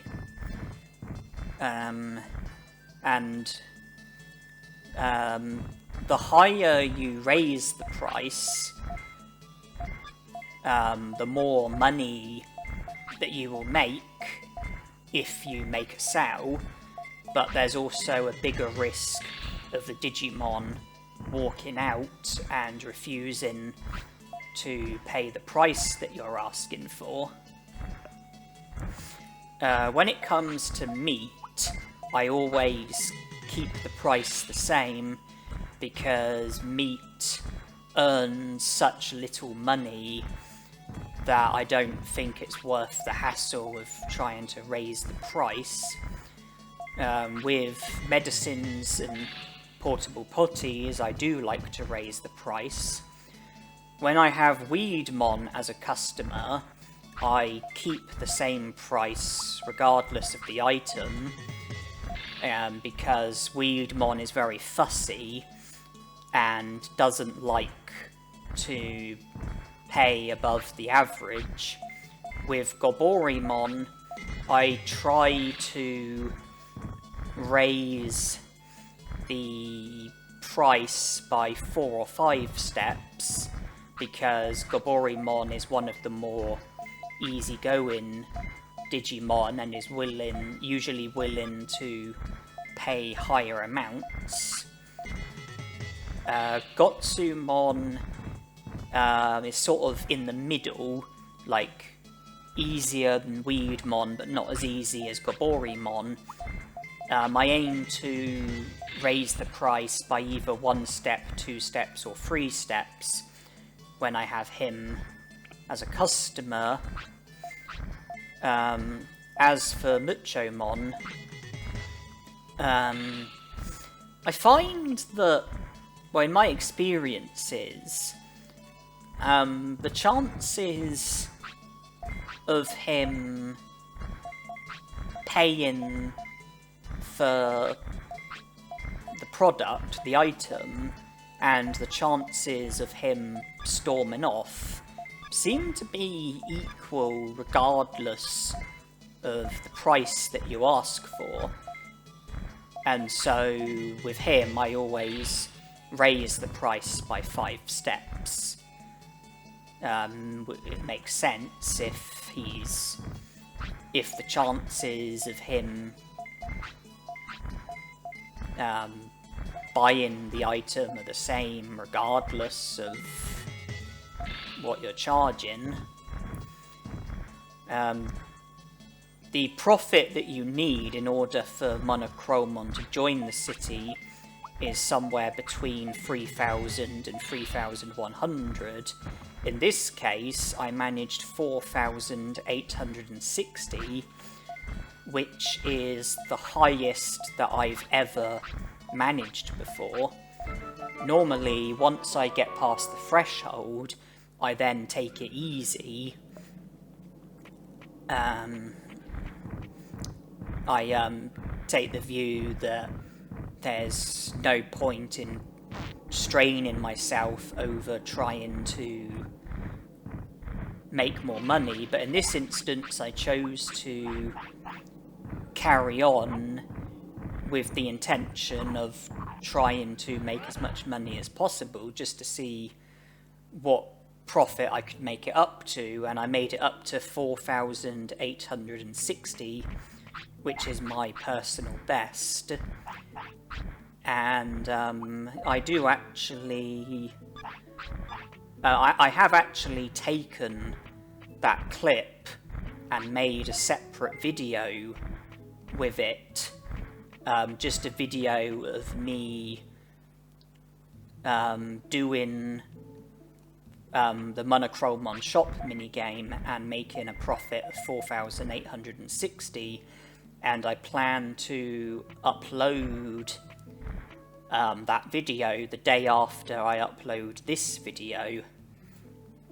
But by the time you make it this far into the playthrough and hear me say this, there's a good chance that that video has already been uploaded, because I wouldn't expect you to have gotten this far into this playthrough. I wouldn't have expected you to have watched this far in just one day.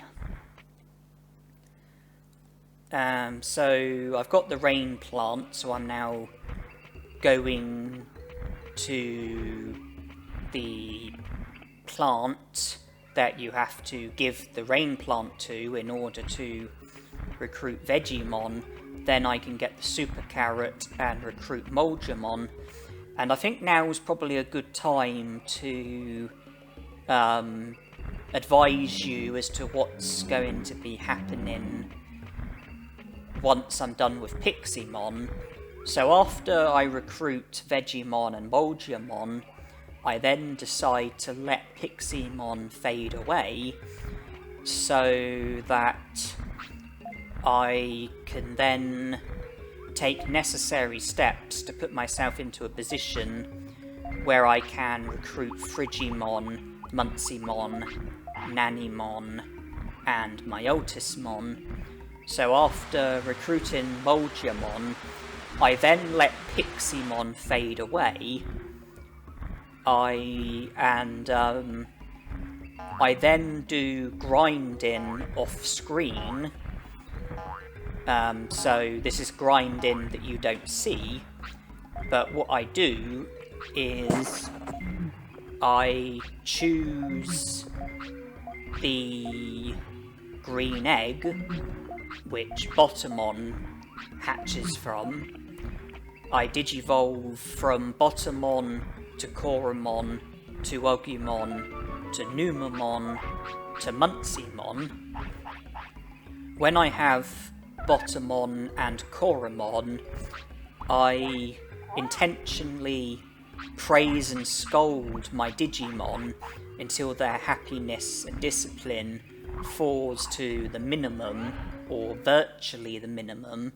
That results in them getting the butterfly, which causes their stats to go down, and the reason why I do that is to ensure that my HP and MP are both under 1,000, and that my attack, defense, speed, and brains are all under 100, because I want to Digivolve from Agumon to Numamon, and to do that you have to not fulfill the requirements for a natural champion, and typical requirements are to have 1,000 HP or MP, or 100 of one of your other stats, or some of your other stats, attack, defense, speed, and brains.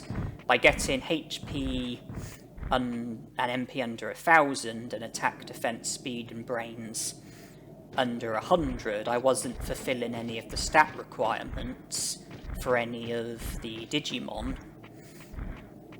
And then as Agumon, I don't feed him when he wants food. That will result in his weight being low and care mistakes being high.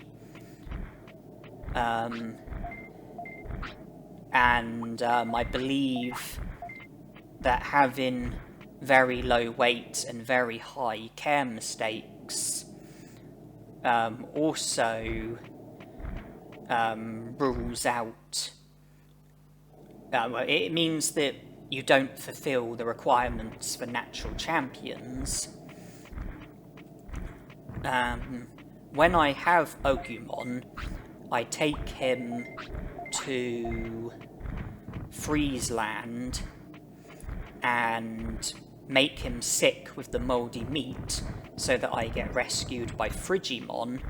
I then return to the city, Digivolve to Meramon, take him to Misty Trees, go to Toy Town, Digivolve to Piximon, speak to the robot Digimon, get the door unlocked that leads towards Piximon, then get Piximon to fade away, and I speed it up by giving him loads of devil chips, because each devil chip shortens your Digimon's lifespan by a day.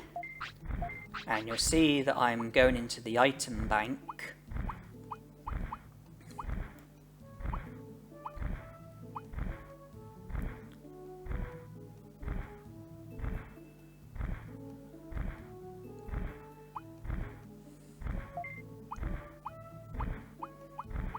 I put the super attack disc in, as well as the giant meats. I then see what I've got in the item bank.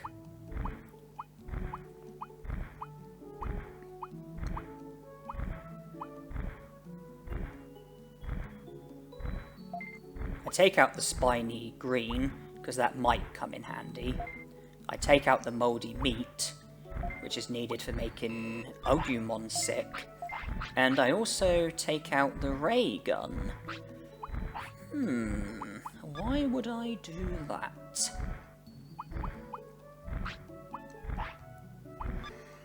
And from here, the objective is just to wait for Piximon to fade away.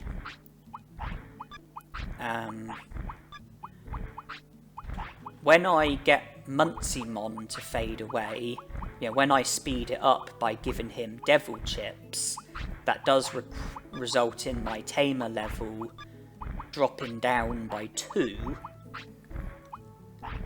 And I then start with the green egg again, where I start with Bottomon again, who digivolves to Coromon, and I then do the Digitamamon food restaurant glitch in order to max out my stats. So I have, as Coromon, I have 9,999 HP and MP, as well as 999 attack, defense, speed, and brains. And I digivolve to Gabumon, and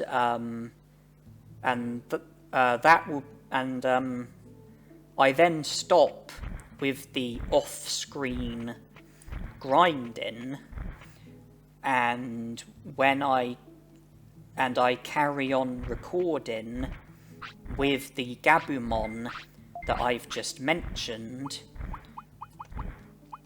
and that's not far away at all. I'm just here, just doing some basic things with Piximon.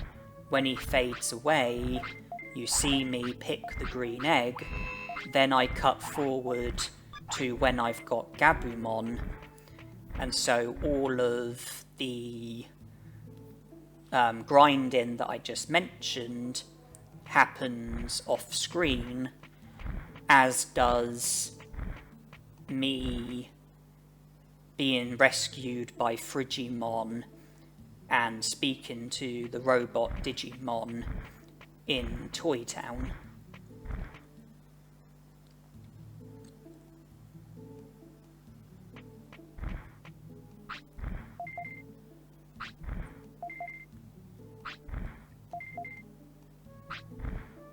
So 91 prosperity points, just 9 left to earn, which can't be done with Piximon, because I can't do Frigimon in this lifespan, nor can I do Muncimon or Nanemon or Myotismon. That'll be Frigimon, that'll be Myotismon, and there's no third hint.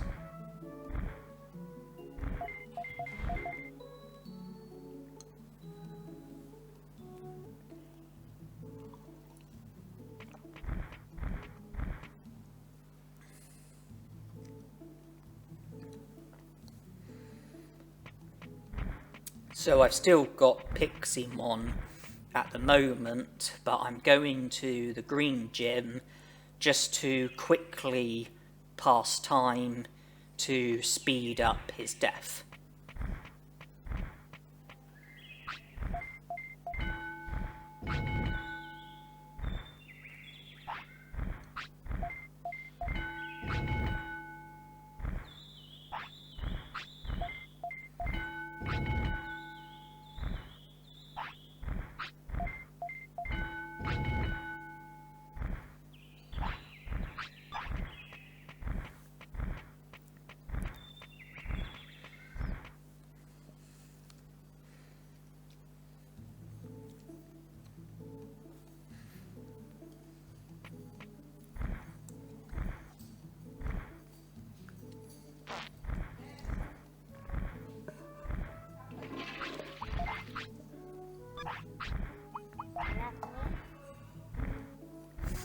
And when I wake up, Piximon will only be 1 hour away from fading away.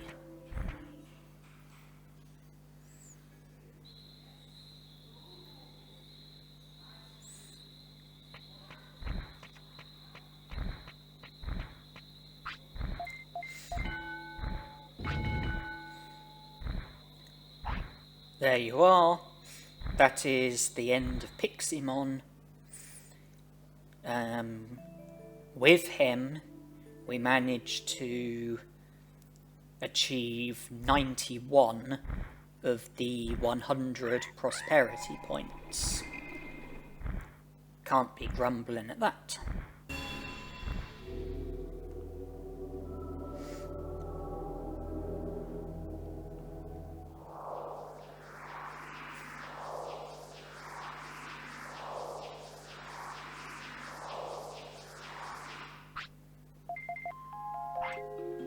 So, green egg is what I pick.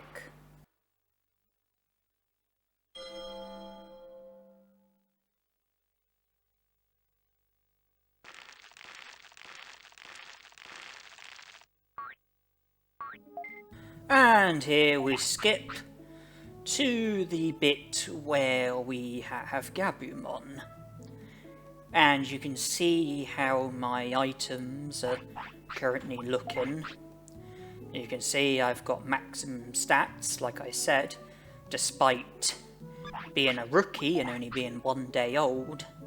My Tamer level went down to 8, like I mentioned. 9 raised Digimon. My money's gone down a lot because of how much the restaurant food cost.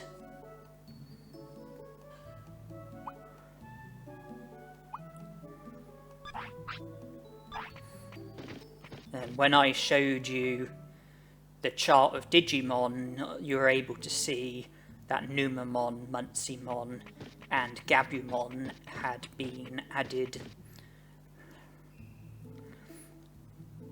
And I go to the item bank because I have something very particular in mind I'd like to take out. That is the Happy Mushroom. Because I found 2 Happy Mushrooms in this playthrough in total. The one in the Amida Forest, which I traded with one of the Vegiemons, and I then sold the hair grower that I got in exchange for it, and I also found a happy mushroom in the Dino region, and that's the one that's in my inventory at the moment, and I'm going to trade that for another hair grower, except this time I'm not going to be selling the hair grower. I'm going to be giving it to Agumon for a quick Digivolution to a Champion Digimon, and then I'm going to give the ray gun to the Vegiemon that my Agumon would have digivolved into, and I will then digivolve into Vegiemon. And Vegiemon is the Digimon that I'm going to be doing the rest of the game with. Vegiemon can resist cold weather, therefore if I go to Frigimon with him, then Frigimon will join the city. The door to Warumunsimon has been unlocked, so any Digimon can go into the deeper parts of Toy Town and challenge Warumunsimon. And Vegiemon is also a virus type, which means that he can enter Greylord's mansion and do the necessary requirements in order to get Myotismon to join the city. Further to that, from doing the Digitamamon food glitch, I've got maximum stats so that I'm able to continue to be overpowered, and Vegiemon can also use bug like Piximon could, so we can continue to use bug as our main technique.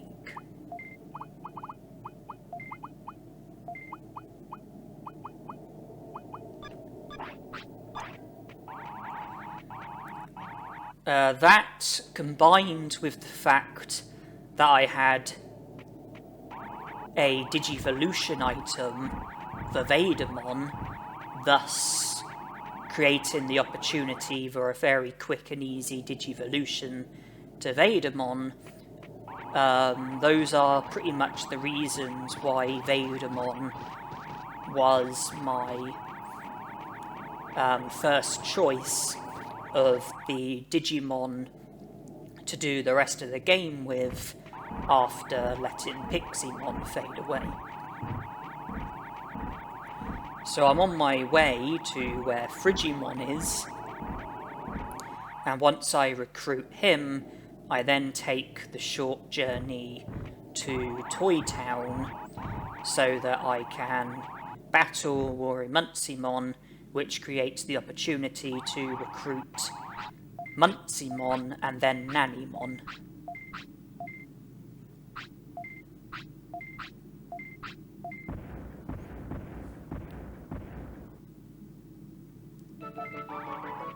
I suspect most people are fully aware of how to recruit Frigimon, but nonetheless, I'll just explain it. You have to go to Friesland with a fire Digimon, because they don't tolerate cold very well. You have to either wait until your Digimon becomes sick, or the faster way is to make it sick by giving it a mouldy meat or a different item that makes your Digimon sick, or at least has the risk of making your Digimon sick. You then get rescued by Frigimon, who tells you not to be in a place like Friesland with a Digimon that can't stand the cold. You then have to return to Frigimon with a Digimon who can tolerate the cold, and Frigimon then joins the city.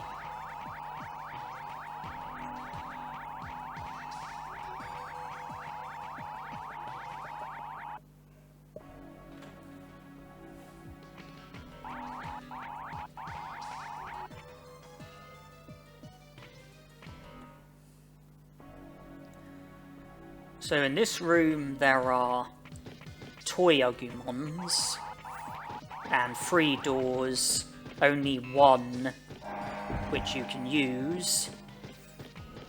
The other 2 result in that happening. I was unfortunate to have picked both of the incorrect doors before moving on to the right one. And then in this room there's 2 Tankmon, and one way to avoid them is to have them come at you, then offer your Digimon an item,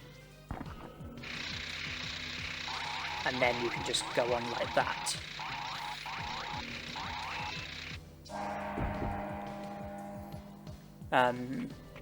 That might be the only way of making it past the Tankmon without being challenged by them, or it might be possible to skip by them without the need of abusing things like that.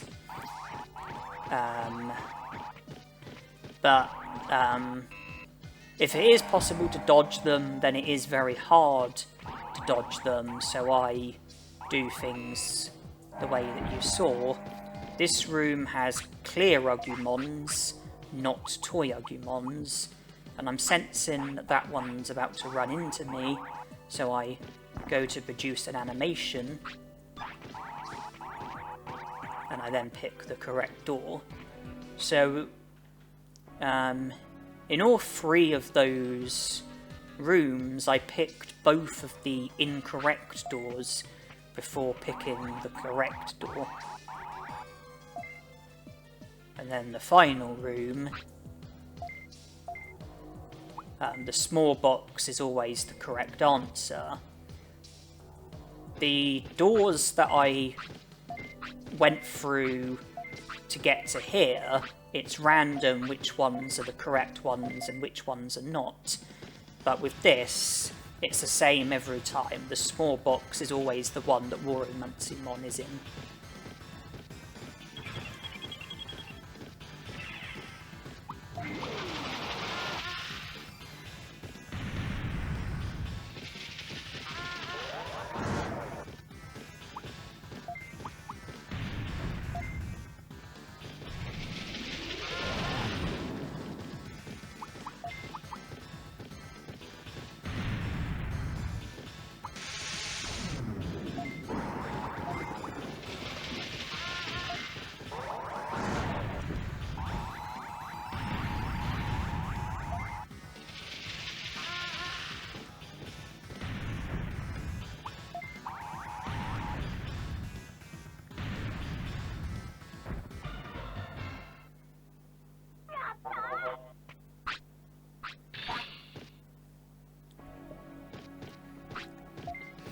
So Piximon eventually hands over the thing that he's taken, and he remains in this room, but once you leave, if you return, then he's no longer in this room, and you won't see him again. This is the last time that you'll see him. So we have to backtrack to the robot house to give them what Piximon had taken. That results in the Piximon stuffed suit joining the city, and it also results in Tanemon appearing in the room that Piximon was in. So you, once Piximon stuffed suit joins the city, you then have to go back to where Piximon was in order to speak to Tanemon. And in this instance, it's our last time of speaking to him, so he'll join the city, and he'll also drop the accessory that enables us to carry 30 items. The good thing about going back to the room that Piximon was in, the good thing about doing it this time around is that all of the doors are safe. You no longer have... It's no longer a case of one door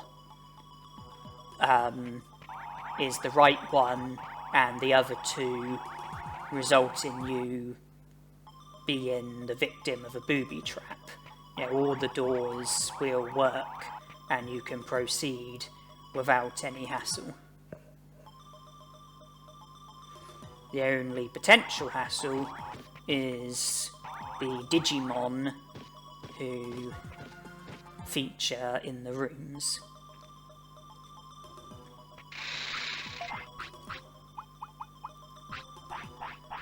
Yeah, I have to offer something to my Digimon. Previously it was the medicine. That time I chose a sea bass because it occurred to me that my HP had gotten pretty low from the number of booby traps I'd been struck by. But HP will now be totally refilled, as will MP.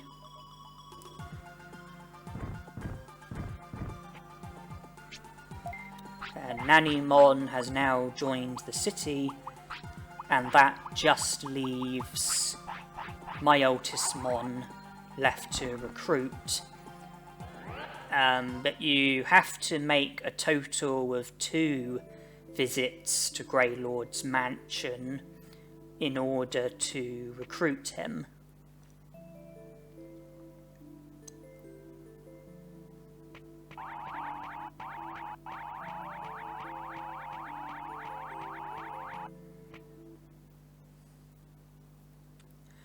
Because the first time you go there, your character says to explore, most of the doors are locked and deny you entry, but there is one door that's unlocked, and that door leads to other doors that are unlocked, and then you end up getting the mansion key, which enables you to unlock most of the locked doors, and you can then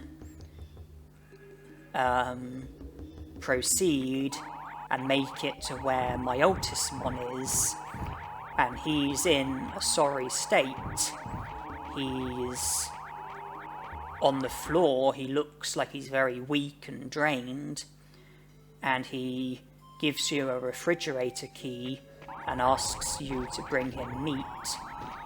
You use the refrigerator key and are presented with a memo, and then if you go to the Overpowered cemetery, there's a sirloin which you collect, and if you go back to my Piximon and give him the sirloin, he's then much better afterwards, and he's able to get back up. He talks to you for a bit. You then have to go back to the city and read Xiaomon's notice board, and there's an article about my Piximon, and you then have to come back here after reading the article.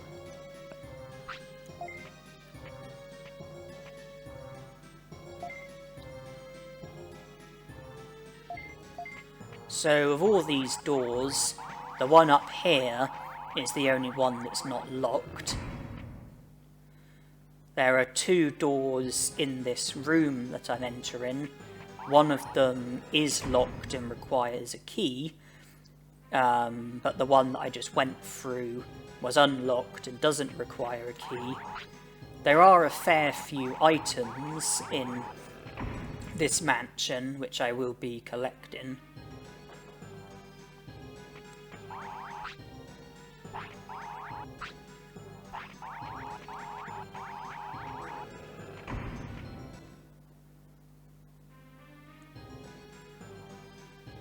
The mansion key is just here.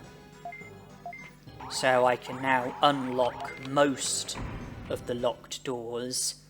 There's one door that you can't unlock because you have to open it from the other side, and there's another door that you can't get through because you can't go through that door until later on when you come back here for the second time after reading the notice, the article about my Piximon.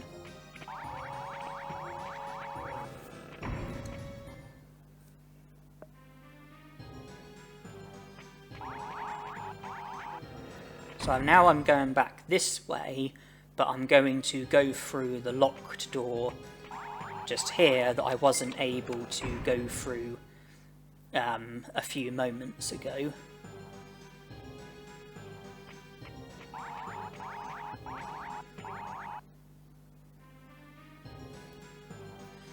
So we went up a flight of stairs, there's a few more items, and to make progress you have to step onto a specific part of the flooring which breaks and results in you falling down and unfortunately hurting yourself, but that's the only way that you're able to proceed and make it to where my Piximon is.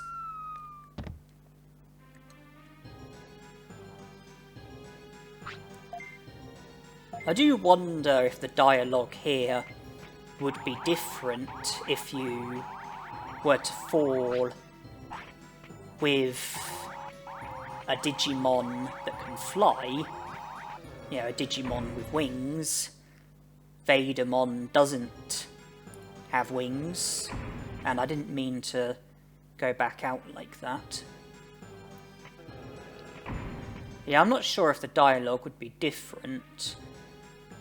You would need a Digimon that has wings and can fly, which is also a virus type, and off the top of my head my knowledge isn't very good, so I don't know. I know Piximon's not a virus type.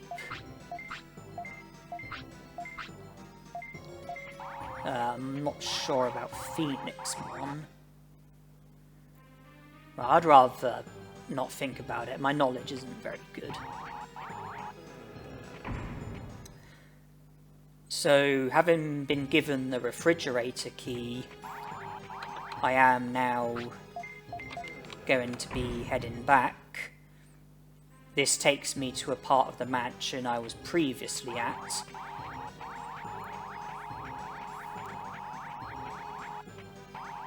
And I choose to go into these two doors, this one first.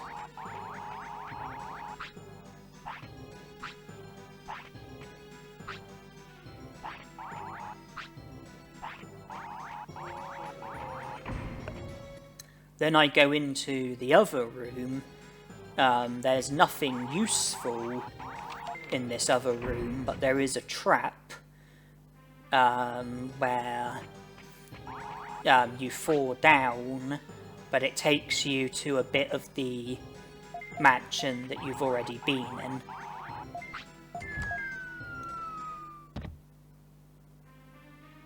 There was no need to do this,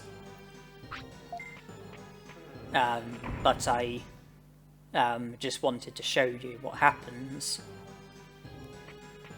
And I've just gone past where the refrigerator is.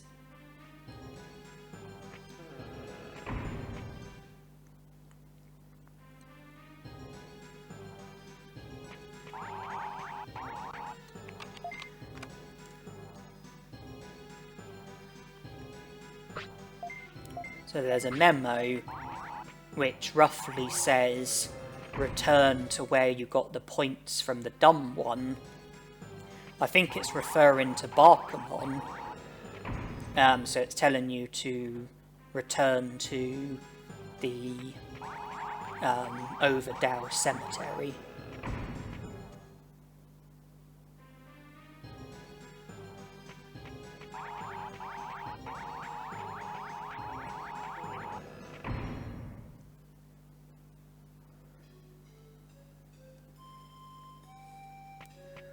So here is the sirloin, which you give to my Piximon.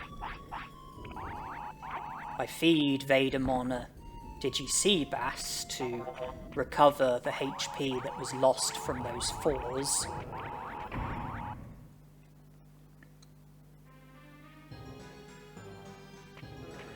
And I choose to go back into the cemetery just to show you something. There's another one of my Piximon's sirloins here.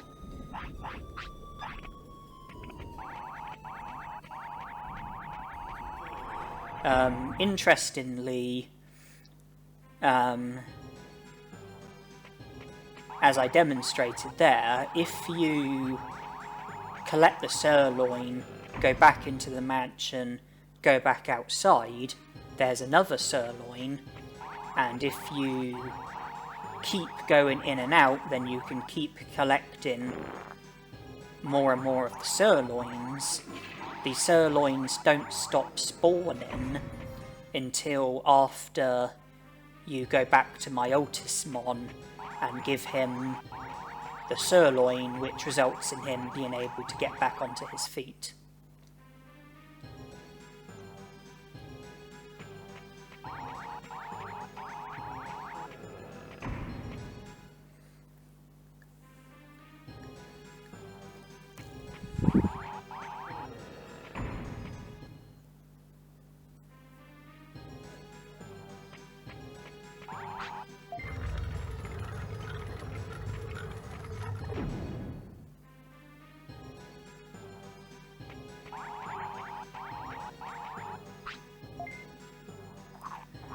Personally, I like to just collect 2 of the sirloins, give one to my Piximon like intended, and then just put the other one in the item bank.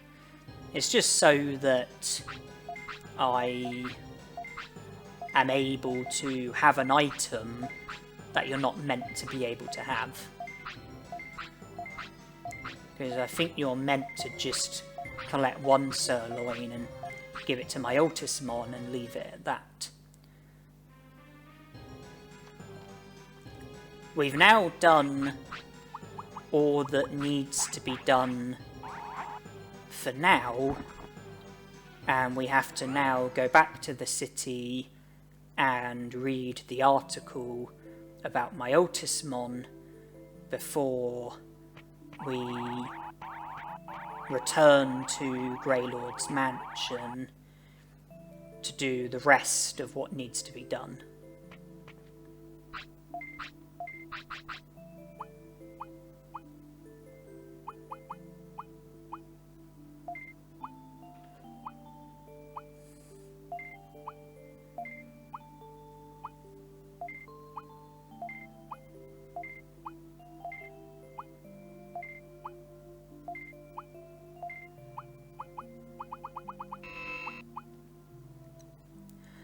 And I'm just sorting through everything that I've got, and I'm trying to decide which items are useful, which items are not useful, which items I should have in my inventory, which items I should leave in the item bank, and which items I should sell. And most of the items that I'm taking out are items that I'm planning on selling.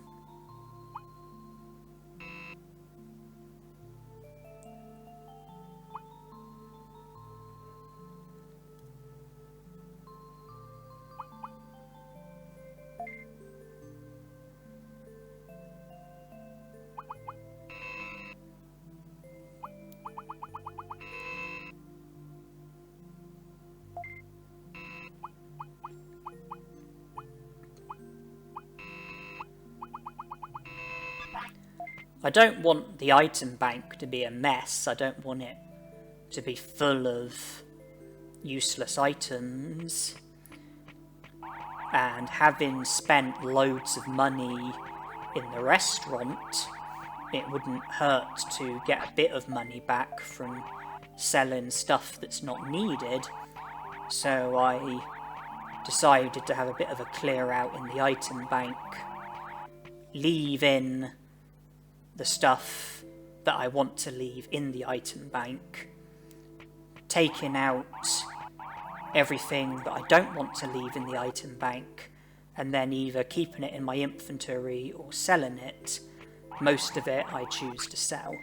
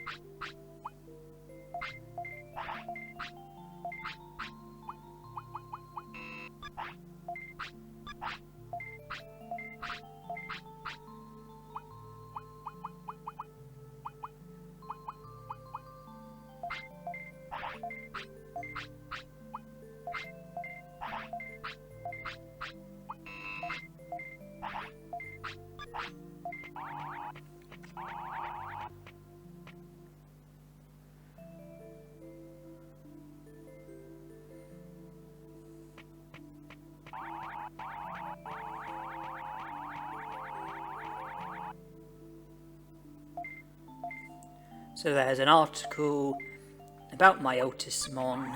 After reading that, you have to go to Greylord's mansion. In case anyone's not familiar with the Digitamamon glitch, Digitamamon is one of the Digimon that works at the restaurant. If you go to the restaurant and eat there, the foods tend to boost your stats by a very small degree. When you go there when Digitamamon is there, there are 3 bits of food that are available, and either it will boost your, either it will boost your HP, attack and speed, or it will boost your MP, defense and brains, or it will boost all of your stats, and by twice the amount. It's random, and the food glitch is that with Digitamamon, if you go there and eat, you're then able to keep speaking to Digitamamon, and you're able to keep buying the food, and you're able to keep eating, therefore you're able to keep boosting your stats. With all the other Digimon that work there, you can't just keep eating over and over and over again, but with Digitamamon you can, and you have to rely on the food boosting all of your stats instead of half of your stats. That's something that comes down to luck. It's completely random. And so with Digitamamon you can just keep eating until you boost your stats, until the point where you end up maxing your stats out, but it does cost an awful lot of money, so it's a good thing that I had plenty of money on me.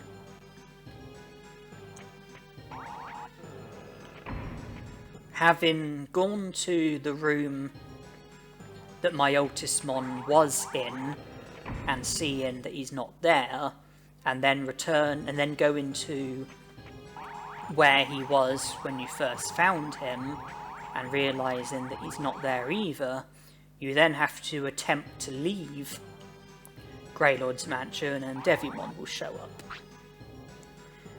And I have to go through this text slowly in order to stop the game from freezing, but I edited the video and speeded it up so that it wasn't really slow for you.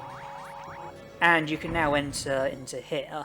This was off limits, but after having the scene with Vegiemon, the door will open, it's no longer off limits, and you can now access this area. And I make a feeble attempt to avoid these Digimon.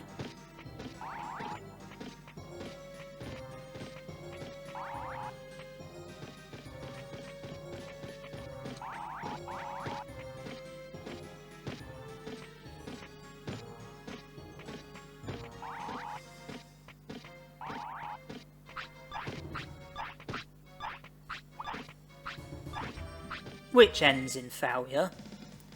Please don't think that it's really hard to avoid Digimon just because I do a terrible job at it.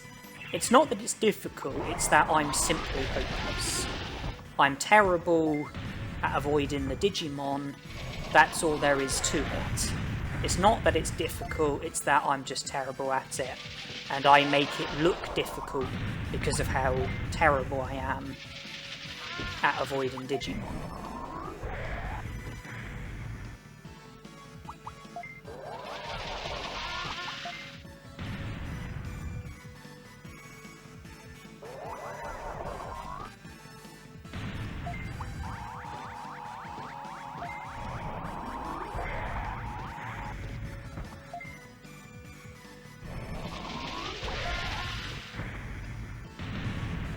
Well, that gets them out of the way. The next Digimon I have to get through is a Piximon, and he can't be avoided. He is a mandatory battle.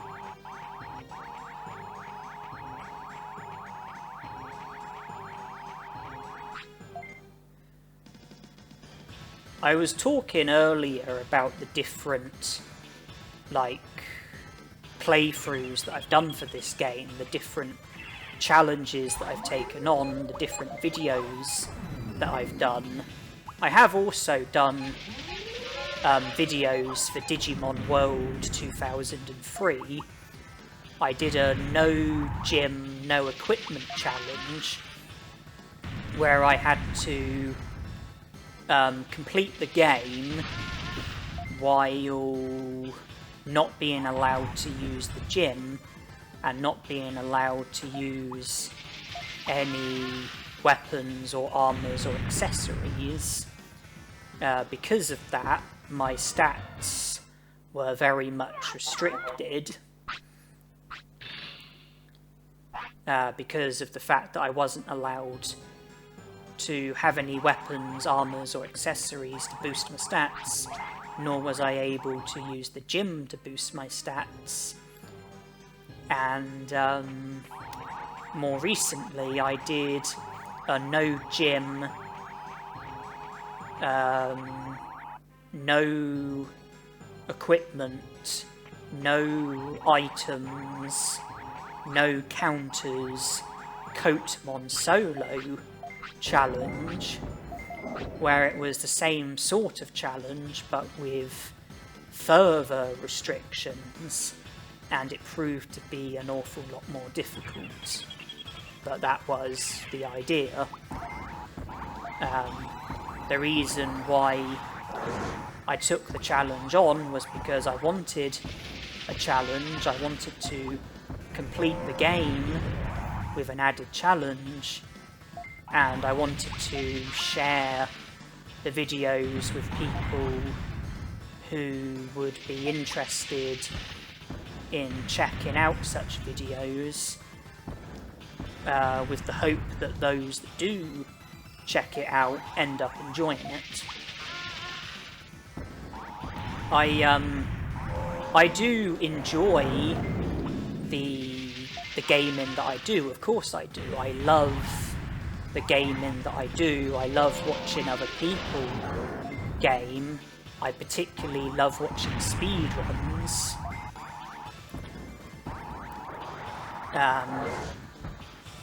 And I am very grateful for the views that I get. I know I'm not exactly the most viewed YouTuber in the world. I'm not exactly the most viewed gamer in the world.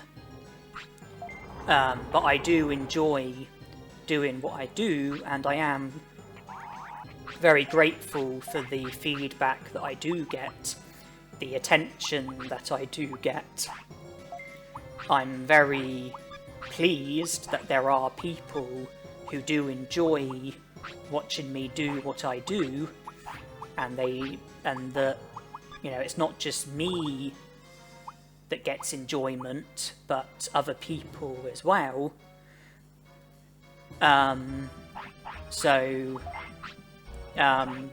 am very pleased and very grateful for any views that I get, any attention that I get, and any feedback that I get, because of all the ways that you could spend your time, I'm very flattered and grateful that some of you choose to spend your time watching the gaming that I do, and that you take the time to provide me with feedback, mostly positive feedback, and it's very reassuring to hear people say that they enjoy watching the stuff that I do.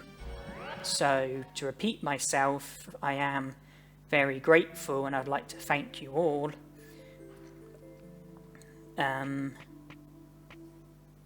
I do put a lot of effort into the gaming. I am very committed to it. It is a passion of mine.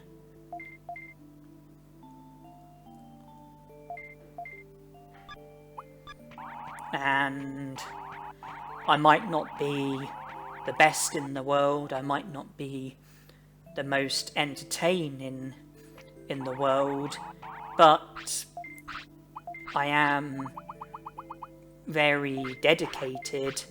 I do put a lot of effort in, and I do love what I do. And we are more or less at the end of this run, this Digimon World Overpowered Run, and those of you, if you've watched this all the way through, then I'm very glad that you've stuck around. I can only hope that you've enjoyed watching this. I'm very open to feedback if you've got anything to say regarding this run.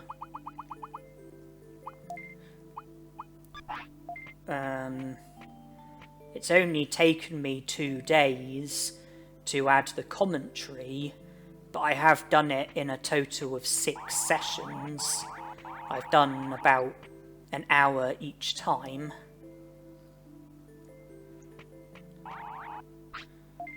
Agumon says all the Digimon have joined. Vegiemon. So Vegimon's joined. Tanemon's joined. Muncimon's joined. Skull Greymon, Myotismon. Prosperity rate 100.